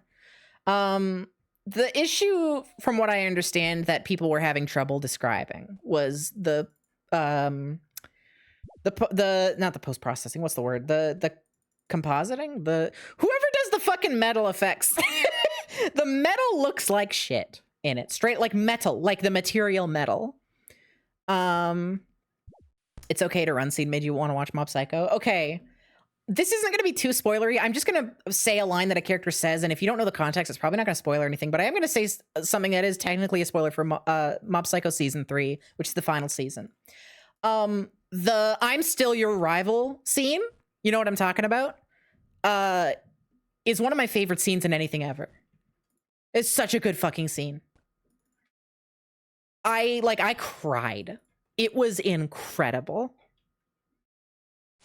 If you know what I'm talking about, you know what I'm talking about. It's so good. Yeah, Uber, it's so good. You get it. You know what I'm talking about. Still need to watch season 3. It's fantastic. So when I was going into season 3, I was like, I feel like they're going to jump the shark here. I feel like season 2 was really good, but not as strong as a finale as season 1 for me personally. And I was like, I feel like this is done. I feel like they could end it here. And then I watched season 3 and I was like, oh, this needed to happen. This is the best way they could possibly have ended this show. There's no reality where they did not make that story. It was incredible. It's my favorite of the 3 seasons. It was so fucking good. I thought that my favorite scene out of all of it was going to be the one in the... No, I'm not going to spoil this. I'm just going to kind of describe what happens, and people who know will know. I thought that my favorite scene in the series was going to be in season 1's finale, where they win the fight. I'm sorry, that's not a spoiler. It's a 1 production. They were going to win the fight. And the reason they win the fight, I thought was going to be my favorite scene. Season 3 has like 2 or 3 scenes that beat that for me. It's actually insane. You read the manga and you haven't gotten around to season 3 because you were like, I know what happens already. I already cried. Probably should remedy that because the animation. It is so fucking well animated. Season 3 might have the best animation out of the entire show as well. Like, it never drops in quality ever. I fucking love Mob Psycho. It's incredible. It's really, really good. We watched we rewatched Full Metal Alchemist Brotherhood as well recently. Favorite story of all time. I've settled on it. I've been tossing that around in my head lately. Full Metal Alchemist Brotherhood is my favorite like story of all time. It's so good. We also watched Full Metal Alchemist like 2003. There was Nazis in it. And I was not impressed at the ending. Everything up to it was so good and it was so disappointing. Anyways, I've already talked about that on Duke's stream though. That's what we've been up to. We've been watching a bunch of anime. Dungeon Meshi too? Okay, I'm gonna be real. Chat. First 3-4 episodes of Dungeon Meshi. No, first like 3 episodes of Dungeon Meshi. I was okay with it. Right? Everybody's getting super excited about it. And I love food. I've been getting really into cooking lately. So I was like, yeah, this is up my alley for now. I'm into this. But I wasn't like hooked. I was like, this is okay. It's very low stakes and it's kind of cute, but it's not like, I just came off of watching Full Metal Alchemist Brotherhood and Mob Psycho. I had just seen some of the most incredible media that I've ever seen in my life. And I was coming to Dungeon Meshi, right? My like bar was so high. And then I watched episode 4 yesterday and episode 5. We watched both of them. And it's just starting to, by the time episode 3 hit, where they have the armor, the living armor, I was like, oh, this is cute, right? That's the one, there's a Tumblr post going around, oh, that's the one that always hooks everybody. That didn't hook me. But I was like, this is cute. This has really cool monster designs and really interesting, thought behind their world. And then I was like, you know what? This show's cute. This is nice. And then, 4 and 5 last night, I was officially hooked. I was like, you know what? This is a good fucking show. I'm loving this. They keep hitting me with just really cool monster designs and ideas. It's funny. I would say that Dungeon Meshi is a really good counterpoint to the kind of argument that you see on the internet sometimes where it's like, oh, hi, I don't want to do your shit, Sergeant. It's a really good counterpoint to the types of people who are like, oh, lore sucks. I hate lore in my stories. I just want characters. I get where that comes from. And I've been in that position too. I've argued that before. But Dungeon Meshi is a really good counterpoint to that. Because while a lot of people love the characters of Dungeon Meshi, right, they're not, I would say they're nothing crazy special. They're cute, but they're nothing crazy. The thing that's hooking me with Dungeon Meshi is this world that they're creating and these really cool, I don't know, this it's cool world building. It's cool lore. And I think it's just a good counterpoint. And maybe it changes. Maybe the characters get super awesome later. I know everybody loves the characters. I keep seeing screenshots of the manga and stuff. If it happens, it happens. But that's where I'm at right now.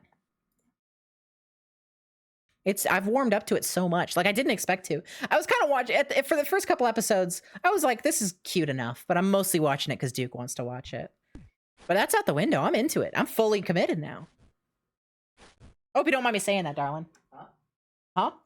That I was watching Dungeon Meshi for you at first? Yeah, I watched One Punch Man for you. Fair enough. He just said he watched One Punch Man for me. Duke doesn't care for One Punch Man, and that's fair.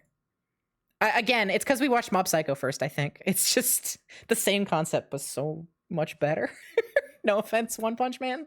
One Punch Man is beautiful, and it has an awesome soundtrack. And it's kind of funny sometimes. That's kind of all it has going for it. Unfortunately. Fullmetal Alchemist Brotherhood is so good, though. It's phenomenal. You will not complain about it. You're allowed to complain about it, darling. Nah. You're allowed. I also didn't like having like I was not blown away by I love the fights, and I still think that the Deep Sea King episodes are actually really good. With Moomin Rider, you know, getting back up and the crowd cheering for him. I actually think that's a phenomenal couple of episodes. But outside of those two, like the first half of One Punch Man doesn't even introduce the plot. There's no plot in the first half of One Punch Man in season 1 anyways, which I thought is really funny. I didn't remember that from before, but yeah, it's not until like halfway in where they're like, okay, there's the hero group and all this stuff, and they start introducing characters. The first like 6 episodes are just Saitama and Genos fuck around for a couple days. It's really funny.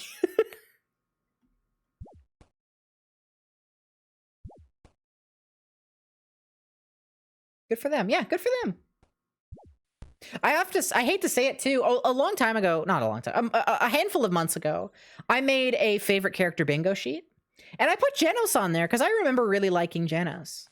And he's not like bad. I like him a lot. I fucking love cyborgs, is the thing. And I think I let my love for cyborgs cloud my vision, because Genos is just fine. He's cool, but he's just fine. You know what I mean? Cyborgs are extremely cool, is the thing. And that's just what clouded my vision. Cyborgs are some of the coolest things in the fucking world. I want to be a cyborg so bad. I actually had like a good chunk of my life. I was devastated I could never be a cyborg. I'm not even kidding. I wanted to be a cyborg so bad. I've gotten over it. But damn, I wish I could be a damn cyborg. Still. Yeah. Hi, what's up, darling? I just love you. I love you. How you doing? I'm doing okay. 212 laps. How many you got left? We have to do 350 352, right? Yeah, 352 more of them total. 352 total. So like another 150 laps. Okay, you can do that. I'm a little over halfway. It's just over 100 hours.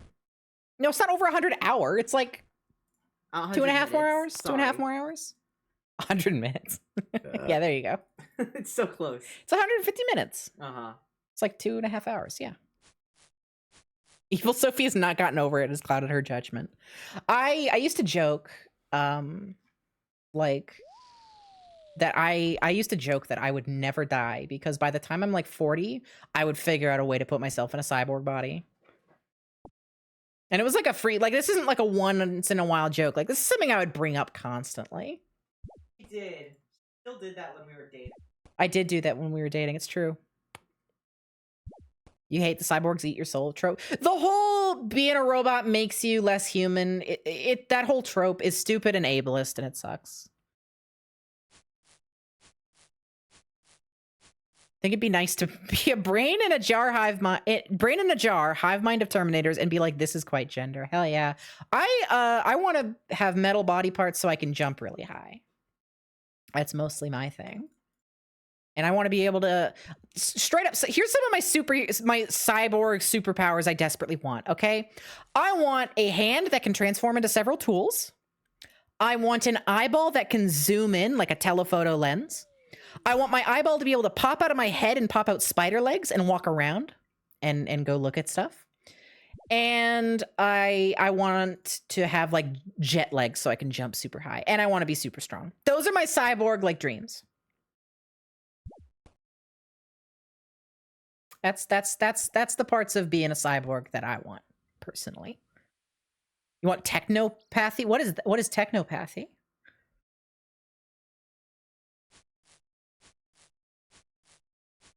You want a good night's sleep? I get a good night's sleep most nights because I get to sleep next to my lovely husband. You want ears you can turn off? That's pretty good. Controlling machine with mind. That's not bad. That's pretty good. You want a plasma cannon. Everything else is a nice bonus. Hell yeah. Here's the problem with plasma cannon is you can't really use it. When are you going to use your plasma cannon? There's not going to be any people to use it on, so you can't have a cool anime fight. What are you going to use it on? You're going to have to like go get a rage, like pay to get into like a rage room. You know, rage rooms where you get to break a bunch of shit. You'll have to pay to go into one of those, and then you get to use your plasma cannon. Fighting your evil self, that's true. Or when the boss shows up. Specifically, I think the thing that started off my like need to be a cyborg when I was younger was specifically the cutscene in the beginning of Deus Ex Human Revolution, where Adam Jensen gets the surgery done on him. That like pre-rendered cutscene. That changed me as an individual. That was a formative moment. The shit where like he's got like his like I don't know, his fucking skin has like a logo tattooed into it, and almost it's like fingerprints does, excuse me, and like he's got like hexagonal like veins and shit in his body like that. Hang on, we're gonna go watch this because this changed me. This is sexual to me.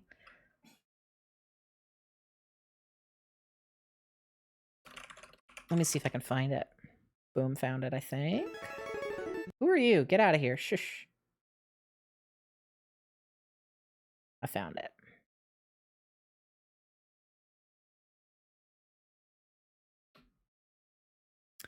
This is something else. Oh, turn the music.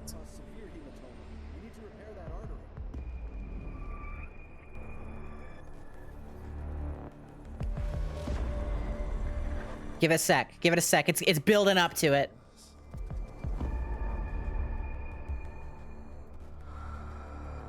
I don't know who that is. It's his girlfriend. Here we go. The heart beating, right?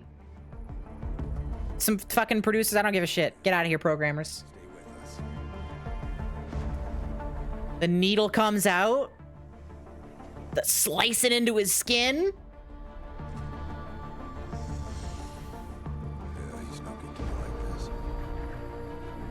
Every time I watch this, it still makes me feel something. It makes me feel some sort of something. There, oh my god. Oh my fucking god. Melding of man and machine.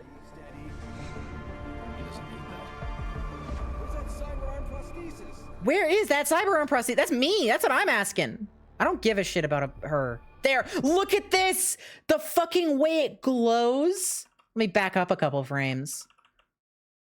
Look at this. All the circuitry embedded into his flesh. The logos, the Serif Industry logos. Look at him. He's got fucking matrix tubes on him. He's screaming in pain, which is sexual.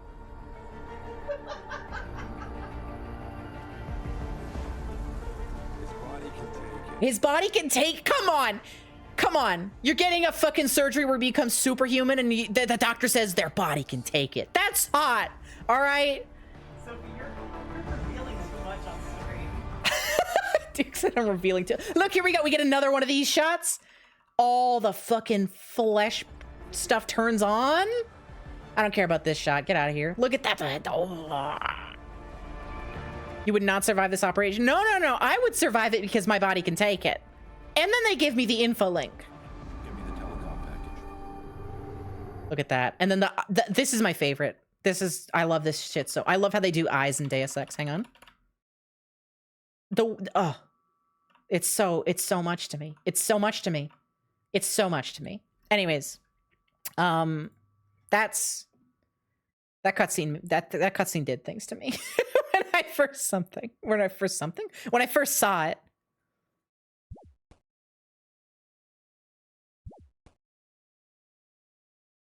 You'd be so mad if there were logos inside you. Listen.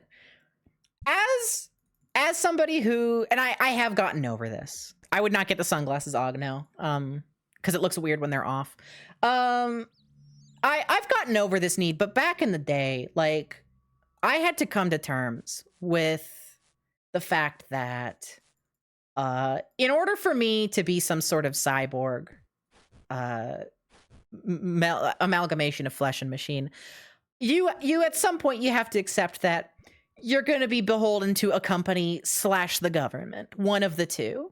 I've played Signalis Uber, yeah. Signalis is pretty good. I haven't beaten it. I've only played a little bit of it. So that's something you just have to accept. If you're going to be a cyborg, you're going to be a cog in the machine. Yeah.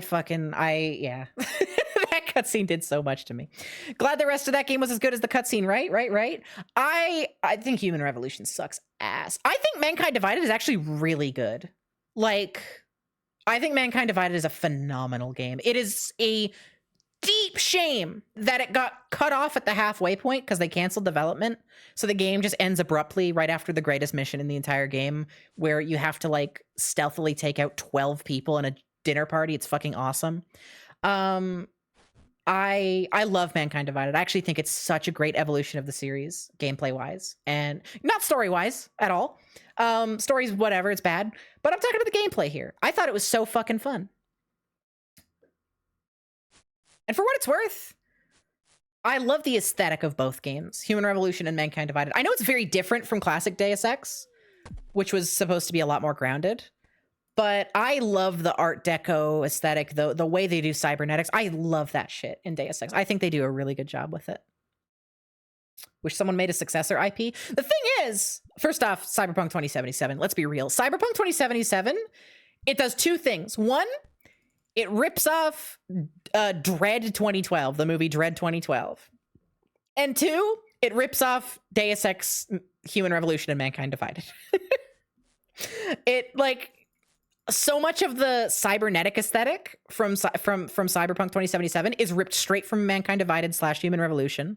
Like how they draw, how they design all the robot parts and cyborg parts, just pulled straight out of it. And then the environments are so Dread 2012. Like, if you've never seen Dread 2012, by the way, super underrated, incredible movie. I love it. It actually is absurd how much the game and the movie have similar. The way the environments are structured are like the same, like the way the giant apartment complexes look, it's identical. The like desert outside of the city, identical. Down to the fact that, you know how you heal in Cyberpunk by taking like an inhaler, and there's inhalers with like slow-mo power. Remember the first trailer where they show off the slow-mo inhaler? You're never gonna guess what the main plot of Dread 2012 is. It's about a drug called slow-mo, which you take in an inhaler, and it makes you see the world in slow motion. Cyberpunk 2077 ripped off Dread 2012. And I'm happy about it, frankly, because Dread 2012 was slept on, and now there's a video game where I get to play an incredible movie setting. It's actually crazy. Go watch Dread 2012. That's my full like suggestion for all of you. It's a fantastic movie. Deus Ex games do keep getting canceled. I'm actually like sad as fuck because no, it's not like Fallout Jet. Fallout Jet was reworked into a slow motion drug. In Fallout 4, it was just to boost your AP in the previous games. They reworked it in Fallout 4, but it was not like that before. Although technically there was a slow motion drink in New Vegas, but it was not an inhaler. It was a drink. It was like a drinky drink. Anyways. Yeah, Deus Ex games keep getting canceled. There was one, so Eidos got bought out, or sorry, Deus Ex as an IP got bought out, and they were working on a sequel to Mankind Divided, and it just recently was announced that it was canceled, and I'm extremely heartbroken. Yeah, Embracer Group owns it. That rings a bell. On the topic of cyborgs, can I ask what you think about self-made scrapper cyborgs? Fucking awesome. First off, I'm a big supporter of any cyborg. But self-made scrapper cyborgs are great because you get the anti-capitalist kind of angle on it. You get the like class divide kind of angle on it, you know? Oh, the self-made scrapper cyborg, their shit sucks, but they keep it maintained. First off, extremely intimate. Second, just, you know, it's good. Didn't even play 4. You just interpreted AP as slow-mo, my bad. No. AP was like action points. In the point and click games, it was just like how many actions you could take in a turn. And then in the first person shooter, in 3 in New Vegas specifically, in 3 in New Vegas, it increased your AP, which you could use in VATS. And VATS was just like it paused time technically, but that was just the mechanic. It was basically you get to click on the enemy. It was to mimic like the turn-based combat of the original games. You could argue it works like slow-mo. But I don't know. I've never considered VATS to be like slow-mo. I've always pictured it as like a targeting system. Like, yeah, the game goes into slow-mo when you use VATS, but like I thought that was a gameplay concession personally.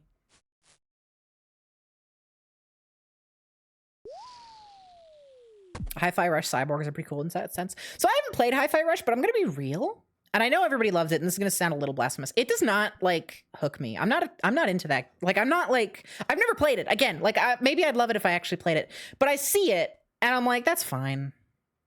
It's not super, like, I'm not super into it. It doesn't seem super exciting for me. I'm not a music girl, so I don't know. I've not played No Straight Roads. No, I haven't, Small Cat. I'm losing my voice. Same? Okay, I'm glad I'm not alone. Like, it doesn't look bad. I'd probably enjoy it, but it's just not like exciting. You know what I mean?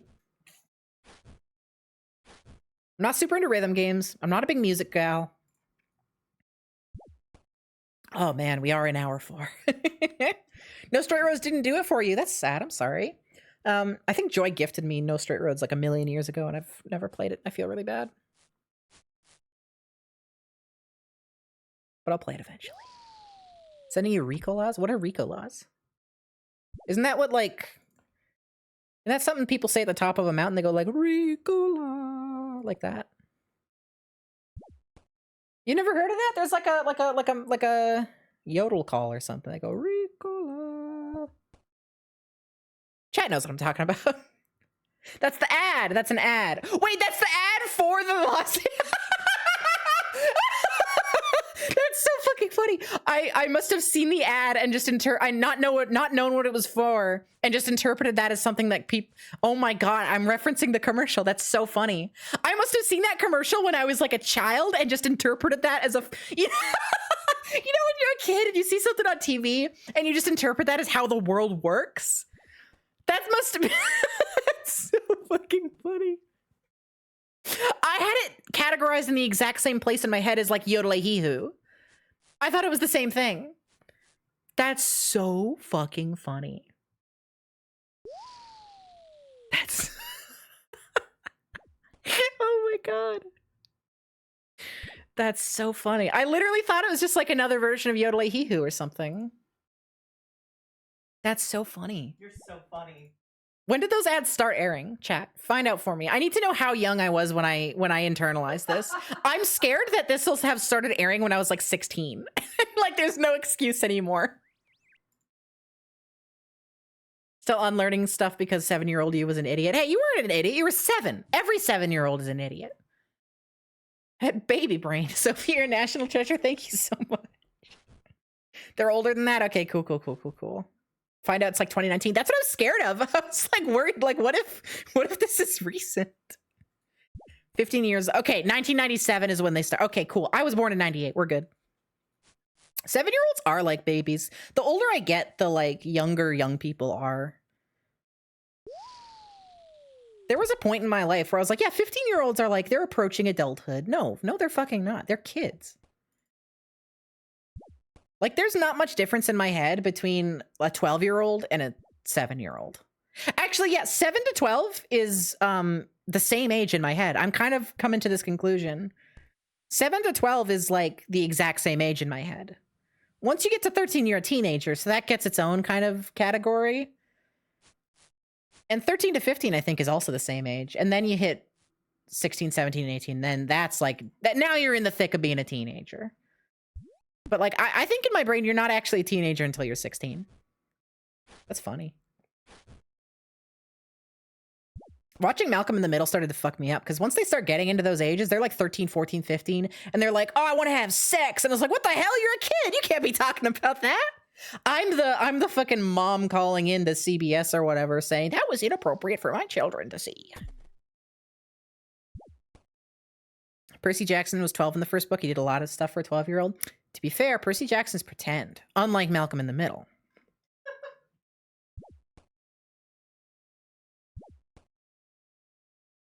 Hal? No, Hal wouldn't care what's on the dang TV. He was a free spirit in his youth. Lois would probably complain though. Lois would probably. Yeah, there's the one cold open where she's like, "Oh, you're playing those violent video games," and she shuts it off. She totally would call in. Specifically, it wouldn't be because she has an issue with it. It would be because somebody would tell her, like she would like raise an eyebrow at it, and then no, not Lois Griffin, Lois the fucking Malcolm mother. They don't have a last name canonically. She's too stressed to call in. No, you got to hear me out, okay? It would be because somebody like she raises an eyebrow at it and then somebody says, "Oh, you're overreacting." As soon as somebody tells her she's overreacting, then she would go on a tirade and she would successfully get a hold of like the manager of the entire network and get it taken down. That would be the B plot for the episode. Out of spite, exactly. Out of spite. It's really funny. In the very first episode, in the pilot, it would somehow backfire and remove her favorite program. You're exactly right, Duke. That's exactly how the episode would go. So funny story, the very first episode of Malcolm in the Middle in the pilot, we see Francis, who, if you don't know, is the oldest brother, and he's in military school at the beginning of the series. He's on the phone, and we see a shot of him, and he's got a name tag on his uniform, and it has a last name on it. I don't remember what it was. It started with a W. After that episode, they decided they didn't want the family to have a canonical last name ever. So they didn't for the rest of the series. In the very final episode, Francis, he's gotten a job. He's gotten like an office job at this point, and he drops his name tag. And it's supposed to be like a reveal that he has a job or something. I don't know. I never saw the finale. I didn't watch that far. This show gets kind of not as good. But he drops his name tag for his job, and it says Francis, no last name. And no last name is all one word. It's a cute little callback to the very first episode, but they change it and they don't have a last name anymore. It's very cute. She's like 70 now. What the hell? They've talked about doing like a Malcolm in the Middle reunion. They also had that Breaking Bad like little joke that Lois's actor and Hal did together. They've talked about wanting to potentially do a reunion specifically because the baby they have at the end of the series, it's been about like 14, 15, whatever years since the series ended. And that's about how old Malcolm was at the beginning of the series. So it'd be like the same age as Malcolm, which would be kind of cute. Imagine getting married and taking the last name, no last name. Francis does get married too in the series. That's a pivotal point. And hot take, it sucked. Wasn't good. They actually, sorry for the spoilers for the show that was in like the early 2000s. They did Francis dirty. Francis was one of my favorite characters, and then they basically write him out of the last few seasons. It's actually extremely sad. Because like Francis' entire thing, right, is he's super against authority because of his mom. And the first few seasons, right, he's always going against authority. He's got the military school. He goes against the commandant. And then he gets out of military school. He goes and works in like Alaska, and he's like super against the mean bitchy boss, right? And then he gets married, and it's very much like a she fixes him kind of thing, where he gets like a steady job at a ranch, and he eventually I think he gets like an office job or something. They just kind of do nothing with him. And I thought he was a really interesting character because he was very much like a leader type, right? Like he would always get everybody together. In the military school, he brings all the students together to goof off against the commandant, and like and they make like a big point out of him doing it for like because he morally objects to like the stuff. Like the commandant, for example, does like capital punishment and like a lot of like super fucked up shit. And he like organizes hunger strikes and shit like that. He's based. Francis is based. And they make a big deal to show that off. And it sucks that the end of his character arc was, well, he gets a steady job and eases up. Maybe realistic, but boring and sad. And he stops being a leader. They don't even do anything with that. It's the trope of a punk/rebel growing into a cop. Not quite that bad, thankfully, but he does get boring. Capital punishment, yeah, like as in so the military school guy will punish all the students. Wait, I thought capital punishment was punishing everybody. No, that's something else. Sorry, I got them. He doesn't kill anybody. He fucking executes the student. He does do shit that would get them killed in real life, but he doesn't execute anybody. I'm sorry. I forgot that that's corporal punishment is collective punishment. Collective punishment. That's what I meant. Sorry, capital punishment is the death. I didn't know that. I messed up. You know what I meant though. But he like beats them with a hickory stick at one point. He sends them out in like the freezing cold with like no clothes and stuff. He's like, and it's like played up for comedy.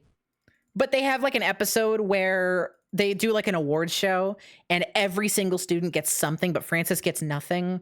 And Hal, the dad, he was there for the award show. He gets super embarrassed. He's like, oh man, my kid sucks. And then he gets like told by the commandant, like, oh, your kid's a good for nothing. And he's always going against my back. And then in the very like last moment of that plot, he like explains like, oh, when I try and beat the kids, he does a hunger strike. When I take away when I take away their pet or whatever, I do this. And then the dad's like, oh, my son's good. And they make a big deal out of it. And they just drop it. Francis got robbed is the point of what I'm saying. Dewey's evolution, on the other hand, was incredible. Dewey went from like the quiet kind of like comic relief character to just one of the brothers, and it was really fun.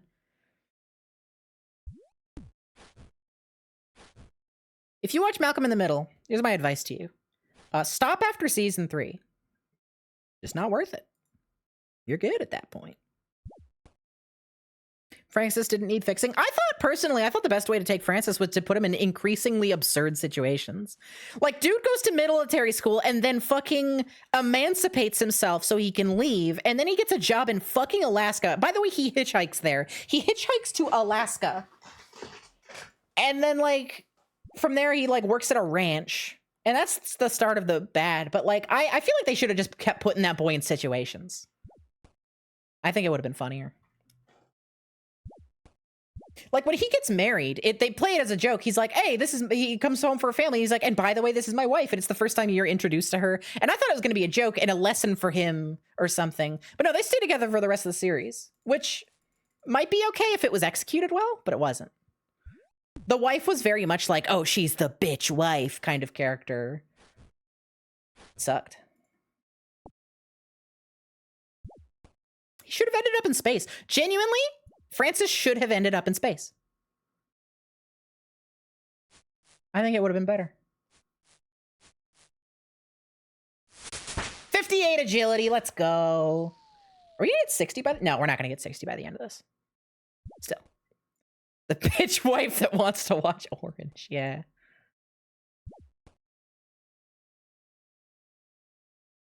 $58 agility. God, it's taken us 4 hours to get like 7 agility level.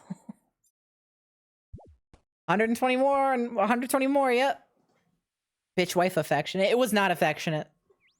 She was mean. Maybe she gets better. Again, I stopped watching. Francis should have learned what cargo pants taste like. I feel like he probably ate leather at some point. He did get put in the woods for a week with no supplies at the end of one episode. So he probably ate like boots. Actually, he might have been naked at that point. I don't remember if he had boots to eat.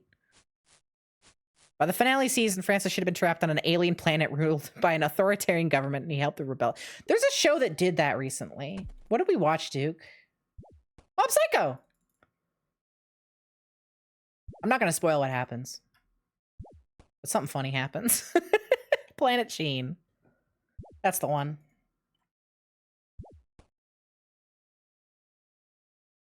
I'm watching a lot of stuff lately. Oh, I watched Paprika too. Duke showed me Paprika. That's a fun movie. I'm not entirely sure what I was supposed to take away from it, but it was a very fun movie. It was very creative. It was cool. I remember when he showed it to me, it was funny. We were watching it, and I was under the impression it was a show, like an episodic series, not a movie. So like 30, 40, 50 minutes in, Duke gets up and he asked me to pause it, and I'm like, man, when is this gonna end? This is a long episode. And I look, and it's like, you got like an hour left. And I was like, wait a minute. It was funny. Thanks for stopping by, Uber. Have a good one. Which one is Paprika the firefighter one? No, Paprika's the dream one. You can enter people's dreams. It was neat. It's an anime. It's a very pretty movie. Yeah, it is very pretty. We unfortunately watched it at kind of a low bit rate, so a little bit of it got lost in the munch. I'd love to see like a Blu-ray of it. You don't remember what actually happens in it? Yeah, it's one of those kinds of movies. I'd love to tell you, but honestly, it's very kind of abstract. I mean, the raw plot, also fuck, I fell. The raw plot is that the device to go into people's dreams gets stolen. And there's a guy who's using it to put people into like one big giant nightmare. And he at one point gets everybody in the world to dream at the same time. And they're in this nightmare. It's like the nightmare of a crazy guy or something. And people start like jumping off buildings because of it. For some reason. It's very abstract. It's a very abstract movie. It's cool though.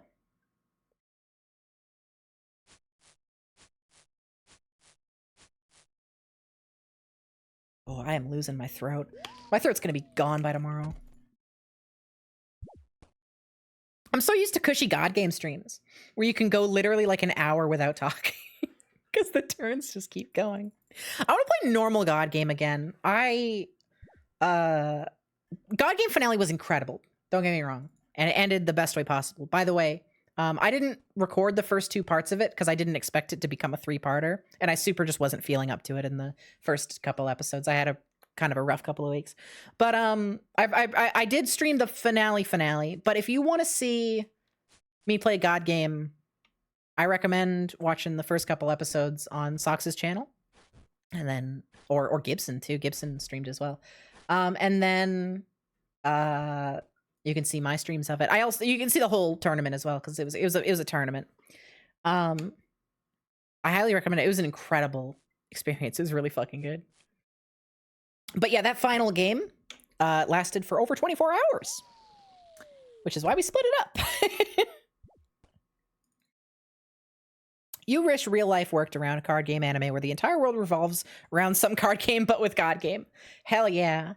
I think it's kind of the inverse. God game revolves around everything. Instead of everything revolving around God game revolves around everything. Because God game functionally, at its core, is just a little bit of everything. You and Gibson both winning changed the course of history. It really did. Like if I had never played this card, then Ku and Robbie would never have had the idea to do their double win.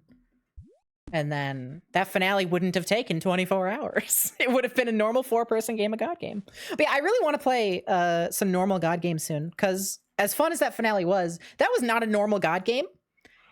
And over half of it, the game was unplayable functionally because of Amazon Warehouse. And like Family Guy, Roller Coaster with Family Guy. I did not actually get to play a lot of God game during that finale. Especially because each turn took like an hour and a half to get around the table. So I would love to play God game again soon on a normal table. That would be very fun. I'm going to turn the in-game music on since we got no media shares right now. Give us some background noise. This is kind of a spooky song. Also quiet. Let me turn it up. Of course, you got Survivor Roller Coaster with Family Guy. Here's the thing. That's the funny story about that is that I chose it. It was self-imposed. That was self-imposed. We got a thing that let us pull any environment. And I thought at first that Survivor Roller Coaster with Family Guy dealt player damage. And since I had 12,000 health, I was like, oh, that'll guarantee a win. Because I had 12,000 health and nobody else did. So I'll just wait for it to tick them down. Unfortunately, I was wrong. It deals damage to character cards. But Gibson was like, no, you should still play that. So I did, and then the enemy team got a card. It's a Jonesy card. It's Brain Dead Brainiac from Fortnite. The way Brain Dead Brainiac works is if any card on your field outside of that card takes damage, you get to spawn another Brain Dead Brainiac. And also, if you only have Brain Dead Brainiac on your field, they're able to do a burst, which gives you 5 VP. Here's the thing. The card was broken. Because every single card had their own individual bursts. And because of Survival Roller Coaster with Family Guy, they all were taking damage. And the way the card is written, it just says any other card. It doesn't have to be not another Brainiac, which meant every single time any Brainiac took damage, if there was other Brainiacs on the field, you could spawn even more. And also at this point, the entire table had teamed up against Gibson and I because I had 12,000 health and I was the raid boss. So they all gave each other these. They had basically infinite victory points, and then they bought out the entire victory deck. And you know what? Despite that, the funny thing is, by the end of the game, I still had 11,600 HP. I was barely touched. But yeah, I won't spoil how the game ended, but it was a perfect ending, and you should go watch it. This is why wording matters. Hey, for people who watch the tournament, can I get backed up on this? My usage of the old me was totally valid, right? Why was that an argument? That the old me play was totally valid. For those who weren't there, the old me lets you take, it says that you can take a save from a previous game of God game and use play as you were at the state when that save was taken, right? So this game got split into 3 games. We split it up into 3 parts, and we made a dedicated save, right? Because we save at the end of the day, which meant there was a save, and it was like several weeks later. So I would argue that was a previous game of God game. It's still the same one, but you can previously have done something while still doing the thing. So I used the old me to give myself my crazy cards that I had earlier in the game before I had lost them. And Sock said some shit about driving on a highway playing Super Mario 64. I didn't get it. Thank you, Synthwave Nightbeat, for telling me that I was in the right. I think it was completely fair.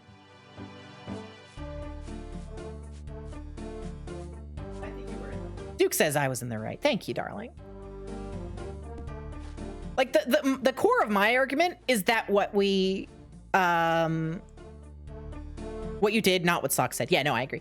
What the core of my argument was that we had made a dedicated save, and it said that you could take a save of a previous game of God game. I believe that was the exact wording, but if I'm off, that's my bad. And it said a previous save. That was like the wording that I was sticking onto. And we made a dedicated save for the end of the day, right? Like if we were running off auto saves, I wouldn't have argued it. I would say, no, it's the same game. We haven't made a save. The only save that you could argue is the beginning of the game before it started. But that didn't happen. We had a dedicated save. Anyway, it doesn't matter because I won out in the end. We did it.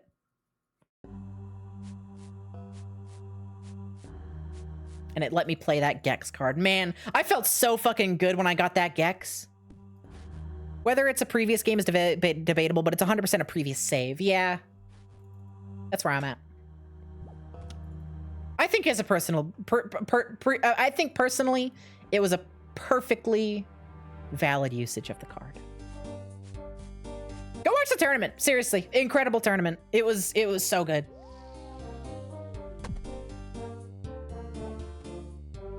Lots of tears were shed in the finale too. Awesome fan art too. It was posted on Twitter. If you check my Twitter, I retweeted it. We got some amazing fan art for the finale. I don't think it was shared on Twitter, but there was also an individual version of my piece, because all of us were represented in the fan art. The individual for me was posted in Sox's Discord, and it's also really cute. You can't see it in the final piece, but there's hearts like going up next to me, and the top heart of them is a Slurpee. It's very cute. You need to watch it. It sounds incredible. It was incredible. It was so good. It was so good. Again, I didn't stream most of the first game. I only streamed the very, very finale of the finale of the finale. But watch it on Sox's channel. It's so good. Yeah, the bonus details were incredible, Oscar. It was so good. It was clear that they like put thought into designing all the everybody. It was nice.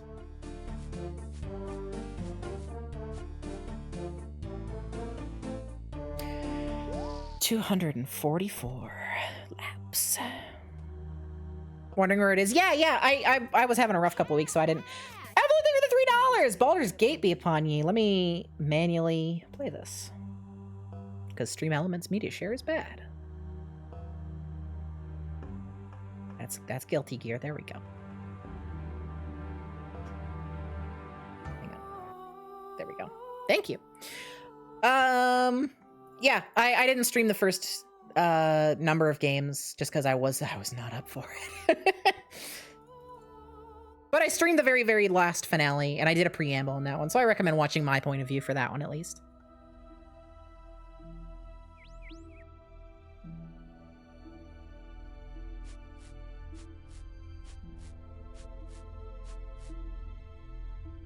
Three more laps. That's not true. It's gonna be, oh, 3 more from the donation. Yeah, okay. Fair enough. You've gotten me. I concede. 3 more laps. I am so tired. And my head hurts. And my throat hurts.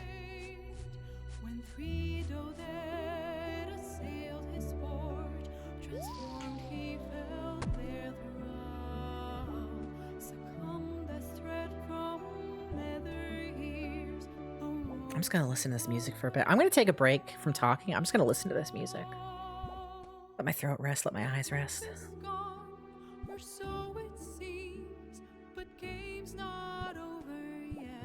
See, I'm too scared of dead air. What about the one situation somebody new comes in, right?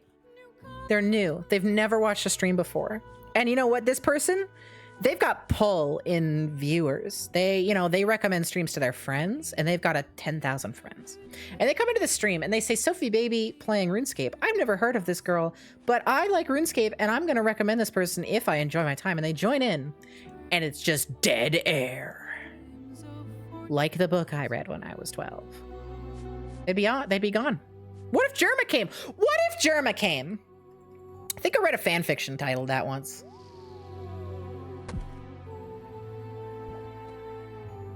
Now that user's definitely going to recommend me to their friends. Thank you, Anonymous, for gifting a sub to Jerma985. How many fucking subs do you think Jerma gets every day? Insert cyberpunk music. I fucking love the cyberpunk bit. Not many memes make it. Not many memes make it in the public consciousness, but that one's a forever meme. That one's sticking in my heart. You don't think it's our business if Jerma came? True. Have you seen his new fucked up hairstyles? He keeps coming onto streams apparently with fucked up hairstyles.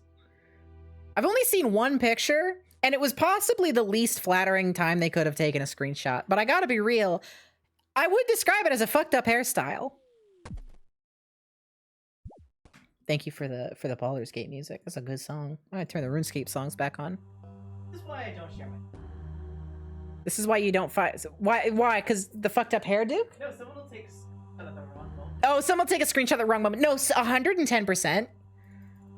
Y'all, I do webcam streams sometimes. I haven't done one in a long time. But mostly because Duke is directly behind me and it'd be unfair to him. Next time I do a webcam stream, you're not allowed to take any screenshots of any time I'm on the screen. And unless I'm extremely pretty in that moment. And that's a rule. And if you don't follow it, you will get banned. And also, I'll send you to hell. Dude, come here. Come here if you're gonna talk. Yeah. What's up? One of my greatest fears as like being an online content creatory person. A computer boy. A computer boy and an aspiring, perhaps, YouTube boy. One of my greatest fears if I ever showed my face online in a video is rival YouTuber or just someone who doesn't fucking like me. Someone with just fucking terrible opinions. When like a YouTuber does that thing and they pause, like when you're mid-sentence and your mouth is half open and they do it really unflattering, blinking, and they go, "This is where they're wrong," and you look stupid as fuck. The most beautiful person, if you catch them at like the wrong mid-blink, mid-mouth open words saying words, you do this face. They look kind of stupid. Exactly. I'm doing a face right now. You're adorable. I love you. I love you. But like, I fucking hate that. I fucking hate that. Don't perceive me. You are going to look at a VTuber model. You are going to look at a fucking puppet. Next time you stream, I'm going to take a screenshot of your VTuber when it's in a really silly position and send it to you. Let's destroy you. We all just did that face. Hell yeah. Put a 1 in chat if you just did that face.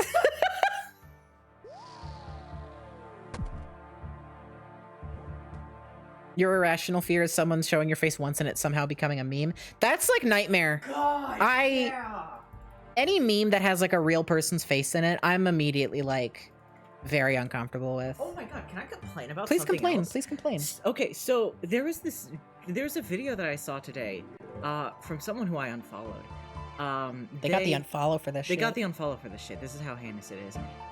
It is someone like on their phone taking a video of like these two ladies who are obviously like trying to get back into their house, and there's like a window that's really high up, and this lady in like a tube skirt tries to do it, and she fucking topples over, and she has like a a dress mishap on her upper torso, and she is exposed, and everyone's laughing, but I'm like, did they know that this video is gonna get uploaded to the internet, and thousands of people would like look at this person's like boobs? I genuinely like if I could like make a change in history, I would love to make if I could like pluck something out of history, giving phones cameras. It's the worst fucking thing. It destroys all like privacy. We build our own damn surveillance state. We have. There's so many issues with it. Like the thing is like a video like that, it would be funny if you sent it to, like close family members, but someone obviously like leaked it or something. Or, it's staged, but if it's staged, you're still getting clicks off of like a presumed mishap, and a bunch of people are sharing it without that context. Yeah. It's kind of grody. No, I genuinely think like camera phones, I think it's fucked. I think it's fucked that you can't go into public and not be under the assumption you won't be recorded. If you go into public, you have to accept you might get recorded. Now, I will say... No, wait, one more thing. Remember when it was really common to have those like those blogs that are like, oh, weird people, and they take pictures like of people like either in like people of Walmart stuff. Yeah, people of Walmart. Like it's either people who are obviously very unwell, or very poor, or just alternative, or gay. Let's be honest. Or gay. Well, that's alternatives. That is alternative. I think by definition. You know what I mean. The only exception to me saying that is, it is nice that we have phones to catch cops when they do shit. Sure. That's the only exception I can say. You could still have like a dash cam. You could still have a dash cam, like Duke said, yeah. But I mean, those would be less available. I don't know. It sucks. Oh, Christy, I'm sorry to hear that. That sucks. And it's not something that can really be changed, I don't think. Like, it sucks, but like, now that basically everybody in the world has a camera in their pocket at all times, And it's been like that. and it's been like that for years, there's no way you like get I don't think that there's any way to like make societal pressure to get people to stop recording random shit, because people don't see the impact of it in the moment. It sucks.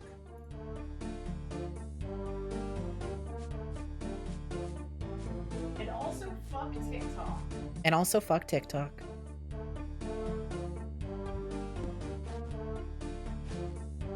The Pandora's box has been opened. Yeah, exactly. It's like we're here. There's no going back, unfortunately.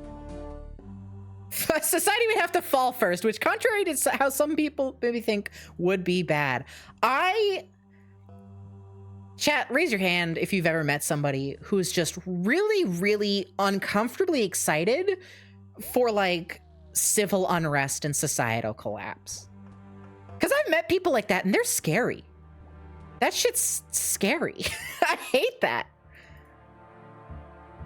The kind of person who's just like, oh, I want to get, I'm gonna collect my guns for when the, like, it's like, wow, what are you talking about? What the hell? Yeah, I like that society and people. It's got its problems, but I don't want that shit to fall apart. I don't want Mad Max. I've met multiple people like that. They need to grow up. Unfortunately, many of them are middle-aged or older men. Yeah, I like society. I live here.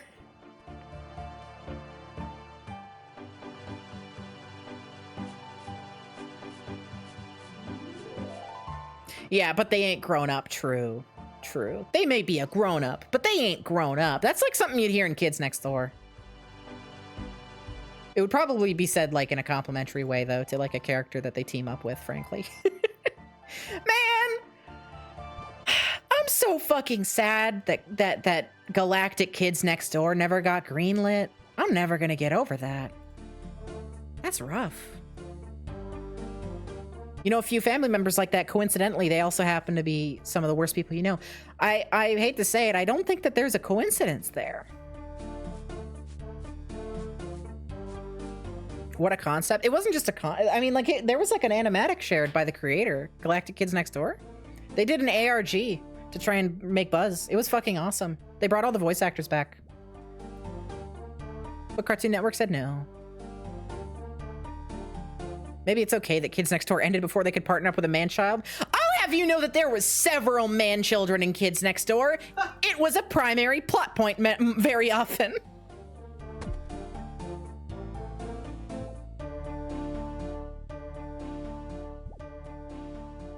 I loved Kids Next Door. That was my favorite cartoon growing up. You forgot? That's okay. To be fair, it's an early 2000s cartoon. You're not expected to remember. It's not on the test. God, how many laps do we have to do? 155, I think. 355. So we're like 100 away. We're almost there. We're like 100 away. You miss a lot of early 2000s cartoons. Honestly, I get why. I don't really miss them.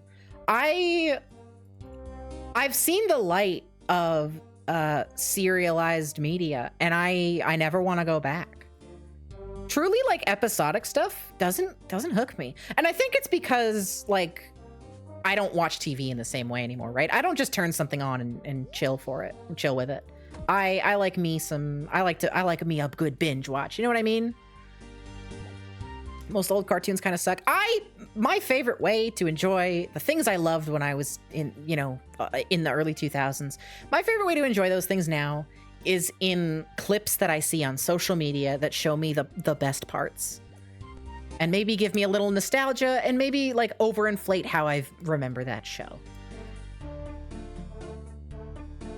Miss having easy access to things you like. Content bloat means you gotta sift a bit longer. Maybe. I feel like maybe.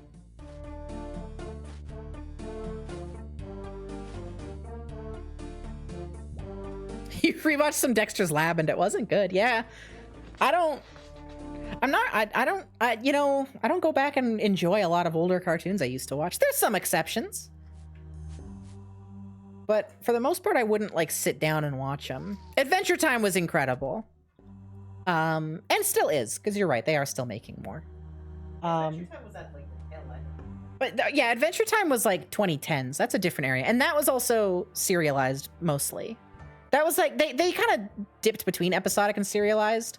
But I would say that by the end of the show, it leaned more serialized than it. Well, no, I guess it was episodic. They had very open arcs. Characters changed. Samurai Jack is probably the one successful continuation. No, don't fucking... No. Okay, yeah, you said at the end, that's only for a few of the episodes. Yeah, no. Samurai Jack's first, like, 2 episodes, the remake, of course, the reboot, those are incredible. And then they made the worst show I've ever watched.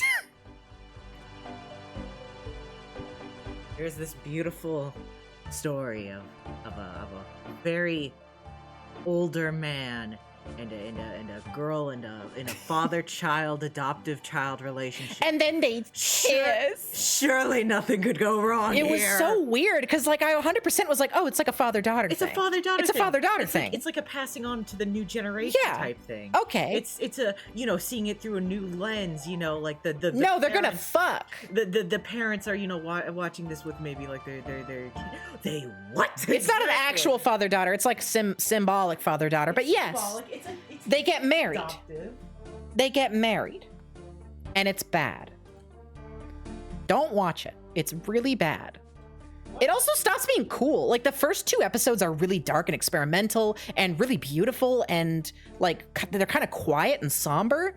And then it just like very, very starkly switches to old cartoon style, where it's very kind of, I don't know, very early 2000s Cartoon Network. I actually nail when I knew that it was gonna start sucking. Yeah.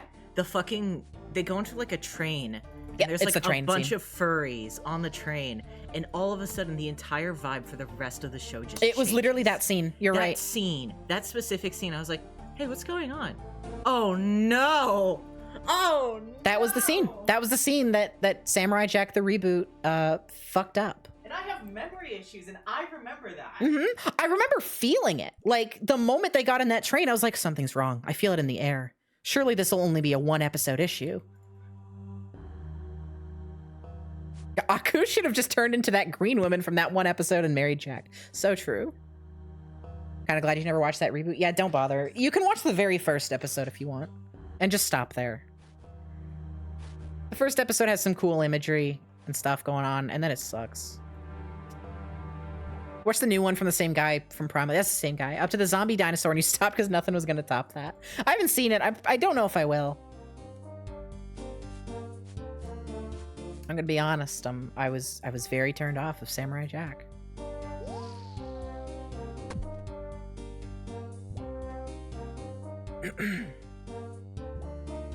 Your favorite continuation, kind of final season after the last season was the Clone Wars. I heard that was good.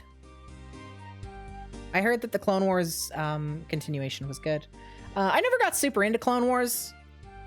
I wasn't super into TV when that was popular. And also a kid at school that I thought was annoying really liked it and talked about it a lot. So I didn't watch it on principle. They weren't even that bad of a person. I just felt that way because I was a mean child and I was in elementary school. But yeah, I heard that one was good. For me, let me think of like continuations. What did I like? I don't know. Name some, chat. Name some good ones, and I'll say if I liked them all. I mean, Adventure Time is an easy one.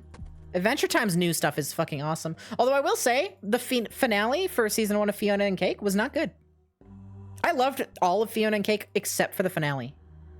I thought it was like kind of a poor ending.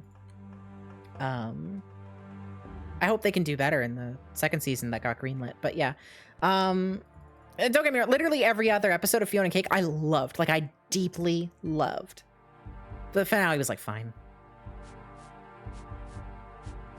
Hi, Gibson! True as fuck, thank you! Hi, Gibson, how you doing? Hello, hello. Yeah, the second season was greenlit. They did do an Invader Zim. They did the movie. That's actually, I thought the movie is like, I think the movie's fine. I rewatched it actually recently. It's like fine, it's whatever. But I have a cute story about that movie because it's very important to me. Because that movie, while watching it with Duke, was the moment I realized I was in love with him. We were watching the movie. He hates the story, but I'm always going to tell it. We were watching the movie, and he started info dumping to me about Invader Zim Urkin lore. Because he started explaining how the brains for the Urkin people are in the backpacks. And he was just talking about this, and, you know, he's explaining how it all works, and he was talking about, you know, some other stuff. And I was like, oh my God, I'm in love with him. I had, like, been putting it off for a while. Because I knew I had feelings, but I was like, no, it's like, come on, I don't like this guy. No, I'm fucking in love with this. I remember the exact words I said in my head to myself were, oh my God, I'm in love with him. Very cute. Sorry about the advertisement. Yeah, I don't know. Get Firefox. Gibson, I'm glad you're doing awesome. That's fucking great. You're watching X-Files. Nice. The training is going good. We're on our way. We're at 263 laps. I need to do 355 laps at the moment. So we're getting there. My throat's falling apart. I'm losing my voice, but we're getting there. We're doing it. Gibson, I just a little while ago was talking about the tournament. I didn't spoil the ending because some people here haven't watched it yet. But for those who don't know, what I will say is that Gibson and I were on a team in the end, and we were blood bonded. It was incredible.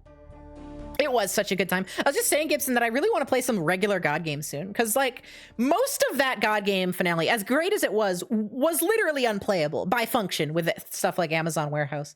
I want to play some normal God games soon. You and me should play a game, Gibson. We should just, like, fucking hop on and just play some.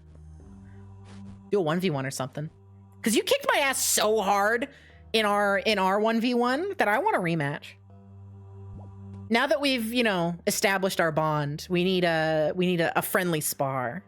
So down, fuck yeah, we'll schedule something soon. You like the Invader Zim movie, but when you had norovirus a year ago, you tried and failed to rewatch it to distract yourself and only succeeded in creating very unpleasant associations. I'm sorry.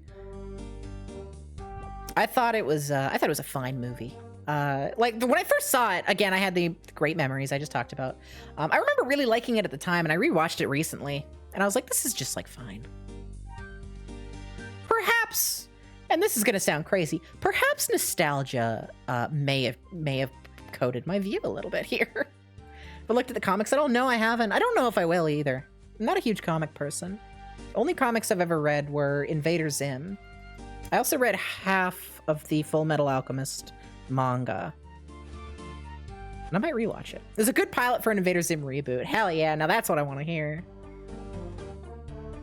It was like cute. It was certainly not bad. The Invader Zim movie. Like, I did not dislike it. It just didn't blow me away when I rewatched it. Good animation chat. Sophie, have any of you seen Scavenger's Reign? Nope. Ain't seen it. Ain't even heard of it. You just want more? Fuck yeah. Sometimes comic format hurts your brain, so you just don't read them. I used to have so much trouble reading Scott Pilgrim when I was younger. And now part of this is, I think, Brian David Gilbert's fault, because Scott Pilgrim comics are paced really weirdly.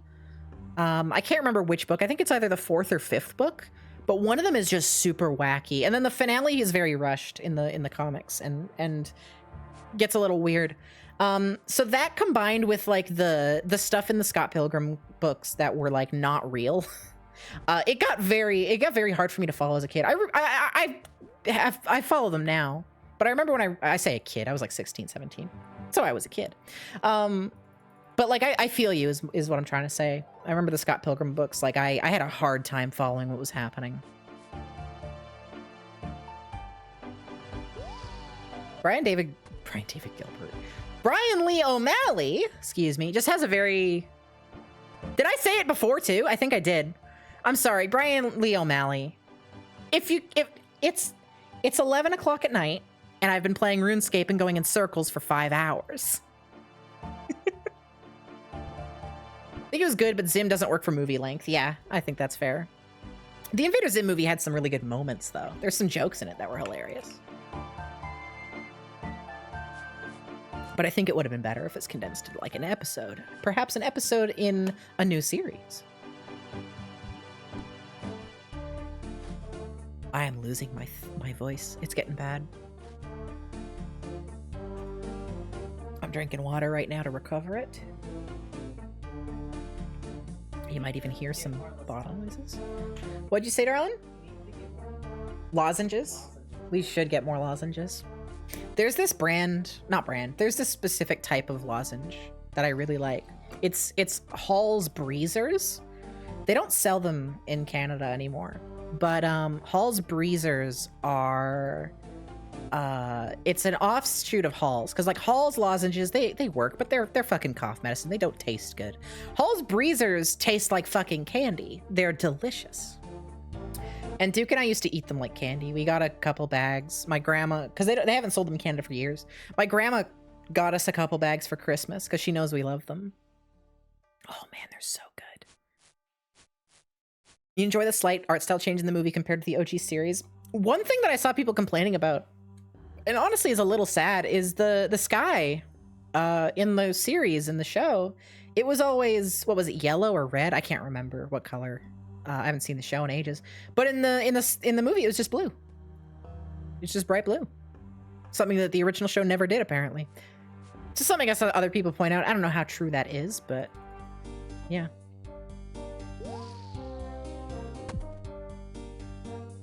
Are those the ones that explode into pure menthol goo in your mouth? No. Hall's Breezers are still just like regular old lozenges, but they're very yummy. And I don't know if they have menthol in them. Hall's Breezers menthol. No menthol. Yeah, that's the main thing. They don't have menthol, so you can chew on them for fun. They fix the pollution. Hey, maybe maybe that's the secret lore.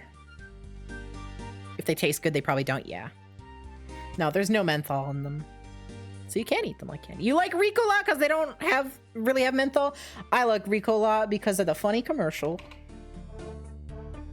That was funny. They highlighted like pollution shit, or you're making that up. I think you're making that up. I don't think that was recognized in the movie.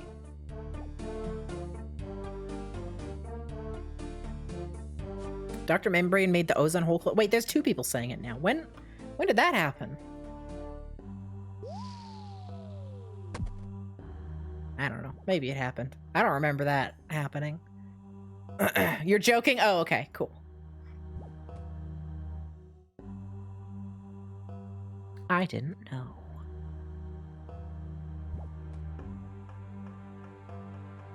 That's 270 laps, gamers.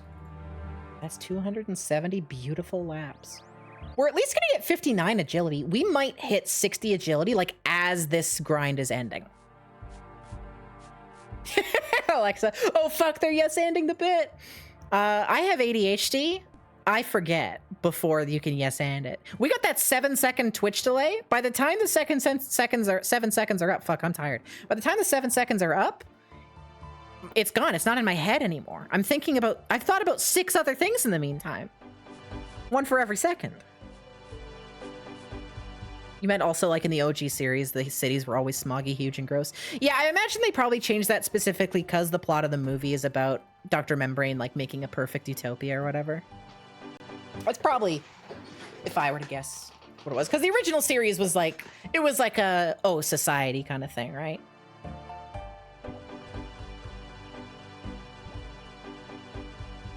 Literally made an infinite power generator in the show and then got rid of it because he thought people were fucking with him. Membrane could definitely fix the world in after. He definitely could. That's entirely within his ability. He's like if a scientist had One Punch Man rules. Like, he's always got the science. He's always gonna win at science.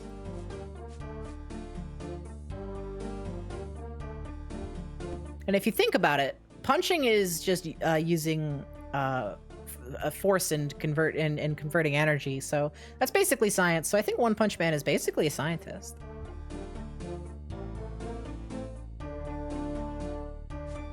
They also 100% dilfified Membrane for the movie, and the world is a better place for it. I think that you're insane. That's you. Alexa says that's you. I think in the time between the TV show and the movie, you learn to appreciate. You're a lesbian. Well, you could be a lesbian and learn to appreciate DILFs. And I think that in between the time period, you learn to appreciate DILFs more. You saw his robot arm, Sophie. Gonna be real? Not the right kind of robot arm. Doesn't work for me. Half-Life VRAI established that punching is the forbidden science, so yeah. True, and as we know, One Punch Man goes with Half-Life VRAI lore.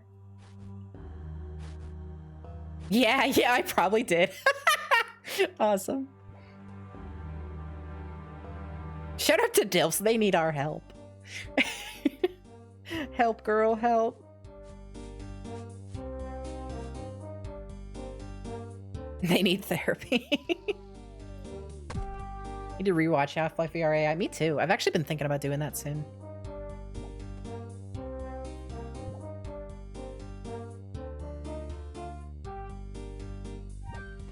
Discord watch party. True. That could be fun. I've wanted to do a movie night. What was the movie that I wanted to do a movie night on recently? I talked about it in chat. Oh, SpongeBob. I wanted to watch SpongeBob together so we could find out if SpongeBob had a crush on Sandy. Because I insisted that was, at least at some point in a couple episodes, that was like a subplot. He does. Okay, listen, maybe he doesn't in the new episodes, but in classic SpongeBob, thank you, Gibson! Gibson, thank you!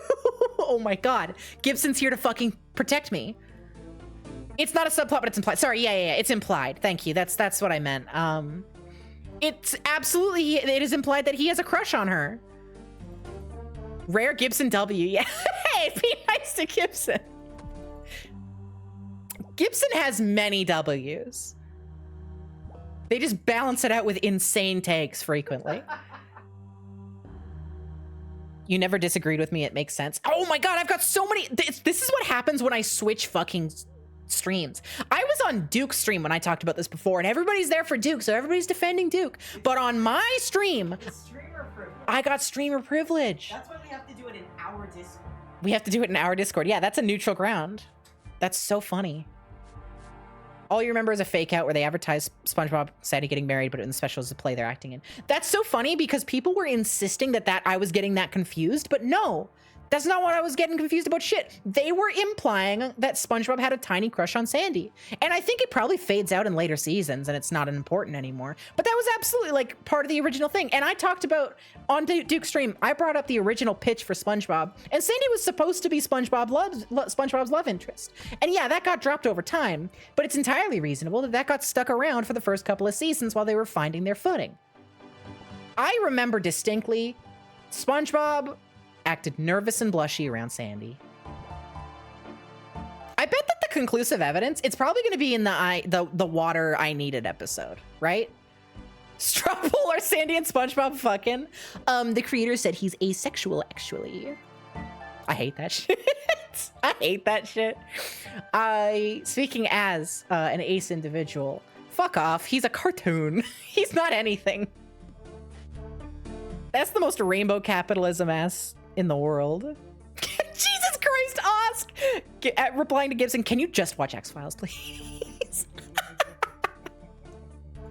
Holy shit.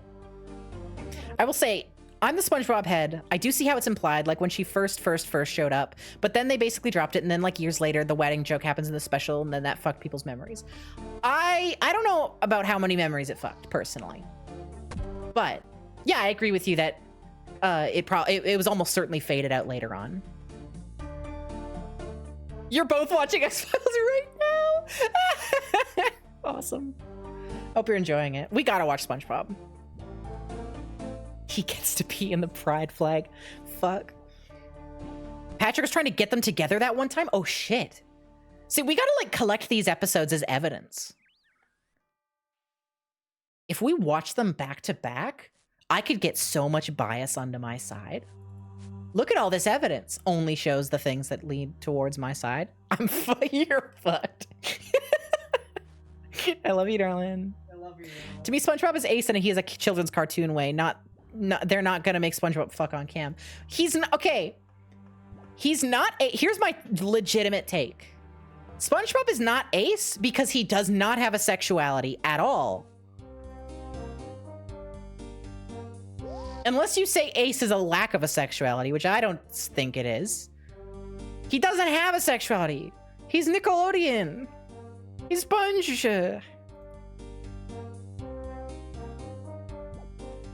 What do you mean? I've seen so many videos of him. True.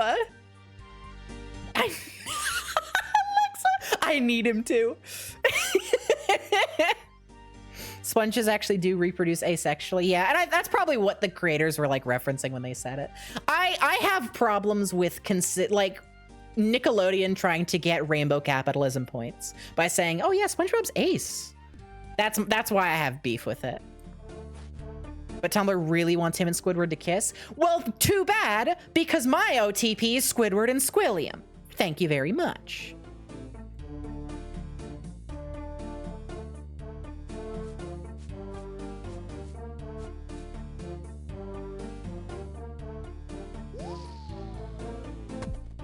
Oh my God, you know they fuck.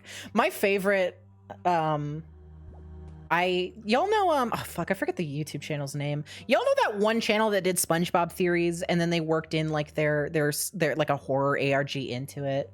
And the whole like point of the ARG was that they hated being the SpongeBob guy because they wanted to make films and stuff. One of the things that they bring up in their theories is that Squidward and Squilliam are exes, and straight up, that shit's canon to me. They're exes. The way that they portray, the way that Squilliam like so obviously goes out just to embarrass Squidward. The oh no, he's hot. Squidward has Squilliam's robe. They fucked. They're exes. They had a fling in college. That shit's canon. The skin suit theory guy?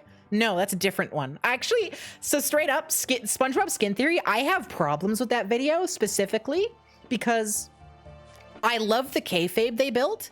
If you've never seen SpongeBob Skin Theory, the idea is that, oh no, they're wearing skin. They have they do a lot of jokes about where they're wearing other people as costumes, right?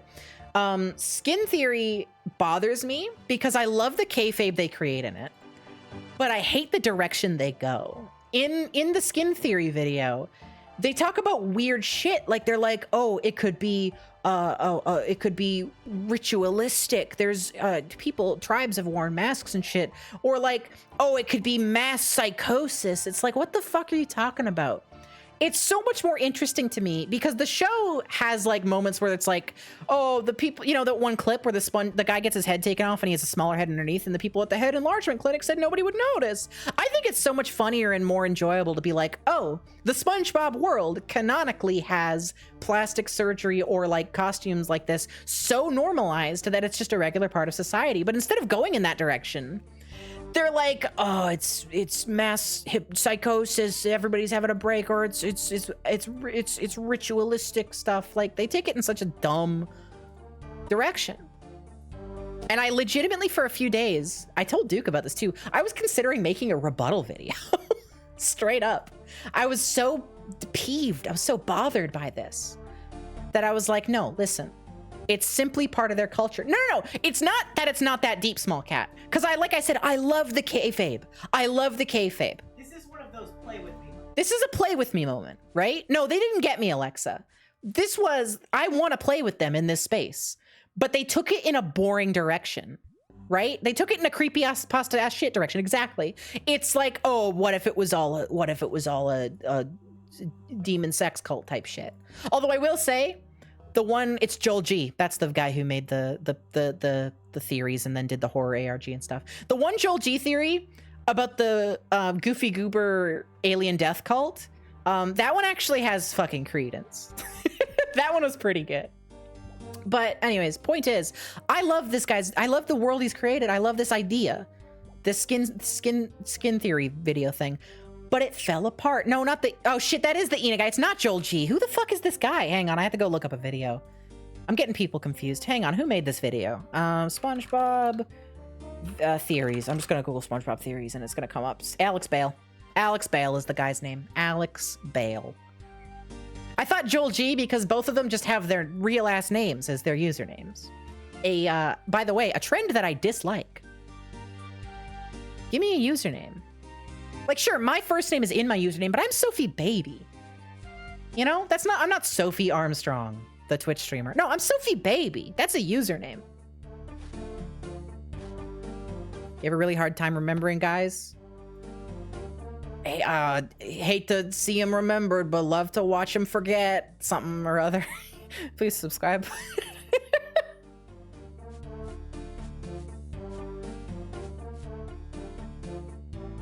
+2, thank you. I'm getting so many marks of grace. This is my 60th mark of grace right here. I almost certainly have enough for the rest of the... Oh no, fuck, there's the cape. Okay, I almost have enough for the rest of for the thing.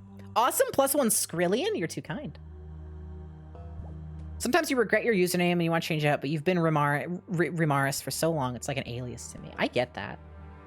I had a few moments of username changes growing up. I've said this before on stream, but my Xbox 360 fucking gamer tag was Zombie Overlord. Because I played a lot of Call of Duty Zombies. And that was like who I was for a long time. That was me. I'm very happy with Sophie Baby though. I could be Sophie Baby for the rest of my damn life. Next D&D character named Zombie Overlord. Funny thing is, I was not even good at Call of Duty Zombies back in the day. I wasn't very good at it. Played a lot of it. I should have been good at it based on how many hours I put into it, but I wasn't. People in school called you Ninja? I'm fucking jealous. That's awesome. I want to play more Call of Duty Zombies on stream. We did it that one time. We all got a bunch of us together and played it. The thing is, the thing we were using to play it, you can't get Call of Duty in the legal way that they showed anymore. So you have to buy it off Steam. And I don't want to do that. I don't want to do that. I also I leaked my IP, like my IP address on that stream by accident, because it shared it on the screen whenever you hit tab to look at the tab menu at the score. And I changed my IP because of that. And I'm worried about using that service again and having to rechange my IP. You had a heinous username growing up, nothing offensive, just embarrassing. Realized it had to go when you went to university and started having to tell people your email address. Oh man, that's the worst. It's fucked up that like there's no way to transfer your email address to like change your email. Like, you know how in real life you can do mail forwarding, where if you move addresses, you can have your mail forwarded to the new address? I wish you could do that with emails. You know? Because I've used the same email I made when I was like 12 years old, maybe younger. I was like 11 probably. I made that email and it's still my main email. You think you can? Really? Wait, that's a thing? I think you... Oh, depends on the provider. Oh, I use Hotmail still. My account is still a Hotmail address, so. Ooh, poop butthole farts at AOL. Awesome. That's based. Same? Oh my god, I'm not alone. I don't know if I've ever met anybody using a Hotmail. Oh, Brave Birds too! Hotmail gang! I can? Oh my god, is Hotmail... Oh my god. Maybe I can get away from this email. That'd be nice.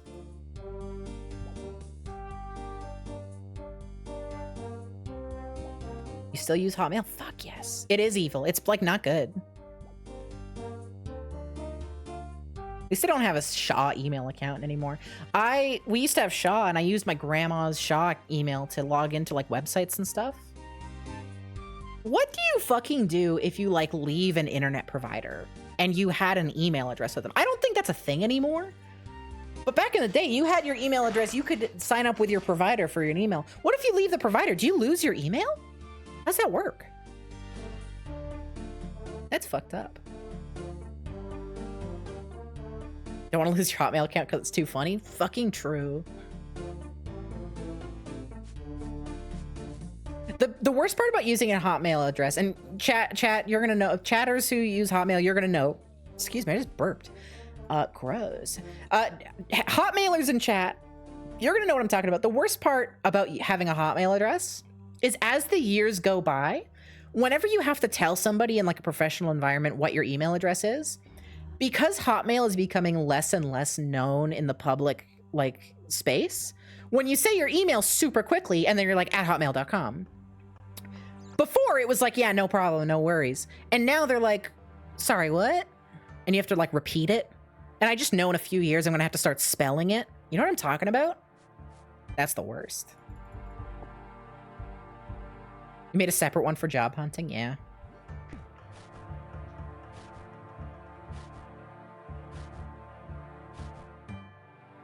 Oh, my throat is killing me. You know, @hotmail.com. True. You're helping your parents set up a password manager. They still have accounts using their old ISP's email addresses, and you have no idea if they can access that anymore. Interesting. Cox still had ISP emails until a few years ago. Crazy. 59 agility, chat. 59 agility. That's crazy. We've gotten 8 levels of agility today. That's pretty good. Halfway, kind of. Not exactly. We're at 247,960. After we finish this lap, we'll be at 248,000. Cox at hotmail.com. Holy shit. Yeah, we're at 248,000 XP. Reminder that we're aiming for about 700,000. And we started today at about 100,000. Long way to go, but I only have to do another 70, 60, 70, 80, somewhere between 60 and 80 laps. I'm not good at math. Your stepdad is something slightly older than Hotmail, and you tried to Google once and found a bankruptcy document attached to its top result. That's hilarious. On the bright side, the email I made as a child is not embarrassing. And I think that's because my, this is a mouthful, my brother's biological dad, we got different daddies, helped me set it up. And he was a gruff biker man. And I think that probably like kept me from doing anything silly and goofy. And that saved me in the long run, honestly.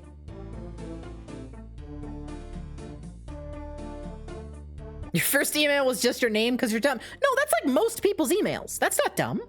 Most people have like first name, last name at email.com. That's common. Or like first, like, I don't know, like first initial, middle initial, last name or something. Like that's common. Yours is a little bit, a kid made this, but it's not too bad. Okay, the worst is that my email had, I think actually to this day still has, a profile picture of a cow. And I didn't know until recently that people can see those profile pictures when you email them. So hopefully that hasn't hurt any business opportunities. First name, last name, it's good in professional email as long as you aren't trans. Whoop.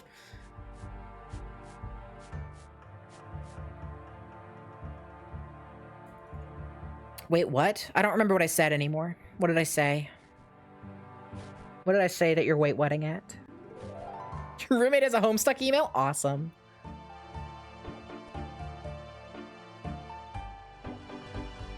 Cow? Oh, yeah, I had a profile picture was a cow. Oh, you need to change your profile picture? Yeah, people can see this. You literally cannot change your Gmail PFP from the Game Grumps. Google won't let me. That's literally a nightmare I wouldn't wish on anybody. Every time I see Socks' Discord username, am I allowed to say this, actually? I don't know if I'm allowed to. Gibson, tell me if I can or not. But if I can't, I just will not finish my sentence. I just got an email from MetaMask Wallet, Citel Software. Urgent, your Meta wallet is still pending verification. Oh no, my crypto. My crypto! Absolutely, you can? Okay, cool. Yeah, Socks' username on Discord is fucking Game Grumps. Every time I see it, I throw up in my mouth a little bit. My ape, your apes, Sophie. Oh, fuck my apes.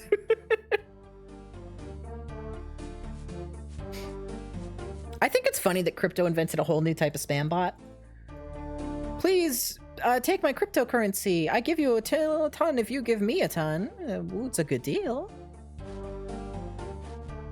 And their kick is ego wrapped. Yes, it is. Socks is fucked. Socks is morally like evil, I think.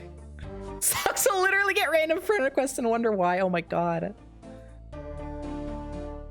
I hope Socks gets like a legal email from the Game Grumps. Like, please remove your Discord username. One, because it would be funny. Two, is because it would force Socks to change that fucking username so I don't have to see Game Grumps every goddamn day. Also, I just gotta say, it's fucked that they made a streaming site called Kick, because Kick, spelled K-I-K, was already like a platform. I think it's dead now, and it's for the best because Kick was literally a pile of scum and villainy. But like, you can't have two Kicks. Whenever I hear Kick, I think of the messaging app. Had such a bad name, I would not name a site. Yeah, right? Like, come on. You don't want that rep on you. Your sister loved Kick. Kick was like actually one of the worst things. I'm not even going to talk about it because of how bad it was. It was like a traumatizingly evil app. Kick is bad. Is that why people have been talking about Kick? Yeah. It's Kick, K-I-C-K. That's the new streaming site. I think those are the same company. There's no way in God's on God's green earth that they're the same. Hang on. Who owns Kick? Media Lab Technology. Who owns Kick? Kick streaming. No, it's completely different. You're making that up. You made that up.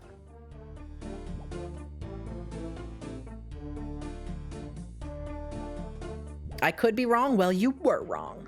Shame, shame. Never heard of Kick. You were busy being traumatized by the internet in other ways. You dodged a bullet.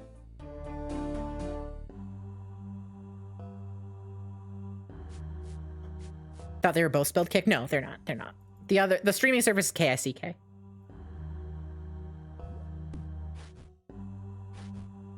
Isn't Kick owned by Stake? True.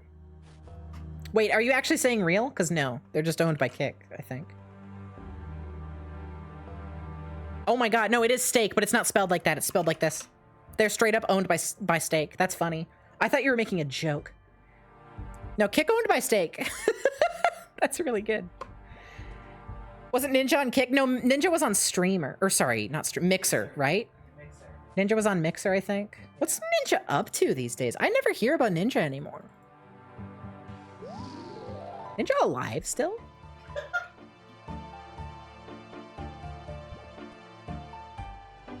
You got a fade? Awesome. Being rich? Fuck. I mean, fuck, if I wish I was scammed a rich. bunch of kids, if I took advantage of a lot of kids into giving me fucking trillions of dollars off of their parents' I'd credit card, disappear. I'd disappear. I mean, he hasn't, I imagine. But like, I would. went on Ellen. I was on some fucking ads. If I was- made a bunch of how to fucking make streaming classes. How I did a fucking- If you had a braless wife. I had a braless wife. I'm definitively who made not me, braless right now. Sandwiches, you know, all Mhm. that shit. I'd disappear. You'd never see me again. He faked burnout / mental health issues to promote his move to multi-streaming. I remember that. Oh my god, you're right. Braless in spirit. I'm literally always braless in spirit.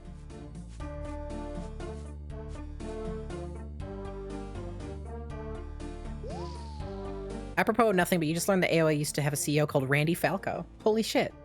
Like from Mario. That's that guy Captain Falcon knows. If you were rich, you would simply live safely for decades and not cause problems. If I was rich, I simply wouldn't be rich anymore because I'd probably give most of that money away. Somebody get Ryan on the horn. Yeah!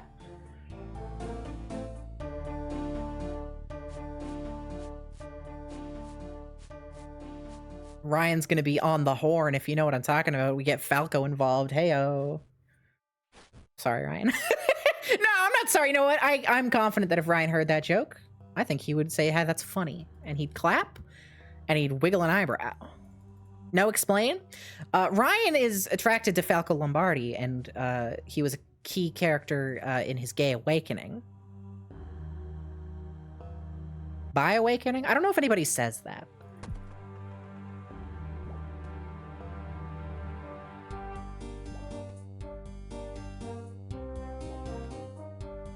Can I be real?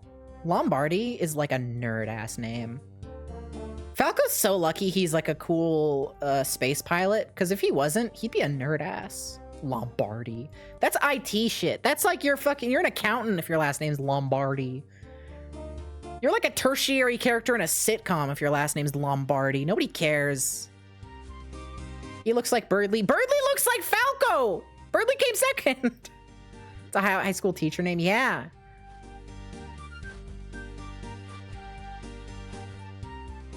In the words of a Bluebird man, hands off my cock! Did you know that there's some tech you can do in Super Smash Bros. Melee to make one of the characters jack off? Hang on. I think it's Ness. Smash Bros. Melee jack off. Yeah, it's the first link. Hell yeah, hell yeah, hell yeah. Hang on. Hang on. Yeah, you can play this. Wait. You can jack off in melee. That's melee. Jack off in melee. That's right. Ultimate players can say all that they. Hang on, hang on. You can jack off in melee. No, where's the that's right. This on net play? Yeah, you can jack off in melee. Yeah, you can jack off in Melee. That's so fucking funny. Anyways, I don't have to show the rest of the video. This on. Because look, he's jack off. Yeah. Perfect. Thank you. Thank you, funny guy.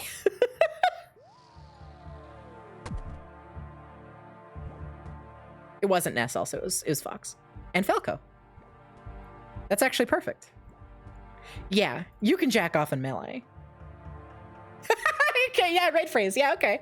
Okay. It's late at night, so there's probably not going to be anybody I actually know to raid, which means now that I've committed to this, I may have to tell a stranger about how cool it is that you can jack off in Melee. Hi, Drippy Iron. Oh, Iron! Wait, we're both Irons! Hell yeah! Yeah, you can jack off in Melee. They will enjoy this, I'm sure. Hopefully! Or I might get banned. Raid a small streamer and just alarm them. Fuck. No, I'm not gonna do that.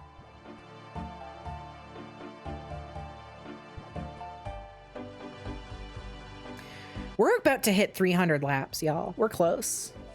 Sophie Baby's live. I think she'd think it's funny. No, she hates my guts.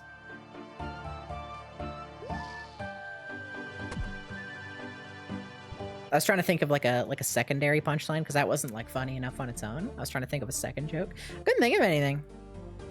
I'm gonna be real. Sometimes that happens, chat. You know, sometimes you're just kind of stuck with it. You know what? I can't think of nothing, and that's okay. 60 more laps. Christ, that's another hour. How long are you planning on streaming tonight?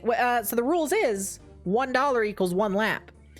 And it started at 120 laps, just to have a baseline. So that means we need to get to 355 laps. And we're on 296. So takes about a minute per lap. About an hour left. Quick, someone donate $100. I might cry. I don't know if it would be positive or negative, but I can say that there's likely some tears might happen. Some Daikatana shit. Oh, I'd love that. You'd love me to cry? That's fucked. Everybody point and laugh. Bravebirds wants me to cry. So that's like 2 jokes I've made today where I was like point and laugh at the chatter. I don't want to put anybody in an awkward position, but Bravebirds did say that they want me to cry. My character's gonna be so fast at the end of this. They're not any faster, but their run energy will recharge faster, which is nice.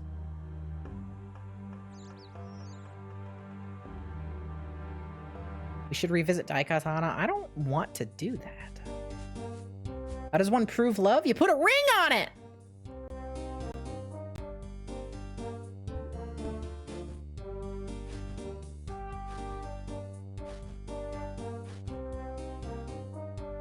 Sophie Baby fandom hasn't been toxic too long. We need to start bullying people. True! We need to start getting mean. We need to start ruining people's lives. Crying for good reasons is good. True. I'm a little crybaby, specifically when we watch like movies and TV shows. If anything remotely emotional happens, I start tearing up. We were watching One Punch Man, like I mentioned earlier. When the Moomin Rider scene happened and the crowd cheering on Moomin Rider and they're like, you can do it! And it's like the whole thing. I started crying. I'm a little crybaby. You thought you showed it every day by your actions? Wrong. Material possessions are the only way to prove that you love someone. Sorry.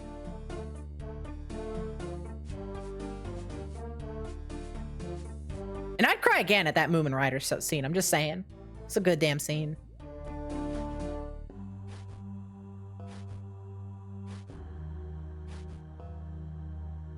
Wrong. Psychic Blast. That's Mob Psycho.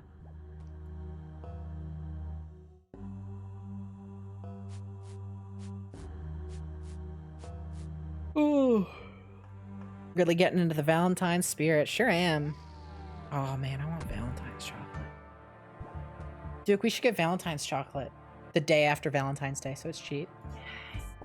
Yes. Now that's how you show that you love someone, actually.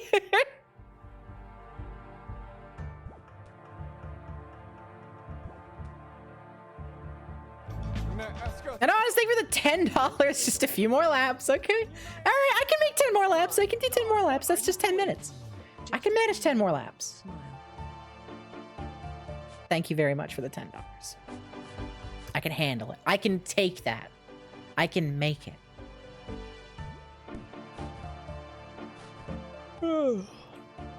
Getting hungry.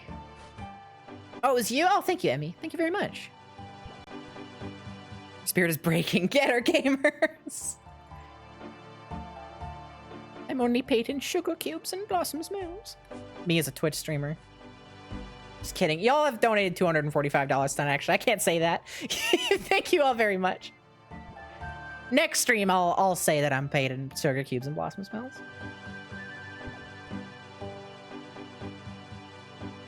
Me at the ad revenue, honestly. Fucking YouTube ad revenue is like atrocious. I did a little experiment to turn on ads on Twitch. As much as ads suck, I turn them on because if I don't have mid-roll ads, I have pre-roll ads. And my theory, which has so far been proven true, is that I would get more new viewers if I get rid of pre-roll ads and just have mid-roll ads. And that's what I've been doing. And the ad revenue's been okay. I mean, like, it's not going to be paying any full grocery trips or nothing, but it's nice to have something extra in the pocket.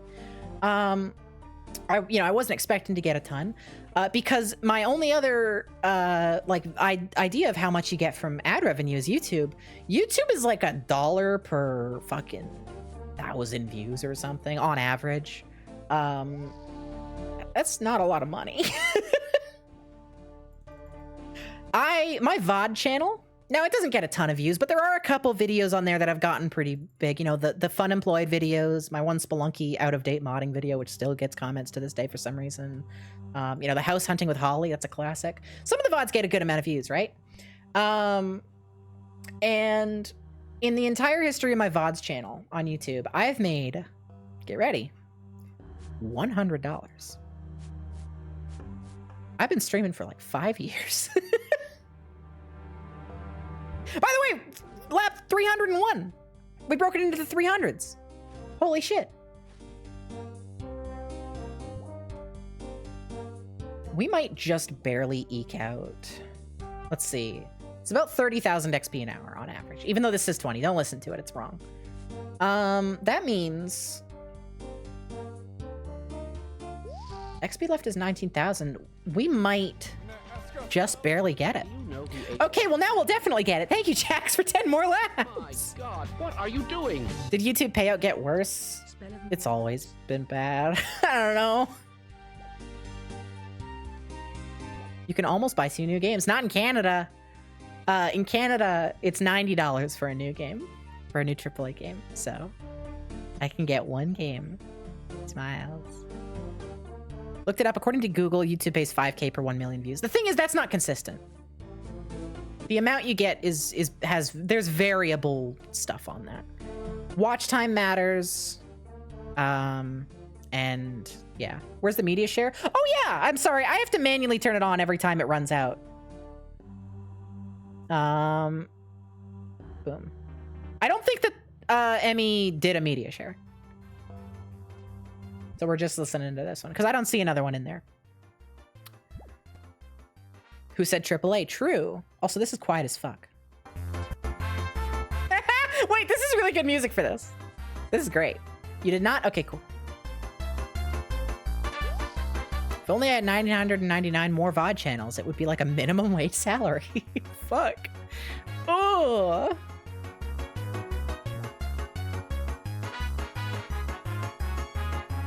This is fun. Yeah, Twitch ad revenue is not as bad. I don't know how they calculate it. I made like $50 when I first turned it on. And I was streaming fairly consistently that month with all the Ghosts of Tabor and stuff, so. Experiment worth doing, I suppose. That's like, that's like ordering dinner for one night if I don't feel like cooking. That's worth it. And again, the main reason I'm doing it is mostly just so new viewers can come in here and actually watch the stream. When is the Falador Mario Kart DLC track? There should be an Easter egg where you see the Falador Massacre happen if you shoot a shell into a guy.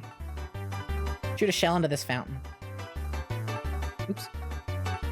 They calculate it with pebbles and grass. They thread the pebbles through the grass and they make a little abacus.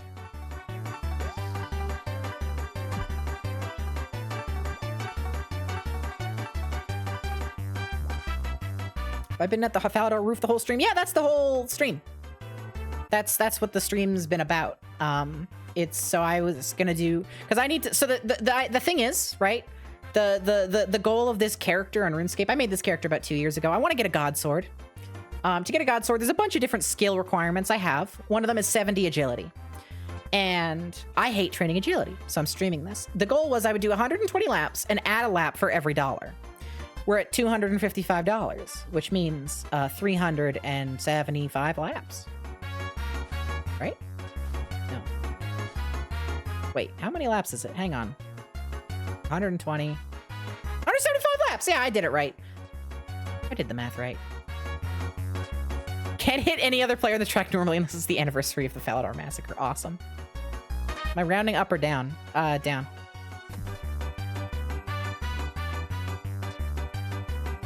Gotta go to bed night. Yeah, I know there's 93 cents. It's not a full dollar. Tell you what, I'll do 93% of a lap. How's that sound? So I'll go to like here. I'll go to this spot and then I'll stop. Please, I clicked it. That's XP waste. 305 laps. 70 to go. For you, it's 10 a.m. God damn. For me, it's about to be midnight. Now, my sleep schedule hasn't been great lately. God Game is definitely partly to blame for that.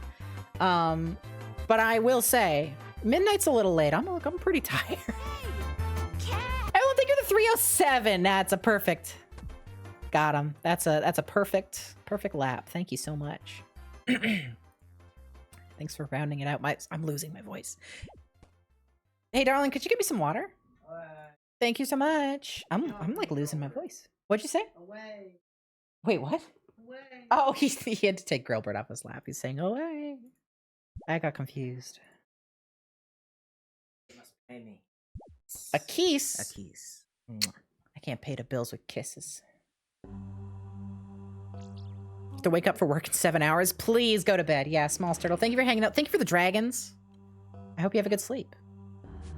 Listen, in your opinion, you mostly watch American streamers on mornings since that's the only time where you might catch one of us. Well, it's nice to have you here. My streams don't tend to go this super late, unfortunately. But if I'm playing more RuneScape, then they will. Because I feel like most of my RuneScape streams are probably going to be in this format. Because it's perfect for RuneScape, you know? RuneScape is a game about doing obnoxious grinds.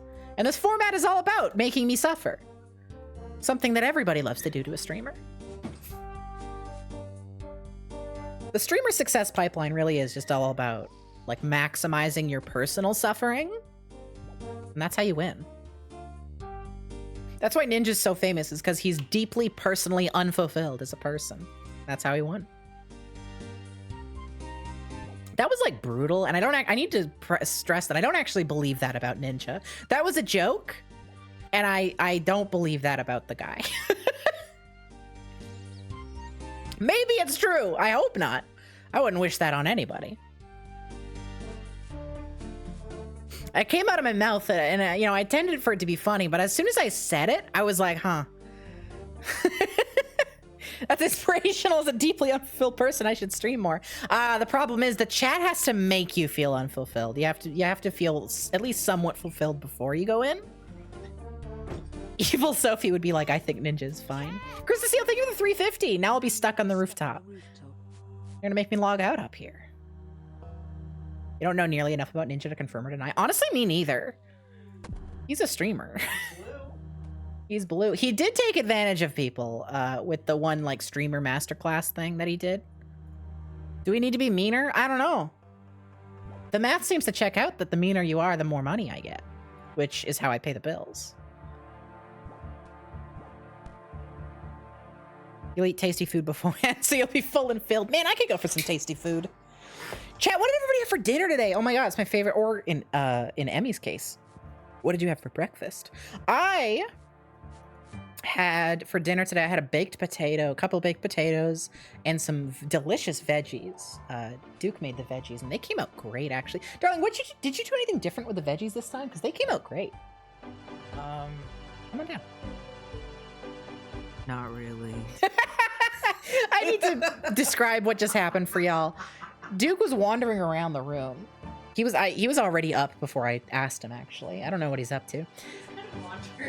Yeah, he's just kind of wandering, he says. And I ask him, I say, what did you do with the veggies? He comes over slowly, he comes over to the mic, and he bends down. I'm like, come on down. He bends over at a kind of an awkward angle. Bow. Like he bowed, yeah. Nothing. Getting really into making grilled burritos. That's fucking awesome. I love making burritos at home. I make just the simplest fucking bean and cheese burrito in the world. It's literally like 3 or 4 ingredients. I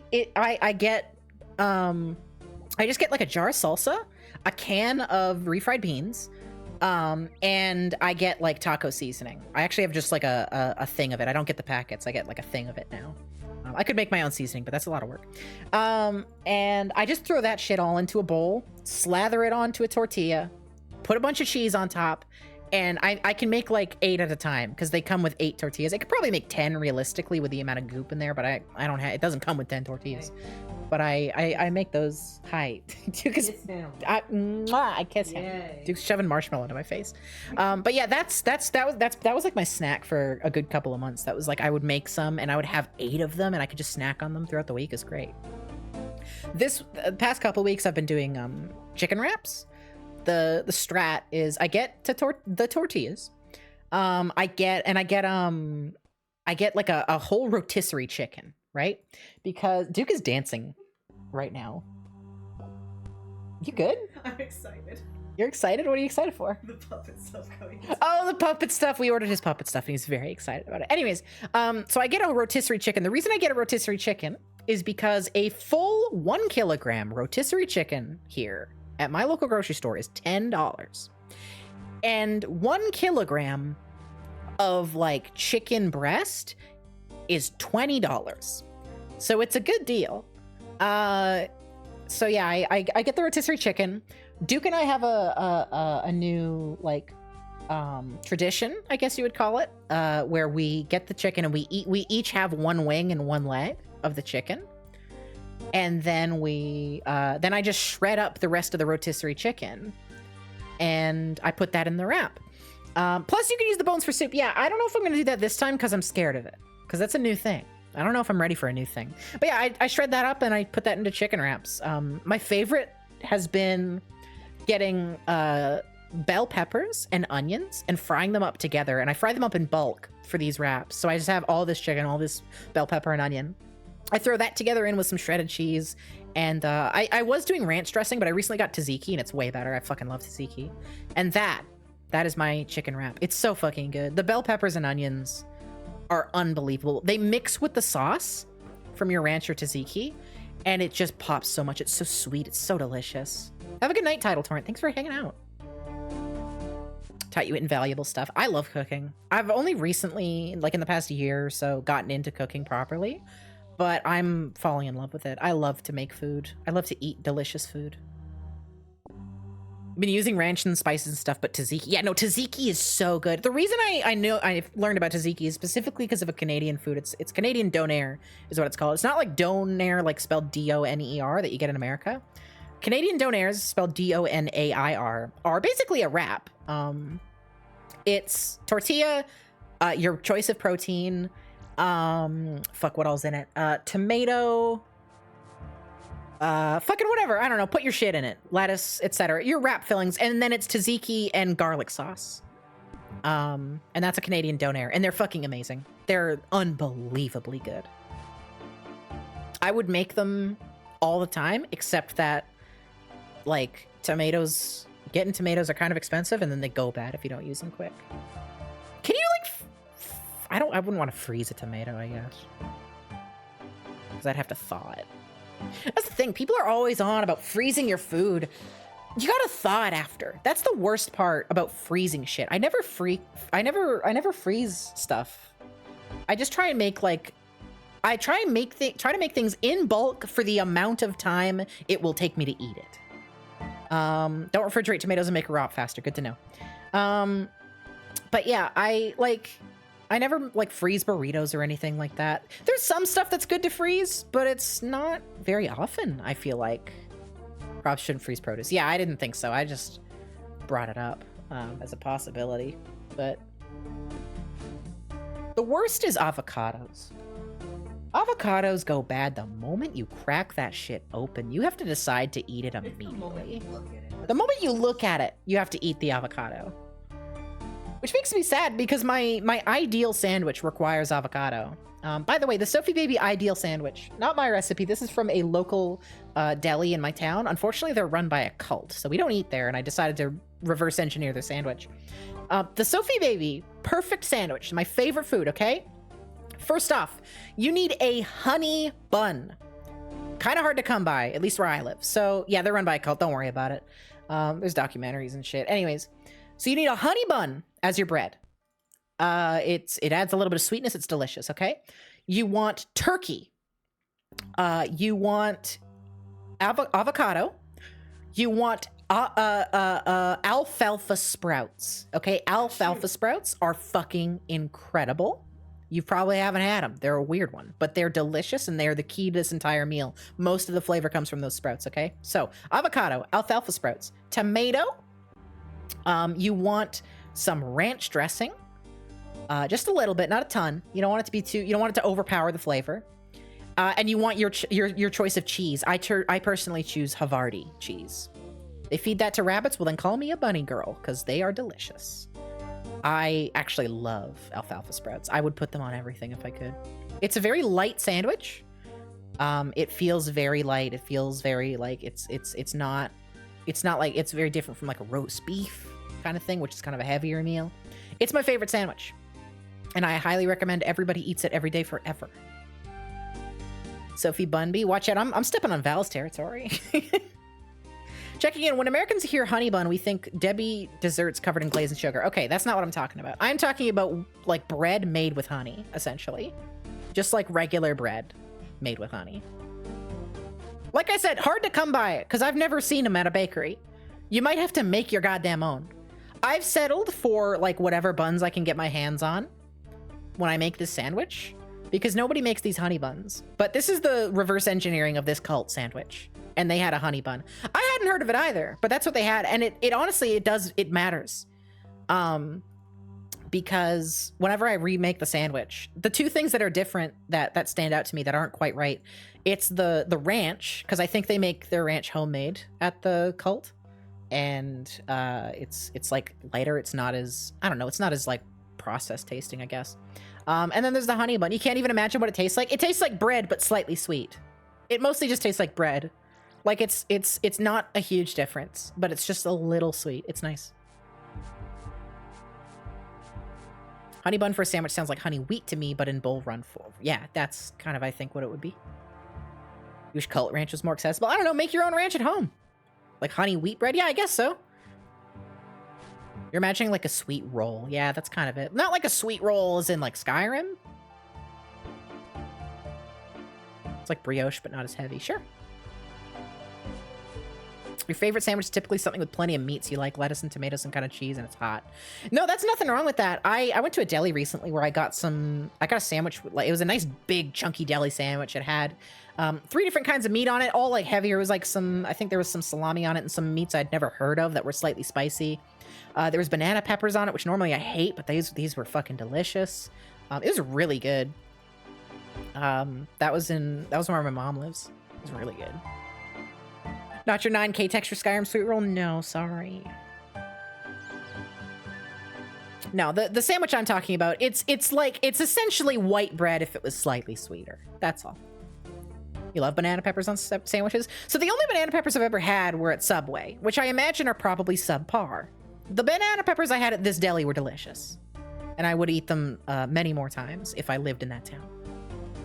Gotta be on toasted bread. My bread was, I don't know if mine was toasted. I don't actually remember. Is it like Hawaiian rolls? I don't know what a Hawaiian roll is. No, I've never had a Hawaiian roll. What's a Hawaiian roll, love? Apparently, Duke says they're those little bun things. Do we? Oh, we should get some then. They come in little packs. Wait, let me Google it. Maybe I have had a Hawaiian bun. Kind of expensive. Hang on. Hawaiian bun. Oh, I've had these. These are just fucking bread rolls. Yeah, these are delicious. These? Yeah, they're so fucking Yeah, these are fucking delicious. They're just like little bread rolls. Toast them, maybe put a little bit of salt on top. And Yeah, no, these are great. Of course I've had these. We've had these at like family dinners. I'm pretty sure for like Christmas we had a bunch of these pulled out. Maybe. I don't know. They're very... Hi, Rick Turpentine. Give me that sapphire. I'm out of here. That's good bread. That's bread you would just eat. Yeah, there's a lot of breads that I would just eat. Hawaiian buns, which apparently I have had. Definitely I would. I also love butter buns. I don't know if they have a different name. That's what my family calls them. Hang on. No, I looked up butter buns and they came up. Yeah, I love butter buns. I imagine those are buns cooked with like a bunch of butter or maybe slathered with butter as they cook. I don't know how it works, but it's delicious. Burger place near you that uses Hawaiian buns on burgers. That's awesome. I love good bread. I'm the epitome of Muffy Sis the Carbs. I love me some good bread. Take 4 of them and cut them in half. That's awesome. That's cool. I want that. Something that makes me really sad is my town has literally 0 fresh food to get. Every single restaurant in my town, every one of them, just has like frozen food. It's either a chain restaurant or what, sorry, Duke? Or a cult. That's what I was about to say. Yeah, the only place with fresh food in my entire town is run by a cult. And it's fresh because they have the cult members do the work. Unpaid, naturally. There's no fresh food in my town. It sucks. Also, I should clarify, they're not a cool cult. They're not like a super cool, like kind of like Cult of the Lamb. Like, no, they just like don't believe in women's rights. It's like one of those. Tried rye bread? I feel like I might have, but I don't know.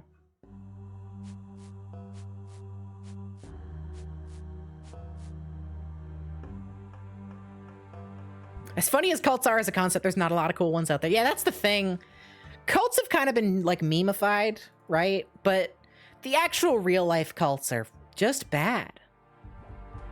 Oh, you know what I want right now is pho. There used to be an amazing pho place nearby, and they shut down. And I'm so sad. I'll never forgive the world for this injustice. The only time I've ever given pho to Duke, he didn't like it because we got bad pho. And now he's sworn off of it. Oh yeah, it was also right after he got sick. Yeah, because he ate alfalfa. Yeah, funny story there. We ate at the cult place, by the way, as our first date. It was our first date. Never eaten there since, by the way. But the cult place, we had our dinner there, and that's where we had a date there, and they had the alfalfa sprouts and the sandwich, right, from the one I was talking about. And Duke did not look at the menu. He was too busy being bashful. And he was just like, oh, I'll just get whatever she's getting.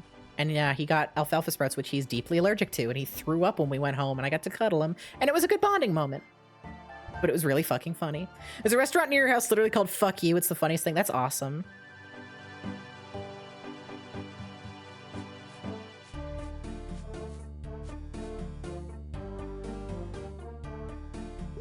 Oh, I want food. Fuck, we're talking about food. I'm hungry.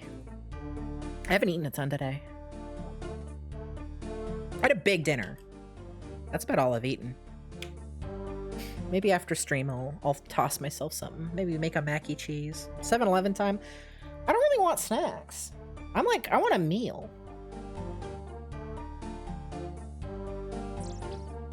I want a hearty meal.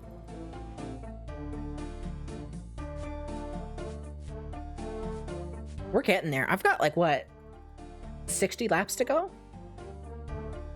7-Eleven's taquitos do a lot for me. Here's the thing, 7-Eleven taquitos are also $3 each. I'm not paying $3 for like a 5-gram fucking piece of nothing.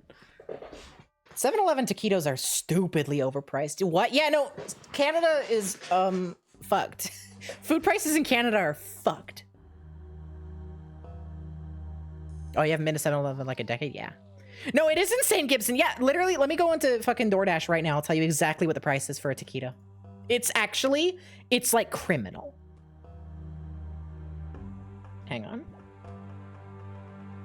Mention the US, it's hardly better. I mean, Canada's food's pretty bad right now. Let me make sure I'm still doing my laps. All right, I'm gonna look up a taquito on 7-Eleven. They cost $3.29. That's approaching like $3.50. DoorDash prices up shit. No. They're $3 in person. I know most of 7-Eleven's prices for their like in-house stuff off like the back of my hand, because I used to go to 7-Eleven every single day. No exaggeration. I would get a Slurpee every single day. That's why Slurpees are like my thing. I would get a Slurpee every day. I would walk. It took me about 20 minutes there, 20 minutes back to get a Slurpee. Sometimes I'd walk there after work. That was an extra like hour to my total day. And I would get a lot of stuff at 7-Eleven. And yeah, they're like $3 for taquitos there. It's crazy. I'm so sad because Slurpees have not gone up too much, thank God. Hi, Steel Stitch. Thankfully, Slurpees have only gone up a bit. They're, I think, $2.59 right now, but they used to be $2.10, and $2.10 is such like a comforting number to me. Because I remember for years, I have so many memories of being like a teenager and scouring the house for like little quarters and dimes and shit to afford a Slurpee for the day. My daily Slurpee. Because, you know, I didn't have a job. And I remember like I would ask my mom for like a loonie or a toonie. She'd always give it to me. If I asked my mom for $50, she probably would have given it to me. My mom's awesome. But I felt bad asking because we grew up super poor. And that's just, I just don't ask for money. It's like it's always, I've always felt awkward about it. But I'd ask for like a loonie or toonie sometimes, but normally I just scour for like quarters and dimes, and I would get the 210. It was the beautiful number. If I could get 210, that's a whole ass Slurpee. And I'd walk. I once walked in the worst snow we've ever had in my town. I live in Canada, but we're in like, I'm near Vancouver, so we don't really get much snow. And we got the worst snow ever. It was up to my waist in snow.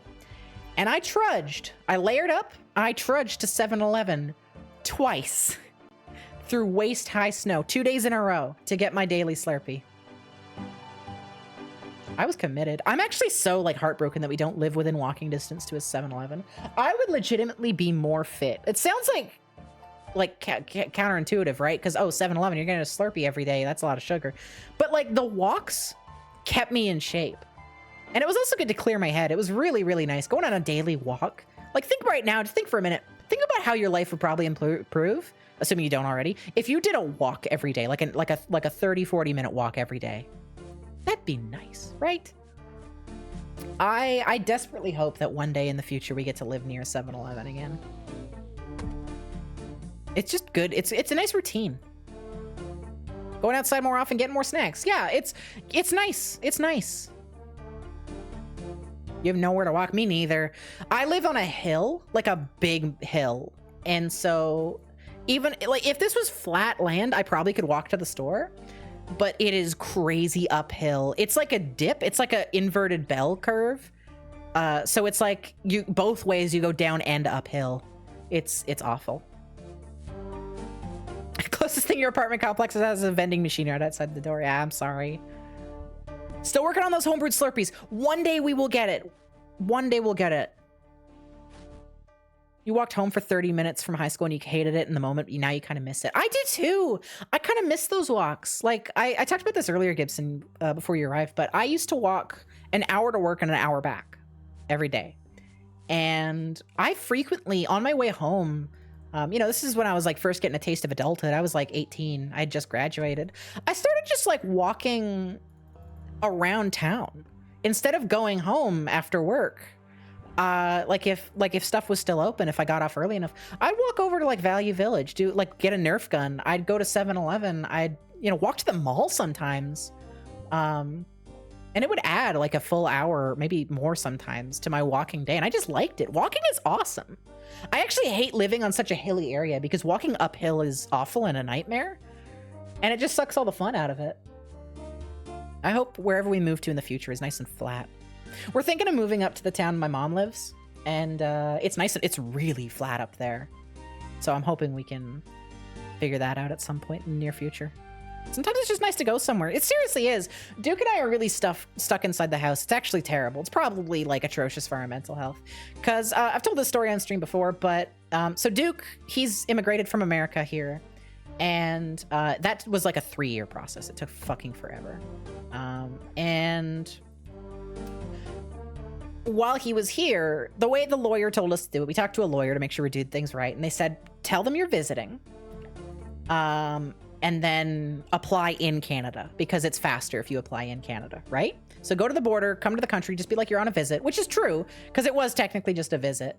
And then apply, right? The problem is once you've started an in Canada application, you cannot leave the country until it's complete. You're not allowed or it gets kicked out.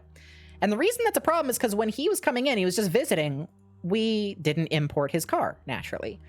The thing about importing a car is to import it, you need to export it. To export it, you need to be on the other side of the border.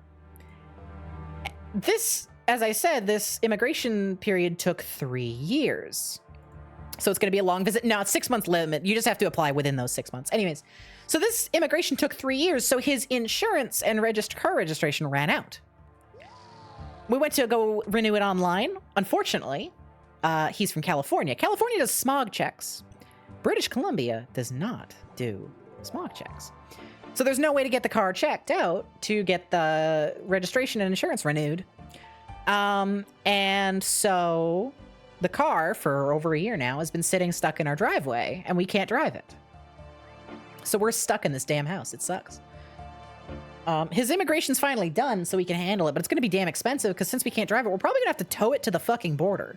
Thankfully, we're only a few hours away, so it's not going to bankrupt us, but, well, it wouldn't bankrupt us if we had money to spend on it in the first place. Anyways, so yeah, this is why the walking is it's hitting a chord with me. I think it's so funny, these hitboxes also. These are so like chunky. Whoa, I fell. That's a ridiculous situation. It is, and it feels like how could this happen? Like how is there no situation to solve this, right? Like your registration expires when you're in another country. What do? You don't. You're fucked. Like I still don't know exactly what we're gonna do. I'm guessing we have to tow it to the border, but I'm gonna have to talk to like Border Patrol and find out. You just don't, Alexa. You're right. It sucks. No matter what it is, it's gonna cost us a ton of money, but we'll figure it out.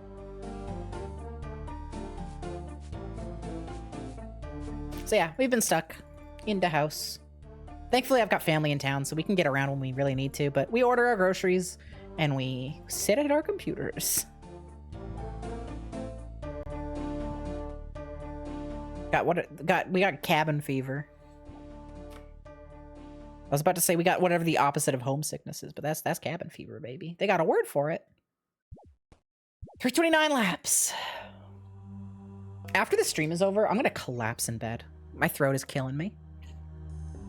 But it is gonna feel so good to just flop in bed and not talk.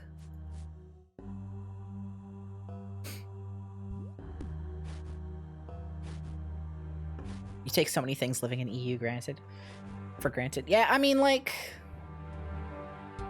it wouldn't matter where we were, right? Because this is just an international law type situation. Kind of stuck at home, house trapped. Shut up. Think of it as stir crazy because the Sims. Stir crazy is way more accurate to how we're feeling. Duke, are we stir crazy? What'd you say? He said we're depressed. Yeah, you're not wrong, darling.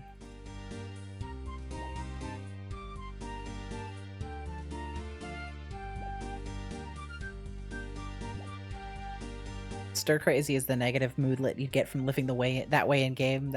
Living in the way that you would get just living the way in game that you do in real life. Yeah. Going out is good. Going out is good.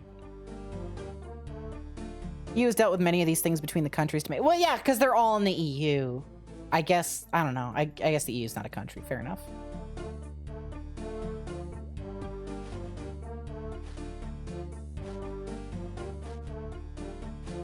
If only there was a railroad. You know, you could have come down on a railroad or something. Actually, that's a lie. I would like to keep the car. It's a nice car. Going out costs money or requires locations and maybe even cars. Fair enough. I don't know. Go to the library. Got a library in town?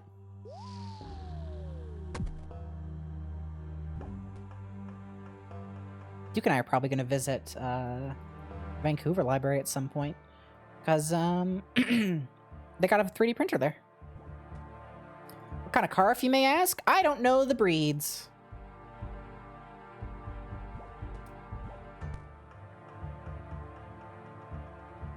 It's modern enough, though. It's not old. And it's totally paid off.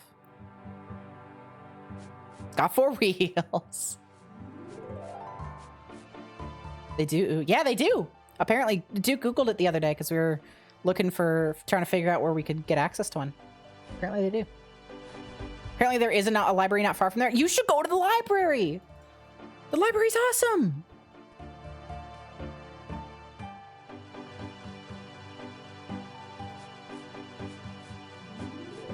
Going to local zoo and art museums with a friend at the end of the month because you need something to do. That's awesome. Laughed way too hard. Me saying cars have breeds. I'm gonna be real. That's not my joke. I don't know where I stole it from, though. Wildy can't go to some government office in Vancouver and go, hey, I own this car, can I register you? That's the thing. I think it's stupid. It's his car. He owns it. It is paid off. It's not even on like a payments or anything. It is paid off. It's our car. We own it. And we legally can't do shit about it. And I think that's fucking horseshit. The fact that you need to import it is insane. It's ours.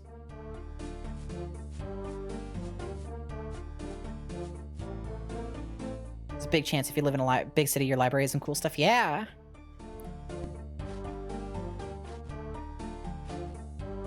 They usually have 5 wheels, 4 for ground and 1 for steering. True.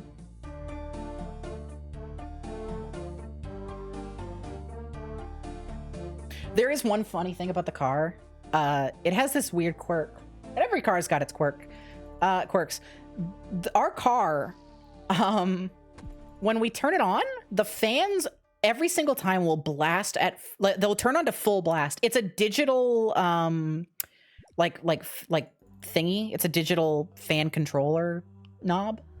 And so it'll every single time we turn it on, it blasts to full. But not only that, when we're driving sometimes, it will just randomly kick the fans all the way to the max, even if we had it on something else. Like just for no reason. We won't do anything. It'll just be like, you're getting max fans now.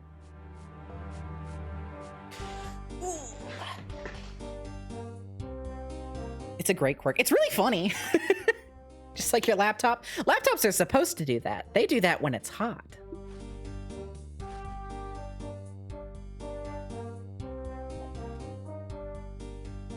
Car air conditioning is not for that. Car gets flustered and cools down.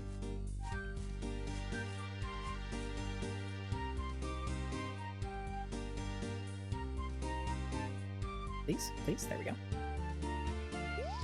I'm like chugging back water right now to try and like ease my throat. Ah, fuck me. That's 3 times the stream that my water bottle's popped open like that. I don't know if y'all have heard it any of the 3 times, but it scares me every time. Just because I'm not closing it properly. It has like a rubber stopper at the closing point, and it doesn't always go down all the way, and it like acts like it's closed, and it's secretly not. It slowly reopens itself. You heard it this time? Scary.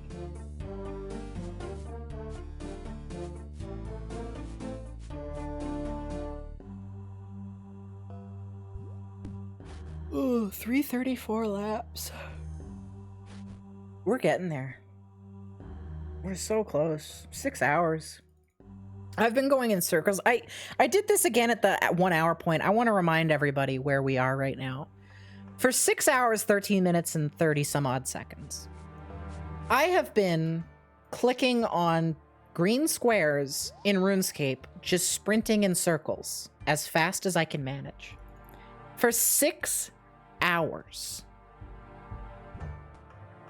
I just really want that to sink in, what we've been doing. 6 hours of going in circles. Sometimes they're red, true. Sometimes I pick up a funny disc on the ground. When you see these moments in the afterlife, will you smile? Yeah, because I make sure to look over at you every once in a while. He just said, "aw," really loud. And it is the same circle. It is the same circle. And by RuneScape standards, this is an average grind. By RuneScape standards, this is an easy grind. This is just getting to 70. I'm not even getting anything. How many levels have we gained? We're at 59. We started at 51. So we've gained 8 levels. And I think we might just barely break it. Yeah, we're going to get 60, I think, by the end of this. Which is a perfect number to end off. That's so satisfying. 6 hours and only 8 levels. I know. And they only get longer from here, brave birds. I don't know if you were here for my explanation of how RuneScape experience works, but the required experience increases exponentially. 92 is half of 99.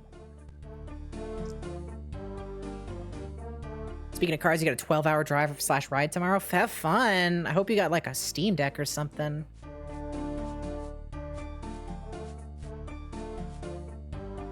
I've had to make like monthly drives to Vancouver, which is a good couple of hours for like the past year or so to see a doctor. It's a fucking nightmare. You've made 9,400 glass lenses so far in hopes of being able to make one amulet. Fuck, good luck. During my smithing grind, I was doing motherlode mine to get all the ores. Because I needed both iron and mithril. I needed to make steel and mithril bars. And it just made sense. And plus I needed coal for the steel. And you also get gold in the motherlode mine. And by the end of it, I had probably made like 2,000-3,000 gold bars. There's nothing to fucking do with them. There's nothing to do with gold bars in this goddamn game. They're not worth much. You can make them into jewelry, but gems are like rare. And frankly, I'm gonna need to turn those gems into like enchanted bolts anyways. You respect and love the vibes of old school RuneScape, but man, I feel like you'd have 3 anxiety attacks and 1 life-changing event for every level. I don't think you'd have anxiety. The thing is, RuneScape is very therapeutic. There's something nice about doing the same task over and over. It's very zen, I think. Unless you're doing pest control, in which I became an angry gamer in pest control. You can get gems from thieving. Oh, fuck, that's true. I literally forgot. What's my... What do you need for that? What do you need for that? 75. That's pretty bad.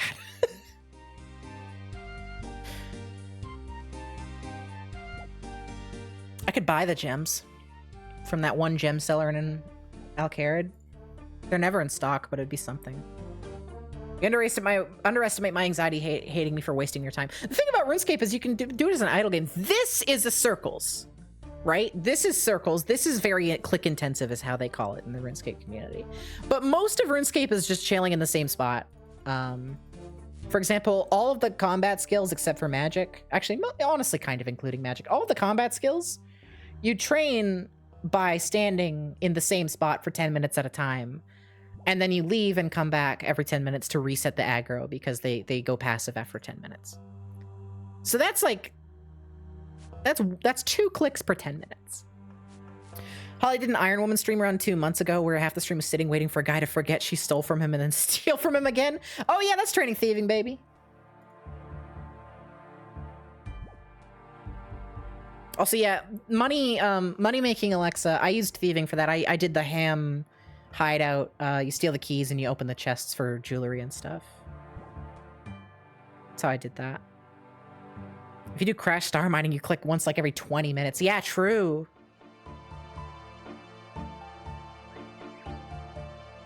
I think you'd be happy if RuneScape was your job. RuneScape's technically my job right now. I gotta talk the whole time. Ham hideout is what is on my red shorts. Awesome.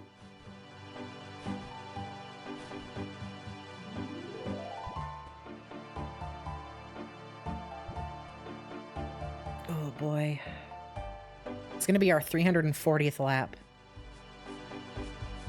375. It's so close. And then I can rest my voice. I can sleep. Or make myself a snack. Maybe second dinner or something. It's gonna be like 1 a.m. by the time I'm done this. I still have another like half hour to go. It feels so close and yet it's so far away. You love second dinner? Me too. I wake up past noon every single day, almost without fail. And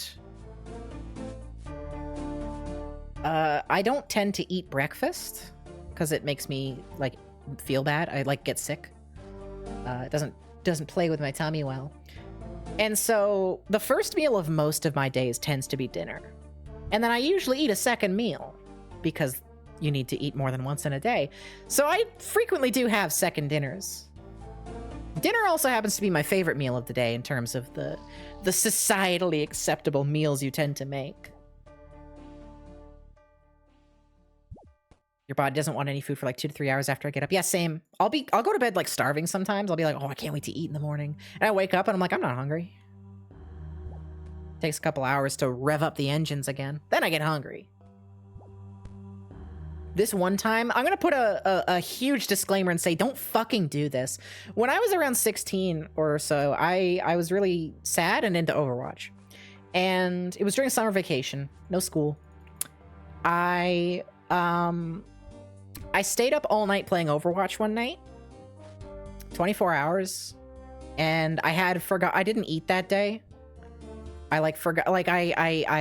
woke up super late in the day, and then I was up all night. I was 16, so I didn't want to cook for myself, and I had no money, so I just didn't eat, because that's how 16-year-olds act. And then I slept for like 12 hours, and then I woke back up and kept playing Overwatch. All in all, I went 36 hours without eating. And when the hunger kicked in, I felt so fucking dizzy. I felt sick. It was awful. My stomach like shrank for a while. Like I couldn't eat as much at a time until my stomach got used to it. It was terrible. Don't do that shit. 3 meals a day, gang. Eat 3 meals a day. Make sure. Yeah, take care of yourself, chat. It's not fun. It's not fun. I like food too much. I love food. I love food so damn much. I've talked about, I kind of want to someday, I want to make a YouTube like series called Depression Meals, because, and I've talked about this on stream before, but so many like cooking videos and stuff are like easy meals, and then they pull out a fucking like cutting board and they start chopping shit up, and there's all this, either there'll be a bunch of prep or there'll be a bunch of like babysitting, and it's like, this is not easy. This takes up a lot of time. I want to make a channel and I want to make videos where I show how to make actually easy meals, like actually truly dead simple meals. And I want to do them in stages, right?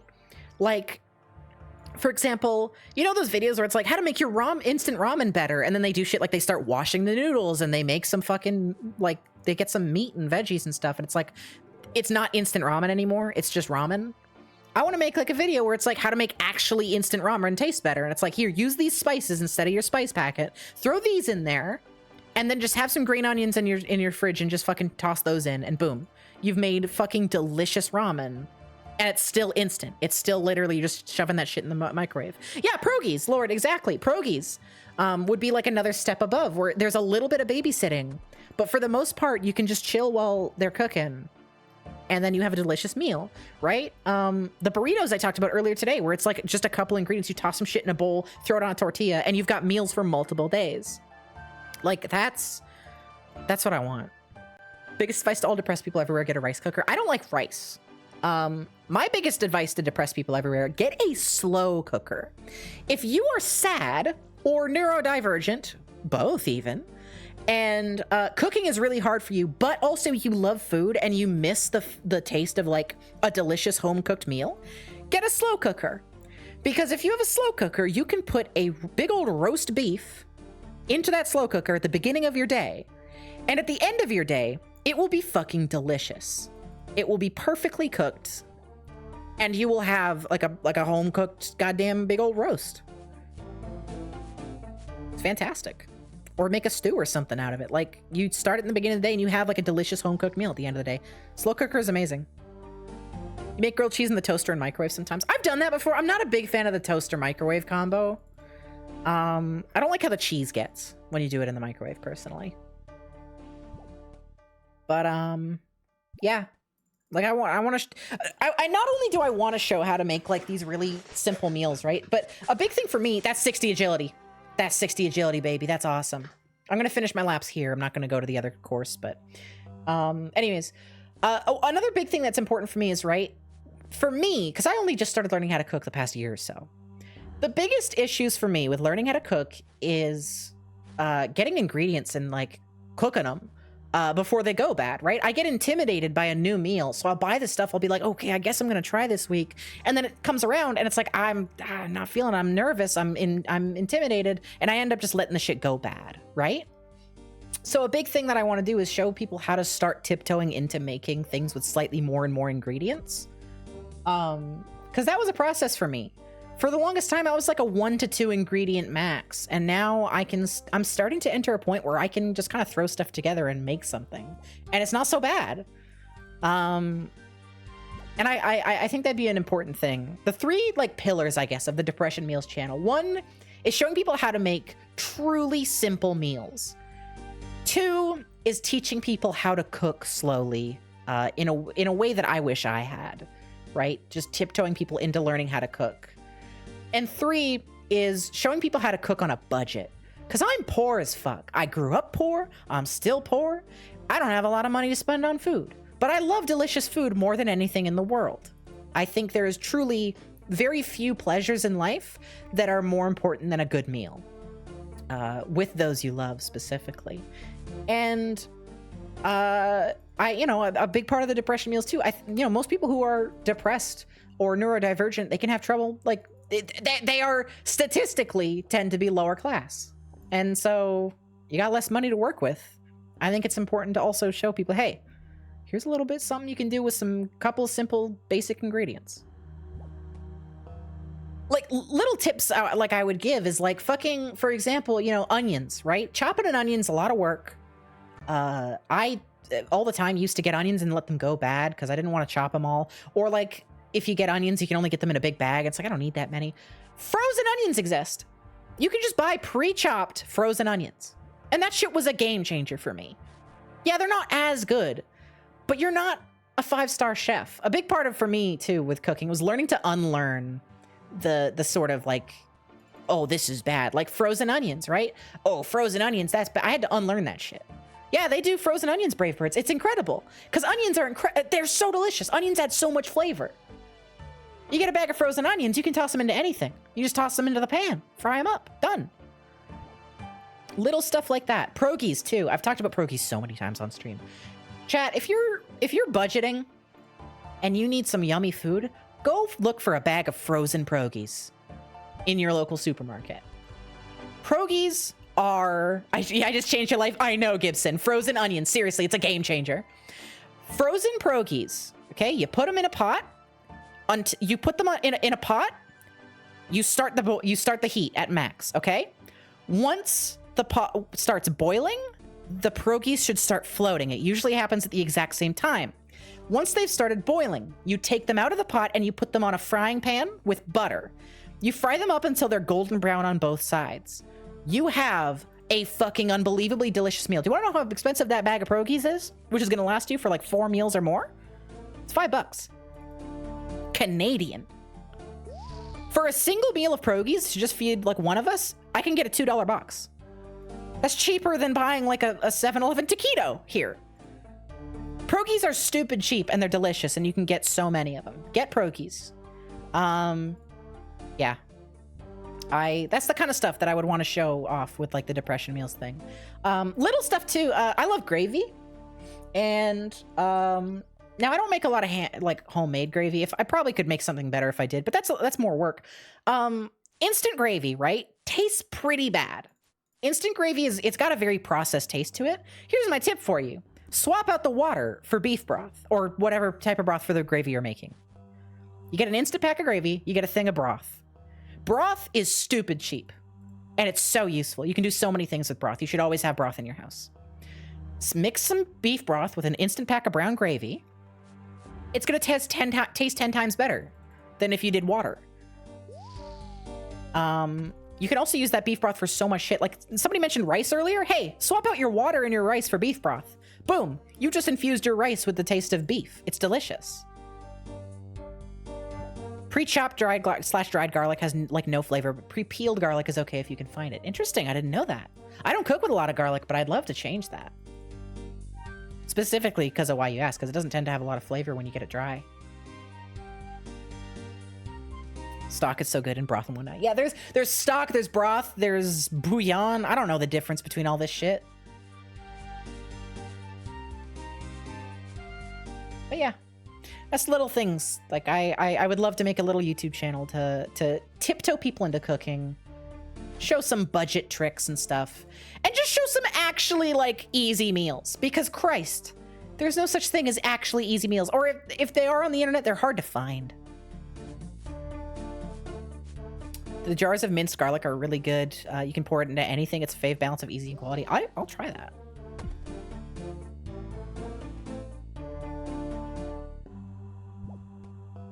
Man, I want garlic bread. I really want to make bread soon. I want to make bread with Duke. Specifically, I want to make that honey bread I was talking about. The honey wheat we were all talking about for my ideal sandwich. Because I've never been able to find some. You're not gonna make it to the stream. Hey, thank you so much, Evelyn, for hanging out. Frozen ravioli and tortellini is so easy. Absolutely, yeah. Do I have a bread maker? No, but my grandparents do, and I might ask to borrow it.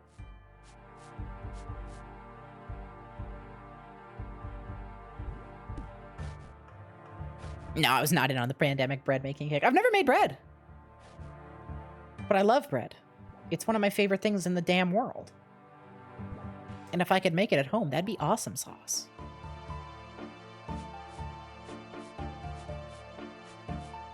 What else have I been making that I've been really enjoying lately? I don't know. Ooh, this one is one that Penny hit me up on, okay?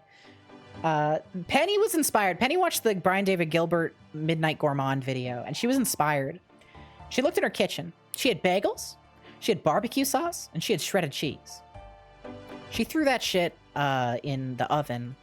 I have an air fryer, which is even better. You got yourself a bagel pizza. It takes 2 seconds. That is like one of my new staple. Oh, I'm making that after stream, actually. It's just hit me. Yeah, that's coming after stream. Literally bagels, barbecue sauce, cheese. You got a barbecued bagel pizza.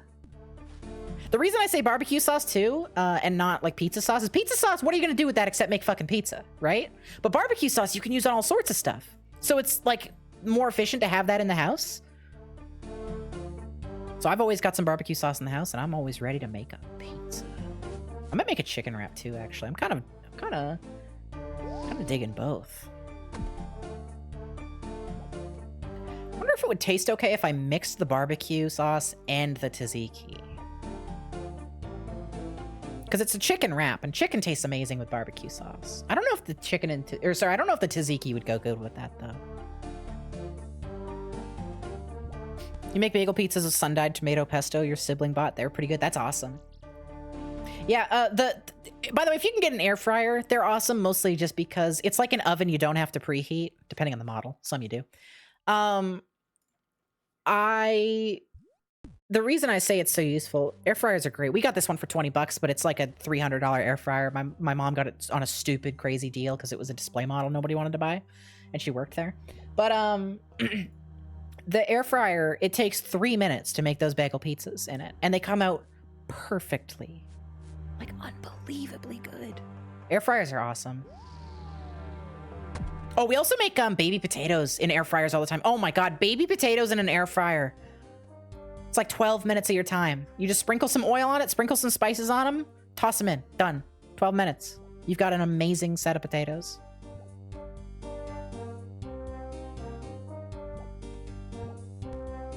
$354. We're so close.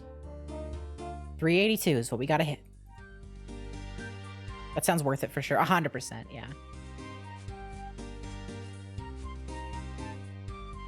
And then there's this other, on all my meat dishes, whenever I make, like whenever I make chicken or pork chops, I always put this specific spice. Let me pull it up on screen. My mom tipped me off on this shit. Let me find it. This, hang on.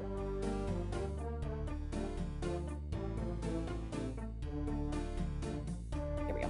This is Cavender's Greek seasoning. You throw this on a pork chop, you throw this on some fucking chicken. When it comes out, it will be perfectly, deliciously seasoned. Cavender's Greek seasoning. If you see all-purpose Greek seasoning, if you see it, oh my god. Pick up a thing. They're tiny, a couple bucks. It's gonna change your life. Every single meat dish I make, I throw some of that on that. Your dad uses it. It's so good. I think the moment I learned that food was magical, I went to a friend's house in high school. In my life, you know, I didn't eat a lot of fancy foods. I mostly ate a lot of like Kraft Dinner, which is Kraft mac and cheese for Canadians. I ate a lot of Kraft Dinner. You know, I would eat some kind of basic meat and potatoes, not super well spiced. Like my mom had a few meals that were like above and beyond amazing, but she didn't start making those until I was around 16. For most of my life, it was pretty basic stuff, right? And this one day I went to my friend's house and they made us dinner, and they made these like chicken, like barbecued chicken skewers. And I vividly remember taking a bite of it and crying. Tears came from my eyes because of how delicious it was. I had no idea food could be that good. And not to toot my own horn, but the fact that I can make stuff that like tastes as good as I remember that tasting makes me really happy. Learning to cook is such an amazing thing. It's hard. It takes effort, and you need to take baby steps, but it is so worthwhile. The Remy Ratatouille moment. So not even though, because it wasn't like a nostalgia thing. It was just like the most delicious food I've ever had. That house always made good food. Everything they made there was yummy. Wish I could have gotten their recipes. Takes effort and money, and if you mess it up, you still have to eat it. Yup, it does. But that's why you got to take the baby steps. That's why I'm talking about this whole depression meals thing, right? It takes effort and money is the big stopping point for me in a lot of cases, right? So that's why you take the baby steps. I started out as like a 1 to 2 ingredient max person, and I slowly started adding, trying recipes that took a couple more ingredients here and there. Maybe you just get some like pre-bought fucking bacon bits and you throw something in. Hey, that's an addition. Oh, you're right. Sorry, the nostalgia thing is Anton Ego. The Remy moment is mixing the cheese and star. You're right. Sorry, that was a Remy Ratatouille moment. Excuse me for misremembering Ratatouille. Well, you got into it starting to just buy a couple spices to put in the easy meals you already made. Yeah, that's a great way to start. All you need to get started is a couple of really dead simple recipes. You make them a couple times. They're intimidating at first, but you make them, you get a little more comfortable with it, and you start building up.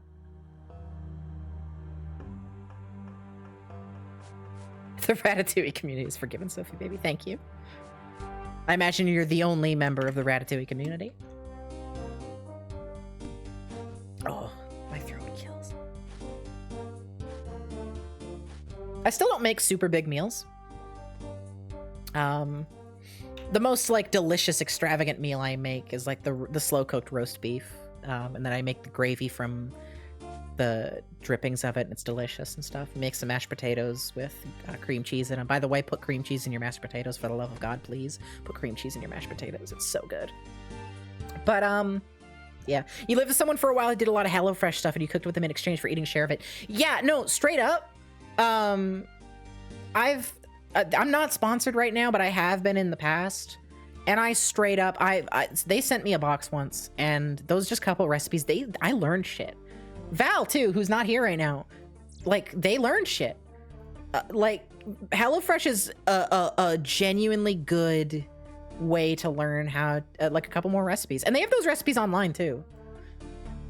I'm not gonna just shill for them too hard because they're not paying me right now, but yeah, HelloFresh is good. I do legitimately think that there's value in them sending you the exact proportions you need, because like I've said before, like I always let shit go bad. I'm not being paid right now, so now you can tell that I'm being serious when I give that spiel, by the way.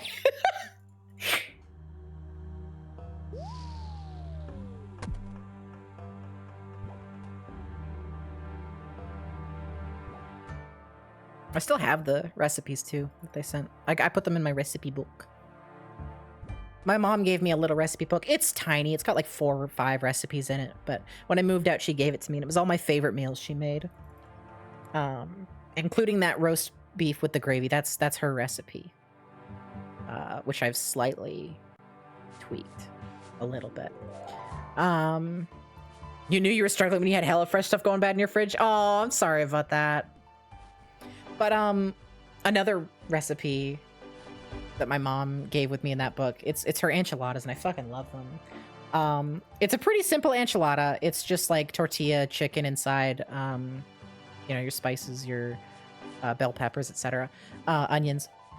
The sauce is what really makes it. So the sauce she makes is I think it's salsa mixed with, it's salsa, taco seasoning, and get this, cream of mushroom soup. Comes out of nowhere, comes out of left field. Cream of mushroom soup.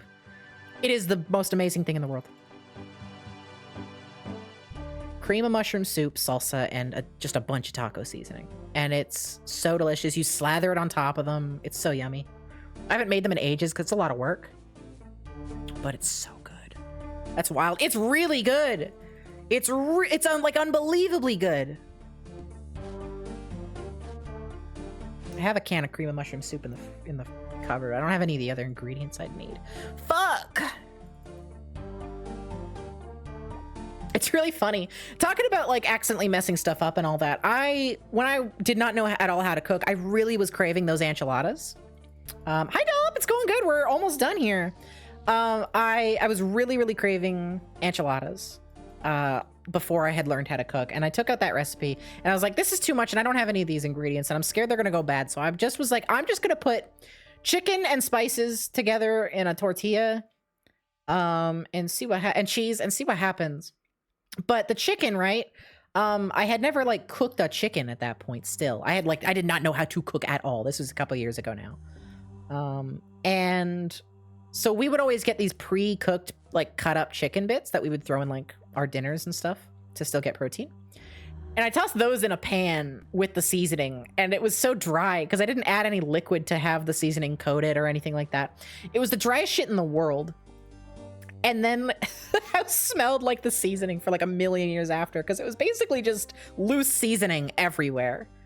It was bad. You're convinced that cream of mushroom soup was like the backbone of 80s to 90s mom cooking? Interesting. I can believe it. Desert chicken. It was bad. It was the driest, I think it was the driest meal I've ever eaten in my life. An air frying chicken breast from Frozen, it turns out great. From Frozen?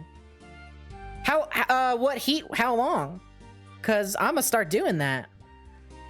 I've been struggling with freezing meat because I don't have a good way to thaw the meat. I know you can do like the thing where you put it in water in your sink, but our sinks, yeah, no thawing, exactly, you know what I'm talking about. Thawing is effort, it's a lot of effort. Fucking how long, what temp? I'm gonna start doing that. I would love to be freezing meat. Luigi's Mansion 44. Oh, they made a lot of those. Thank you thank you so much for the raid. Hello, we're doing agility right now. It's $1 per lap, and we're about to finish up. I start with 120 base, excuse me. So 382 laps. We're at 362. I'm so close. You can thaw chicken by weight in the microwave. I don't trust that at all. That's scary.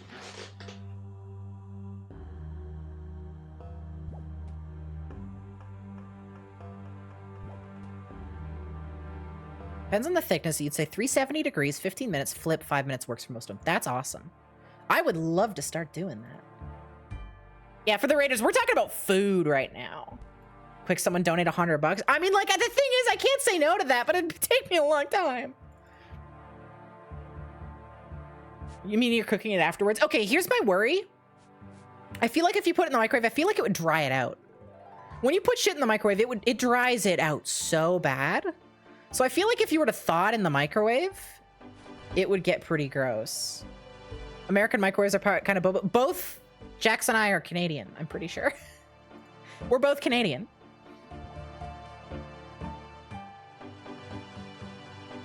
You don't trust microwave to thaw? Yeah, I don't trust that either. I don't trust like that at all. Even if it was fine, I still think it would get like dried out. Plus, with this air fryer method that's been bestowed upon me, don't need to. You've never thawed chicken in a microwave without some of it cooking in a gross way. I believe that. I believe that 100%. Microwave do have de-thaw button. Popcorn told me never to use the popcorn button, so now I don't trust any of the buttons that say they do things on the microwave. You're ready to hit the hay? Yeah, thank you so much. Thanks for the raid. Have a good nap. I'm excited to go to sleep soon, too. Canadian by immigration. Sorry, we're both in Canada, I should have said.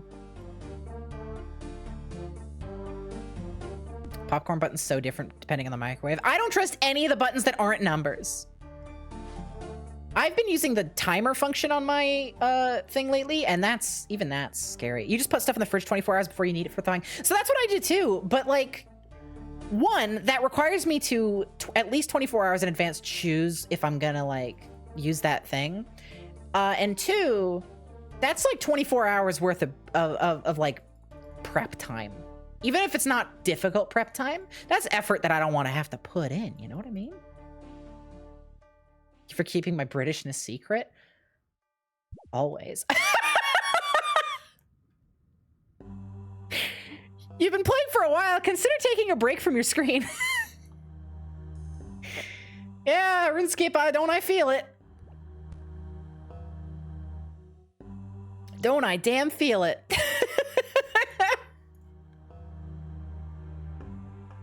Oh. Also, yeah, some meat doesn't thaw fully in 24 hours. I've had a few things where I put it 24 hours in advance and it still wasn't really ready the next day. And then I worry about like it going bad because meat's only good for like a couple of days. It's only good for a couple of days if like on if it's thawed, right? And I worry that the outside will be thawed but not the inside, and then the outside will go bad while it's thawing. That's like my big scary.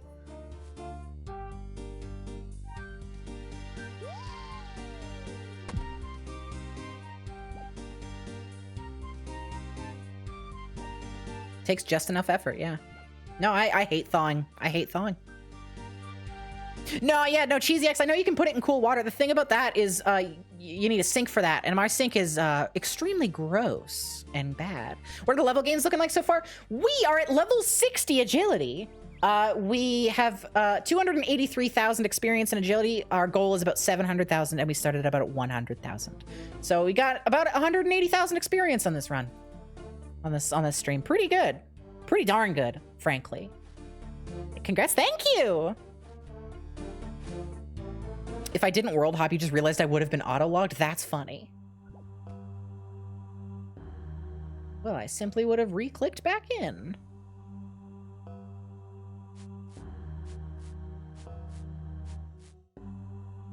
I wonder what my Canifis rooftop lap count is. Because that's where I did all my other agility courses. Get logged out at 6 hours. No fun. No way. I didn't know that. That's funny.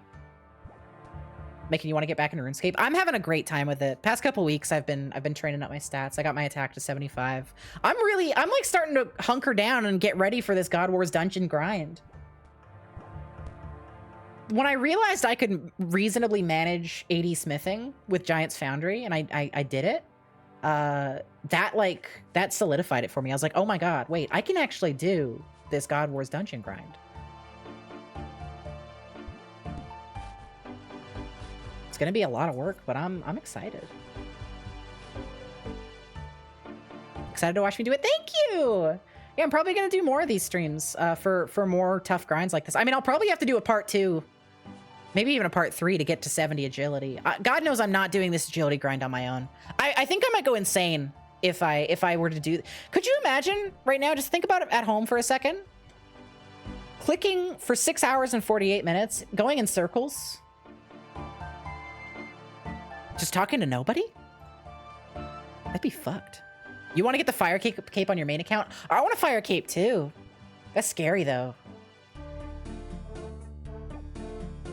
I'm intimidated by all the bossing in this game. I can prayer flick, so like, it's not out of the question, but I've never done... The only boss I've ever fought in RuneScape is the fucking giant boss. You know, the super low level one that drops like a big club. You might not know, because I don't know if anybody even does this boss, but there is a boss. I did it on stream too, I think.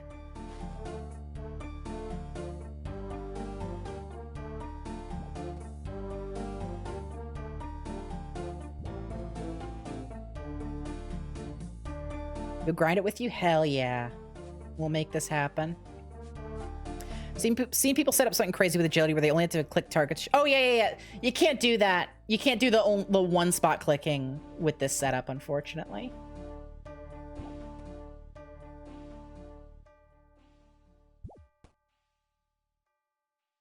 $369, nice. After this one, we're so close. You got to catch up to my stats. Well, the way RuneScape works, it won't take that long. Relatively speaking, anyways.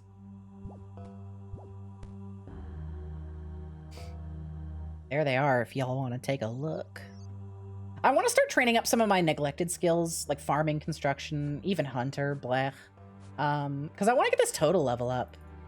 Because for my combat stats, my total level's kind of sad, honestly. I've been watching Settled, you know? I've been watching Settled videos. Swampletics. Looking at that guy's total level compared to his combat stats, compared to what I got, I'm like, what the hell? What the hell? I gotta put these numbers up. No! I fell. on the 370th lap. We're one level away from never failing this course. Not that it really matters because I'm going to switch over to Sears Village, but Settled is fun to watch. Bit of a dude bro, but very fun. Questing wouldn't be a bad way at all. You're right, Alexa, to get these skills up. I probably will do just that. Imagine if that ruined the 7-hour effort. No, RuneScape's not that mean. Well, depending on what you're doing. I've seen people lose much more than 7 hours from a single death in this game. Rune crossbow, baby. 370. 370. Just gotta get 382. We're so close. We're so close. My throat is killing me. Yeah, Settled is great. I've been rewatching Swampletics while I train ranged lately.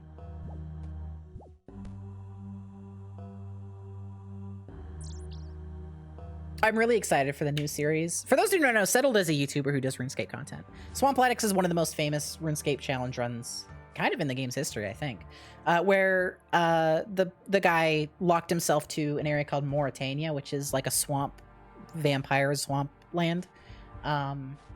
And he was only allowed to do content in there, and he did some insane shit and some fucking brutal grinds to make it happen. I'm talking, you know how we're doing this for agility? You know how we're getting like, good chunk of change an hour? Like, just that tightrope was 45 agility experience, right? He would have to do shit because, like, for his first few agility levels until he could get the rooftop course there, he'd have to do shit like hop a bridge to get 2 experience at a time every like 15 seconds. It was brutal.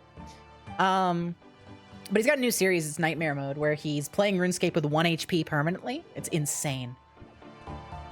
Iron Man, naturally.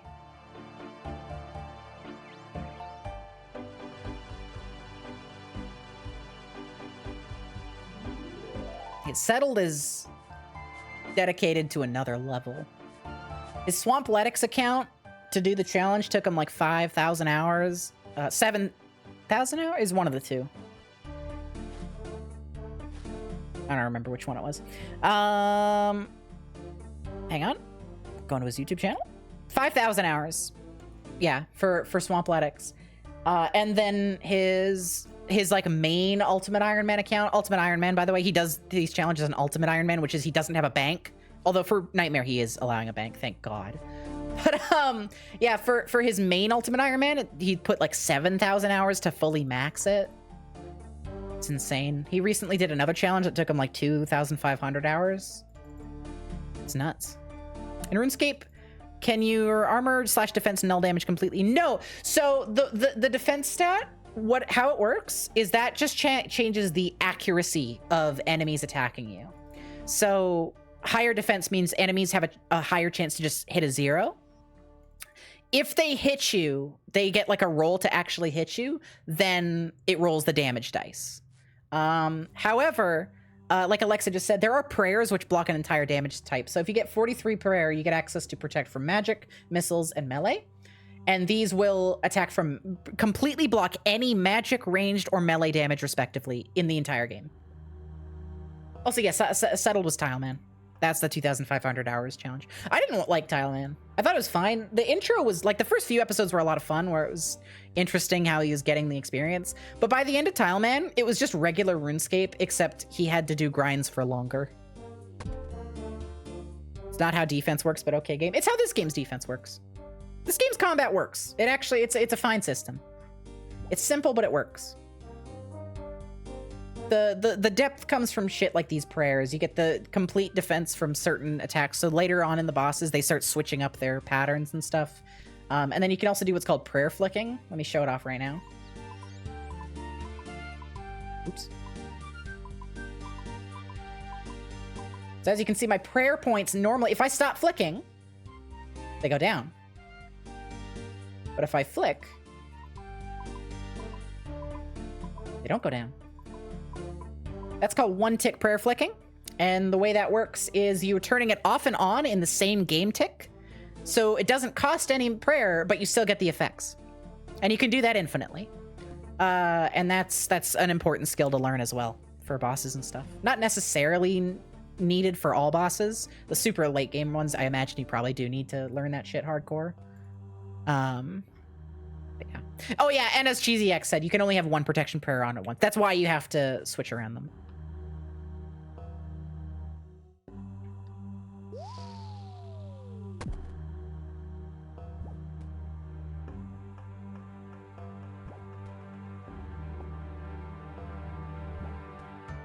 Yeah, prayer flicking. There we go. Is a bug kind of turned feature. They've chosen not to get rid of it, so a lot of stuff is balanced around it as a concept. Don't think any boss actually requires it besides maybe the Inferno. Yeah, the Inferno is like the big challenge, so I wouldn't be surprised. 374. That's 10 more, right?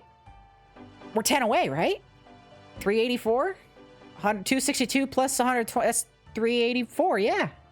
No, 382. We're less than 10 away. 382 and a half is what we need. We're 8 away. We're 8 away. Chat, we're 8 away. Doing lazy / imperfect flicking is pretty reasonable, but no, true. True. One tick flicking is really easy if you're doing nothing. Unless you're in a laggy world, in which it's very difficult.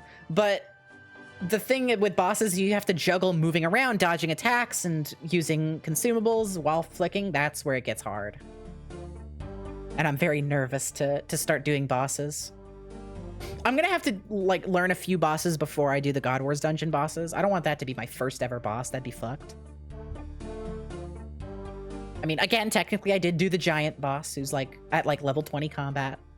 It's technically a boss. I guess you could say Elvarg from Dragon Slayer is a boss too. No, I haven't tried Scurious. I actually plan on it. Cheesy. I've heard it's like surprisingly tough too. But yeah, so Scurious is new. It just got added very recently, and it's a mid-level boss, which this game needs way more of because most of the bosses in the game are end game.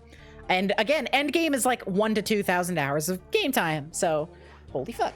Yeah, Scurious I'm very excited about. And I'm definitely going to be fighting him.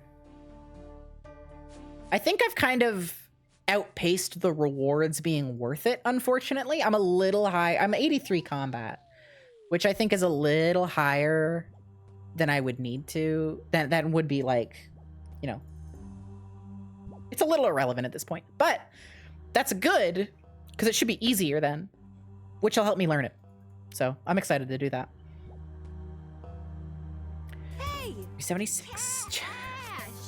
Round and round and round and round and. Jax, thanks for the 1850. That's another 18, technically 19 minutes. Oh, there's two. Shit. Krista Seal, I'm sorry, you donated something earlier and I didn't manually put it up. Let me fix that. No, we already did Mario Kart. Nope. We already did Mario Kart. There we go. Did you know? Okay.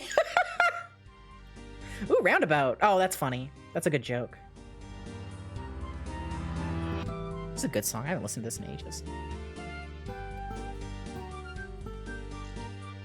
You miscalculated. Did someone else round up the number? No, you didn't. You didn't miscalculate at all.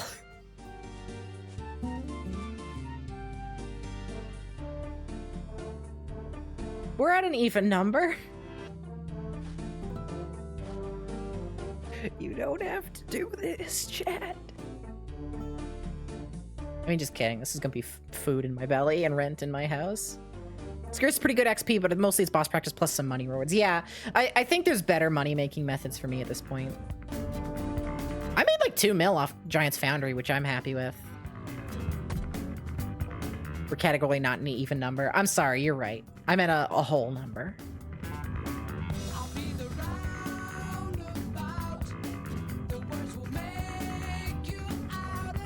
This is a good song. I'm jamming. RCS Library's better magic XP to a recent buff. No kidding, they buffed it? I don't do that shit. I don't love the Arceus library. Arceus?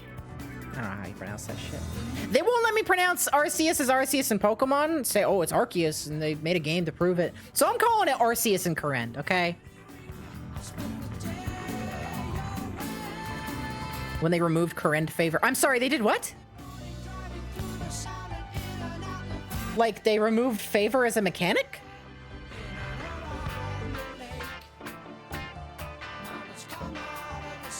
Oh my god, that's awesome! I hated favor. Cool.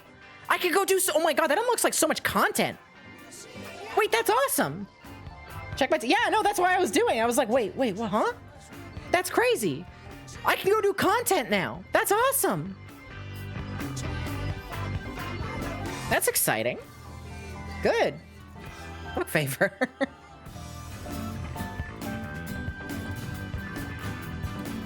That isn't how you make a hot Dr. Pepper. Oh, you're boiling Coca-Cola because... Why are you boiling Coca-Cola? Wonder how the unlocks work now. I don't know. That's interesting.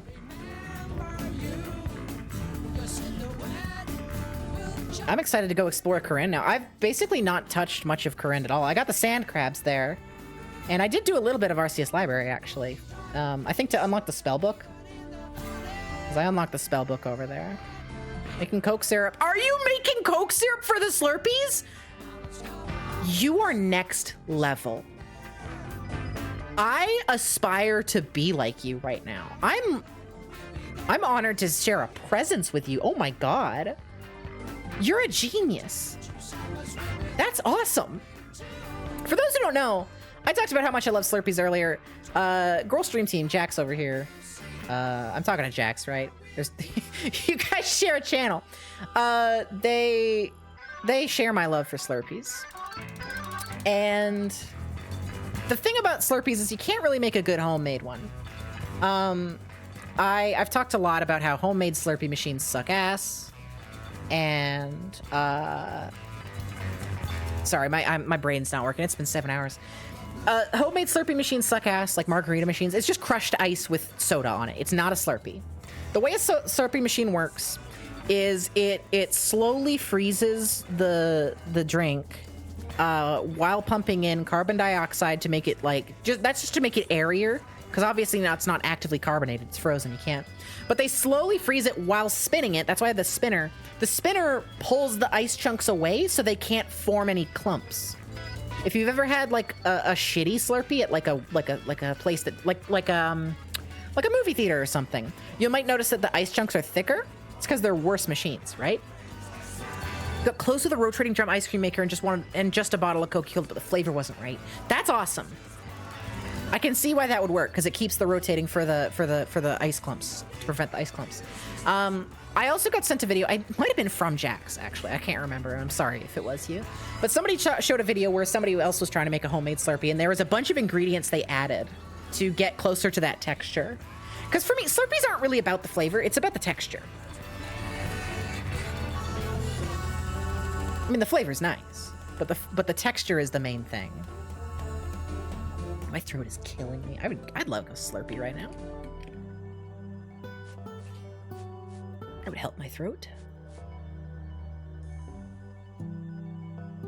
You 100% got the texture in the end? That is extremely, extremely exciting to hear.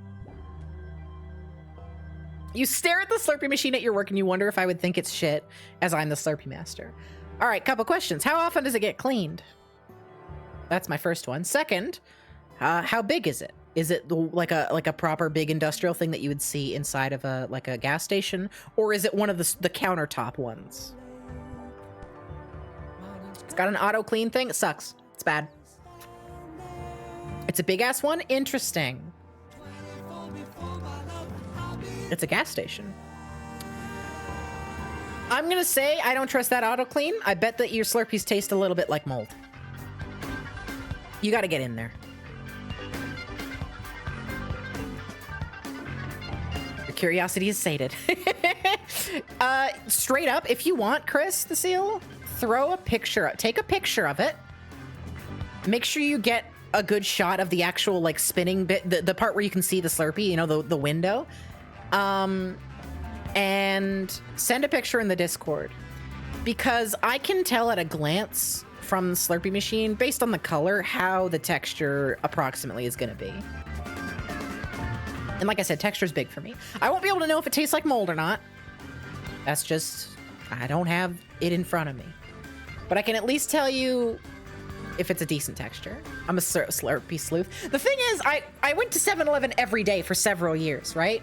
And it got to a point where I knew, like, because if a Slurpee's gross, I don't want it.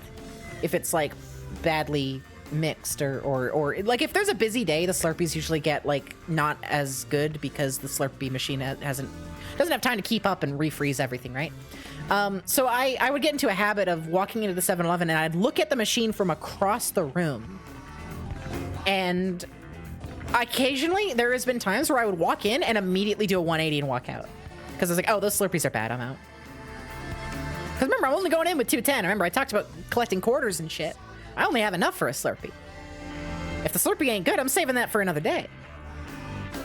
Thankfully, the 7-Eleven I live next to, for those years I was doing it, was the best quality 7-Eleven I've ever been to, regularly. I haven't been to every 7-Eleven regularly, but in terms of a regular consistency, that 7-Eleven was the best.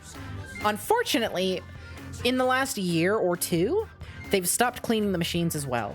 And they're occasionally taste like either mold or they taste like the previous Slurpee that was in there. And a lot of the time, the previous Slurpee is root beer, and I don't like root beer.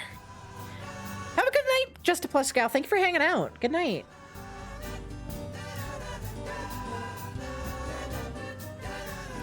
So we have to do what? 401 laps? Yeah, 401 laps.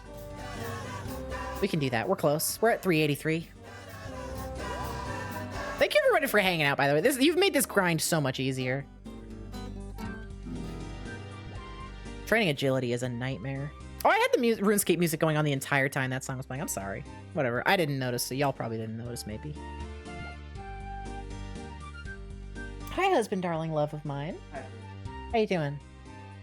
I'm gonna complain about a fucking show that I just watched the first episode of. Oh. So I'm in the do you mind? No, please. My throat hurts. I don't want to talk. Cool. So while you've been streaming and stuff, I watched the first episode of this thing called That's a weird name. I know, right? Very hard to pronounce. But no, it's called It's okay. like Jim Henson's Creature Shop. It was recently aired on the Sci-Fi channel. And the gist of it is that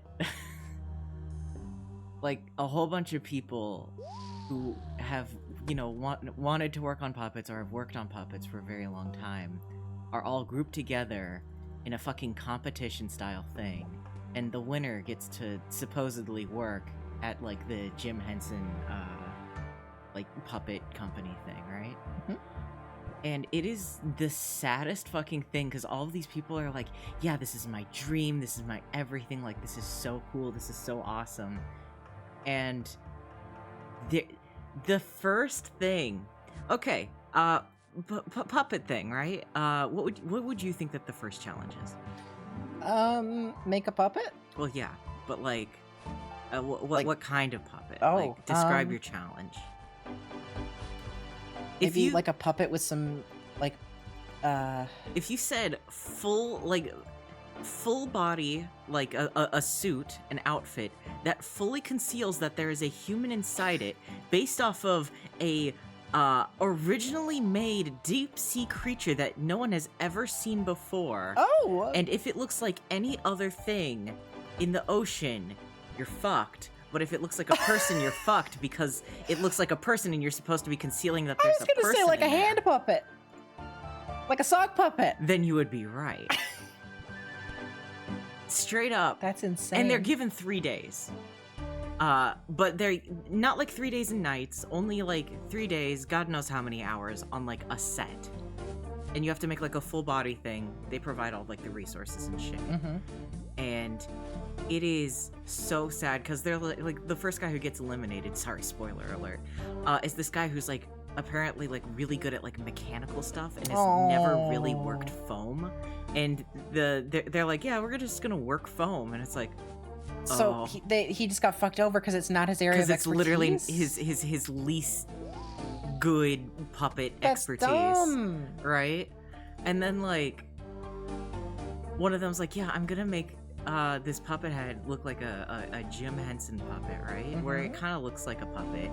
And you wouldn't believe it, is actually, in my opinion, in my humble opinion, it looks pretty good. It's got a huge gaping maw. It looks like something that would have, like, burrowed under the sand or something. It looks like some sort of, like, gulper creature, right? And he ends up getting eliminated because they're like, yeah, it looks cartoony. What? It looks cartoony. It looks like That's a Muppet. stupid. It doesn't even look. But, like, oh man, it's one of those watch those people's dreams get crushed shows. Yeah, it is. It genuinely is, and it's so weird because, like, in the show, literally one of the teams has two people who hate each other so fucking bad that STV, they are baby! arguing the entire fucking time. They get through with a stern warning. And literally the bottom of their puppet, they, like, it shows them, like, throwing away like half-made stuff over and over again. The bottom of their puppet is literally just, like, a blanket that hides that the person's under there. Okay. It is just, you know, there's, like, the head, and then, like, underneath it is a blanket. And they're like, they made it. That sucks. But to be fair, despite them arguing, it's a beautiful creation. It's almost like the people who got put on this thing are incredibly experienced and, like, really fucking talented or something. I think that's stupid. It's Like, you could genuinely- work with us if you win this game show. Like, you are Right? never gonna have a healthy work environment if that's how you get A hired. healthy work environment. It's so genuinely fucked. Like, imagine getting hired and going to work and everybody being like, you're the game show guy. Yeah, the game show guy. Like, Yeah, shut the fuck up, okay, game yeah. show guy. Right? Like, nobody's gonna respect the game show guy. That's stupid. That's gross. It's weird. The atmosphere is weird. And the first guy who gets eliminated, I feel so fucking bad for him, because he literally goes, oh, you know, like, these entire shows, like, rely on, like, the big bombastic shit. And he literally goes, oh, I feel bad that, you know, my least experienced expertise was, like, you know, put on the forefront first.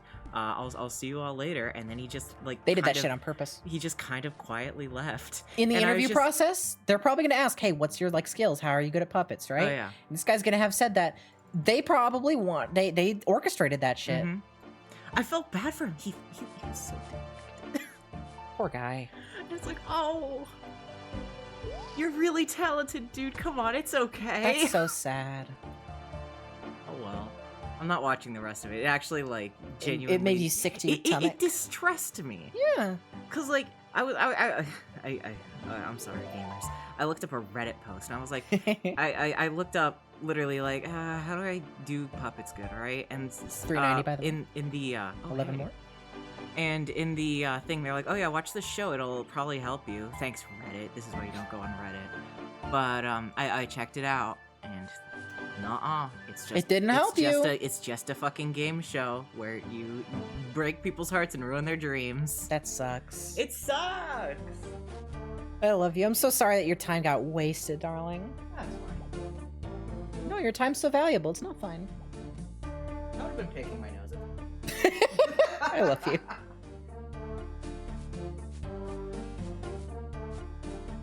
Thank you so much for giving me a break from talking. My throat is killing me. Chat, we're at 390. We're so close.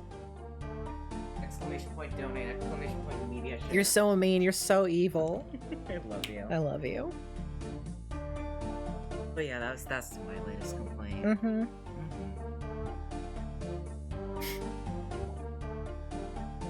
Now complain about One Punch Man. You really want me to? Near the end of your stream. Yeah. I feel like every moment wasn't earned. How so? Okay. Okay, I'm gonna start with the heaviest hitter. You know how you were crying at the bicycle guy point? That wasn't earned. What do you mean that wasn't earned? It is literally just There's no character buildup. What do you mean? No, there absolutely was. Okay, society of heroes, all shown to be conceited and full of themselves. There's rookie crushing. They show rookie crushing off from so early of the, you know, the thing that they show up halfway through the season. Whatever. Rookie crushing, they go to great lengths to show that these heroes are selfish and only in it for the fame. There's that On My Mask guy, all that shit. And then they show glimpses on several episodes of this one guy, Moomin Rider, going and doing little jobs, right? Saving a kitty cat out of a tree, you know, helping people out. Just being a chill guy. And this guy who is nothing compared to these big superheroes, right? This show which has built up this idea of this ranking system to rank these heroes. I mean, this is fucking One Punch Man. He's like compared to a guy who can one-shot every bad guy ever. And Moomin Rider comes up. He's nothing, and he comes through just knowing that he's probably going to die.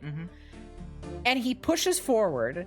And he goes up against this guy, even though he knows he's gonna lose. And him buying that time saved the lives of those people. What do you mean it wasn't earned? It feels like they just took cliches from like things. They did. That's the point of the show. No, that's what I'm saying. But they showed how he can still be powerful. No, I'm saying they just kind of like flipped that out. But the whole show is a satire on superheroes. Yeah. So they're taking this satire, the Kamen Rider guy. And they're showing how even this kind of silly, simple guy, this nobody in comparison to the people he's up against, can make an impact and can still, in a way, save the day. I suppose. You suppose. I suppose. I love you. I love you. But like, he's the people's champion. No, for sure, for sure. I just, no. I'm telling you. He has a cool bike. He has a cool bike. And they had that one shot that was rotoscoped, and it was fun. Moving past that, right? Okay, yeah, go ahead, hit me. I got really bored. Because the bad guys are monologuing. Hero shows up. Hero can he beat the bad guy? No, the hero can't beat the bad guy. Can hero number 2 beat the bad guy? No, hero number 2 can't beat the bad guy. Can hero number 3 beat the bad guy? No, hero. They did that so. The first entire half of the season was just that on repeat. I got so fucking bored. I like the Deep Sea King, and it's still technically that, but I think it's entirely that. It is that, but I think it's a lot stronger because of the emotional message they put behind it. There's at least a theme to that part. The entire first half of the season is just them doing that, and the only thing they're trying to say is, "Wow, this guy's strong," and there's not really much else to it. And I think that that's fair. That's reasonable to get bored at. I think the Deep Sea King one is super earned. Fuck, I fell. Fuck, you fell. I think that one's fine. But yeah, they do that a lot. They do that way too much. That's why I'm glad near the end, they start to shy away from that. I really like how in the finale, they put Saitama in the ship while everybody else is dealing with the outside stuff. So he can't come in and save them. They have to figure it out themselves. What's up? You have something to say about that? They don't even have everyone fighting. That's true. The fucking they have the one racist guy, the one very racist, one very racist character, and then they have like racist. Kid the genius. Child genius. They put too many characters in that the finale. fucking overpowered green-haired girl who I've seen people fucking fan over. She's just fucked off for like half the thing because she's so powerful. So she's just gone for a bit. Genos. He's just standing there the entire time. I remember Genos getting more. all of the other characters are doing the equivalent of standing and waiting to the point where the bad guy, who's like this fucking multi-headed blob bitch, is so incompetent at bad guying that he's like, oh yeah, I can regenerate and I can kill you guys, and then doesn't do it. He tried, he just got his ass kicked about it. No, he didn't try. He did try. He was like, fuck it, I'm just gonna go on the offense. And then they did that for like half a scene until like... No, because they killed him at that point, because they figured him out. They already had him on the ropes. He did that when he had one head left. What I'm saying is, it doesn't fucking matter. All right. What about... They literally introduced all of those characters 5 minutes before. Not even 5 minutes They did, before. and it was pretty bad. Oh no, the bad guy who just showed up is fighting the good guys? The pacing? Who just showed up. The pacing? I don't give a shit. I give is zero admittedly fucking pretty shit. bad in One Punch Man season 1. I've never seen season 2. We're gonna watch it still. We're gonna watch season 2. The pacing is admittedly pretty bad. It's pretty bad. I literally think the first 6 episodes are like forgettable. But I think the second half is really, really good. Okay. All right.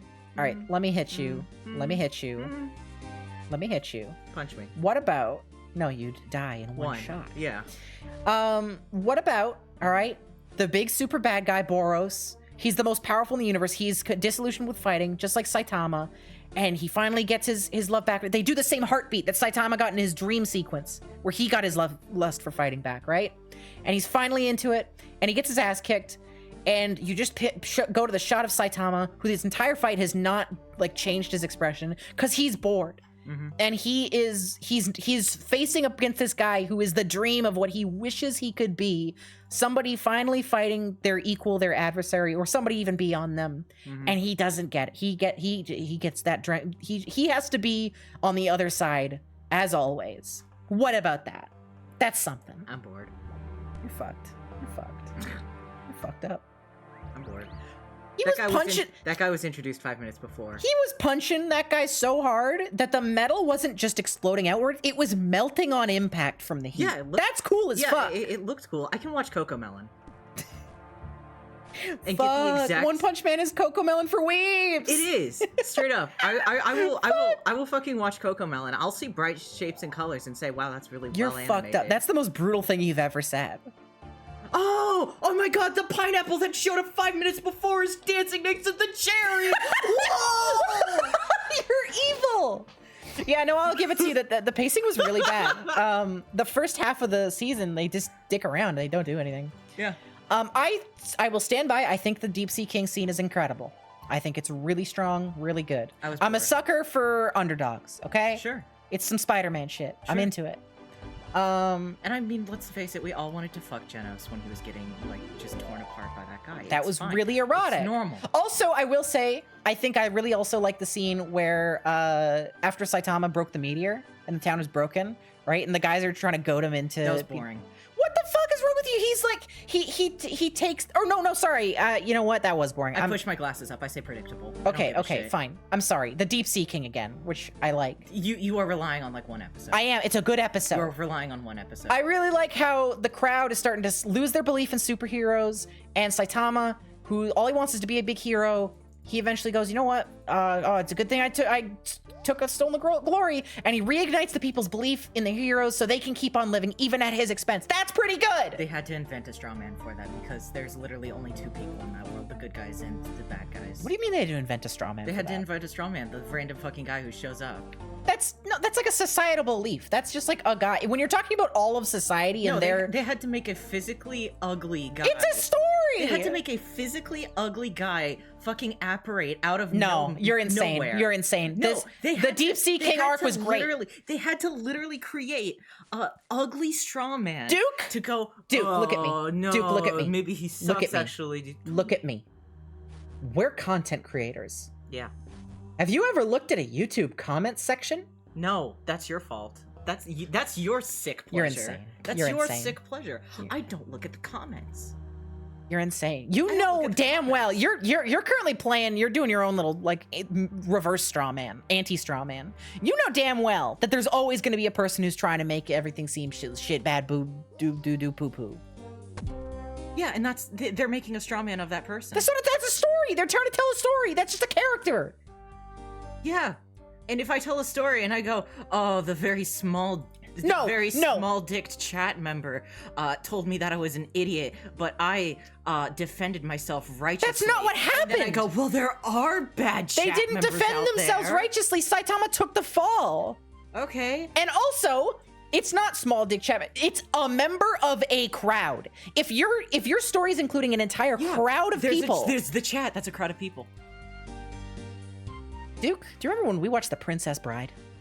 No, actually. Remember the lady who goes, boo, boo? You telling me that that's a straw man? That's a comedy. So is One Punch Man. It's boring. It's not funny. You're fucked. You're fucked. You're fucked. Did I laugh when the guy... Why are we part of this? What do we do? Sorry.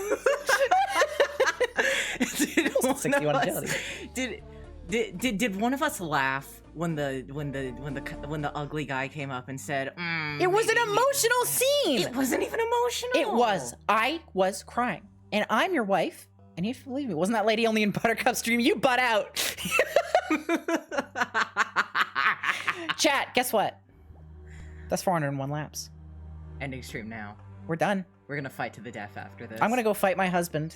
To the death. To the death. To the death. To death, bro. To death, bro. Chat, thank you so much for hanging out with me. I had such a good time today. Someone I had donate a really now. good day. Someone donate now before she's. No. I gotta find somebody to raid. What was our raid phrase again? Something about No, we're not penis. doing that. There's nobody live right now. I think I'm not gonna raid anybody. The Yogscast are live. What's that? The Yogscast, Minecraft. Oh. Jerking off many, that's right. I don't think we're gonna raid anybody. It's late and I don't see Just anybody spam online. it in the chat right now. Just spam it in the chat right now if you want to talk about jacking off in Melee. Doorstar, thank you for the follow. Thank you so much for making this grind a lot easier on me. Next time I do a RuneScape stream, it'll be the rest of this agility grind because I'm not doing that shit alone. Hopefully soon. Thank you all so much. Have a good rest of your day. Jerk off in Melee. And One Punch Man was like pretty good, but One not Punch amazing. Man? But it was still pretty good and More had like some good one episodes. punch line. That was really funny. Damn. That was really good. Bye-bye, everybody.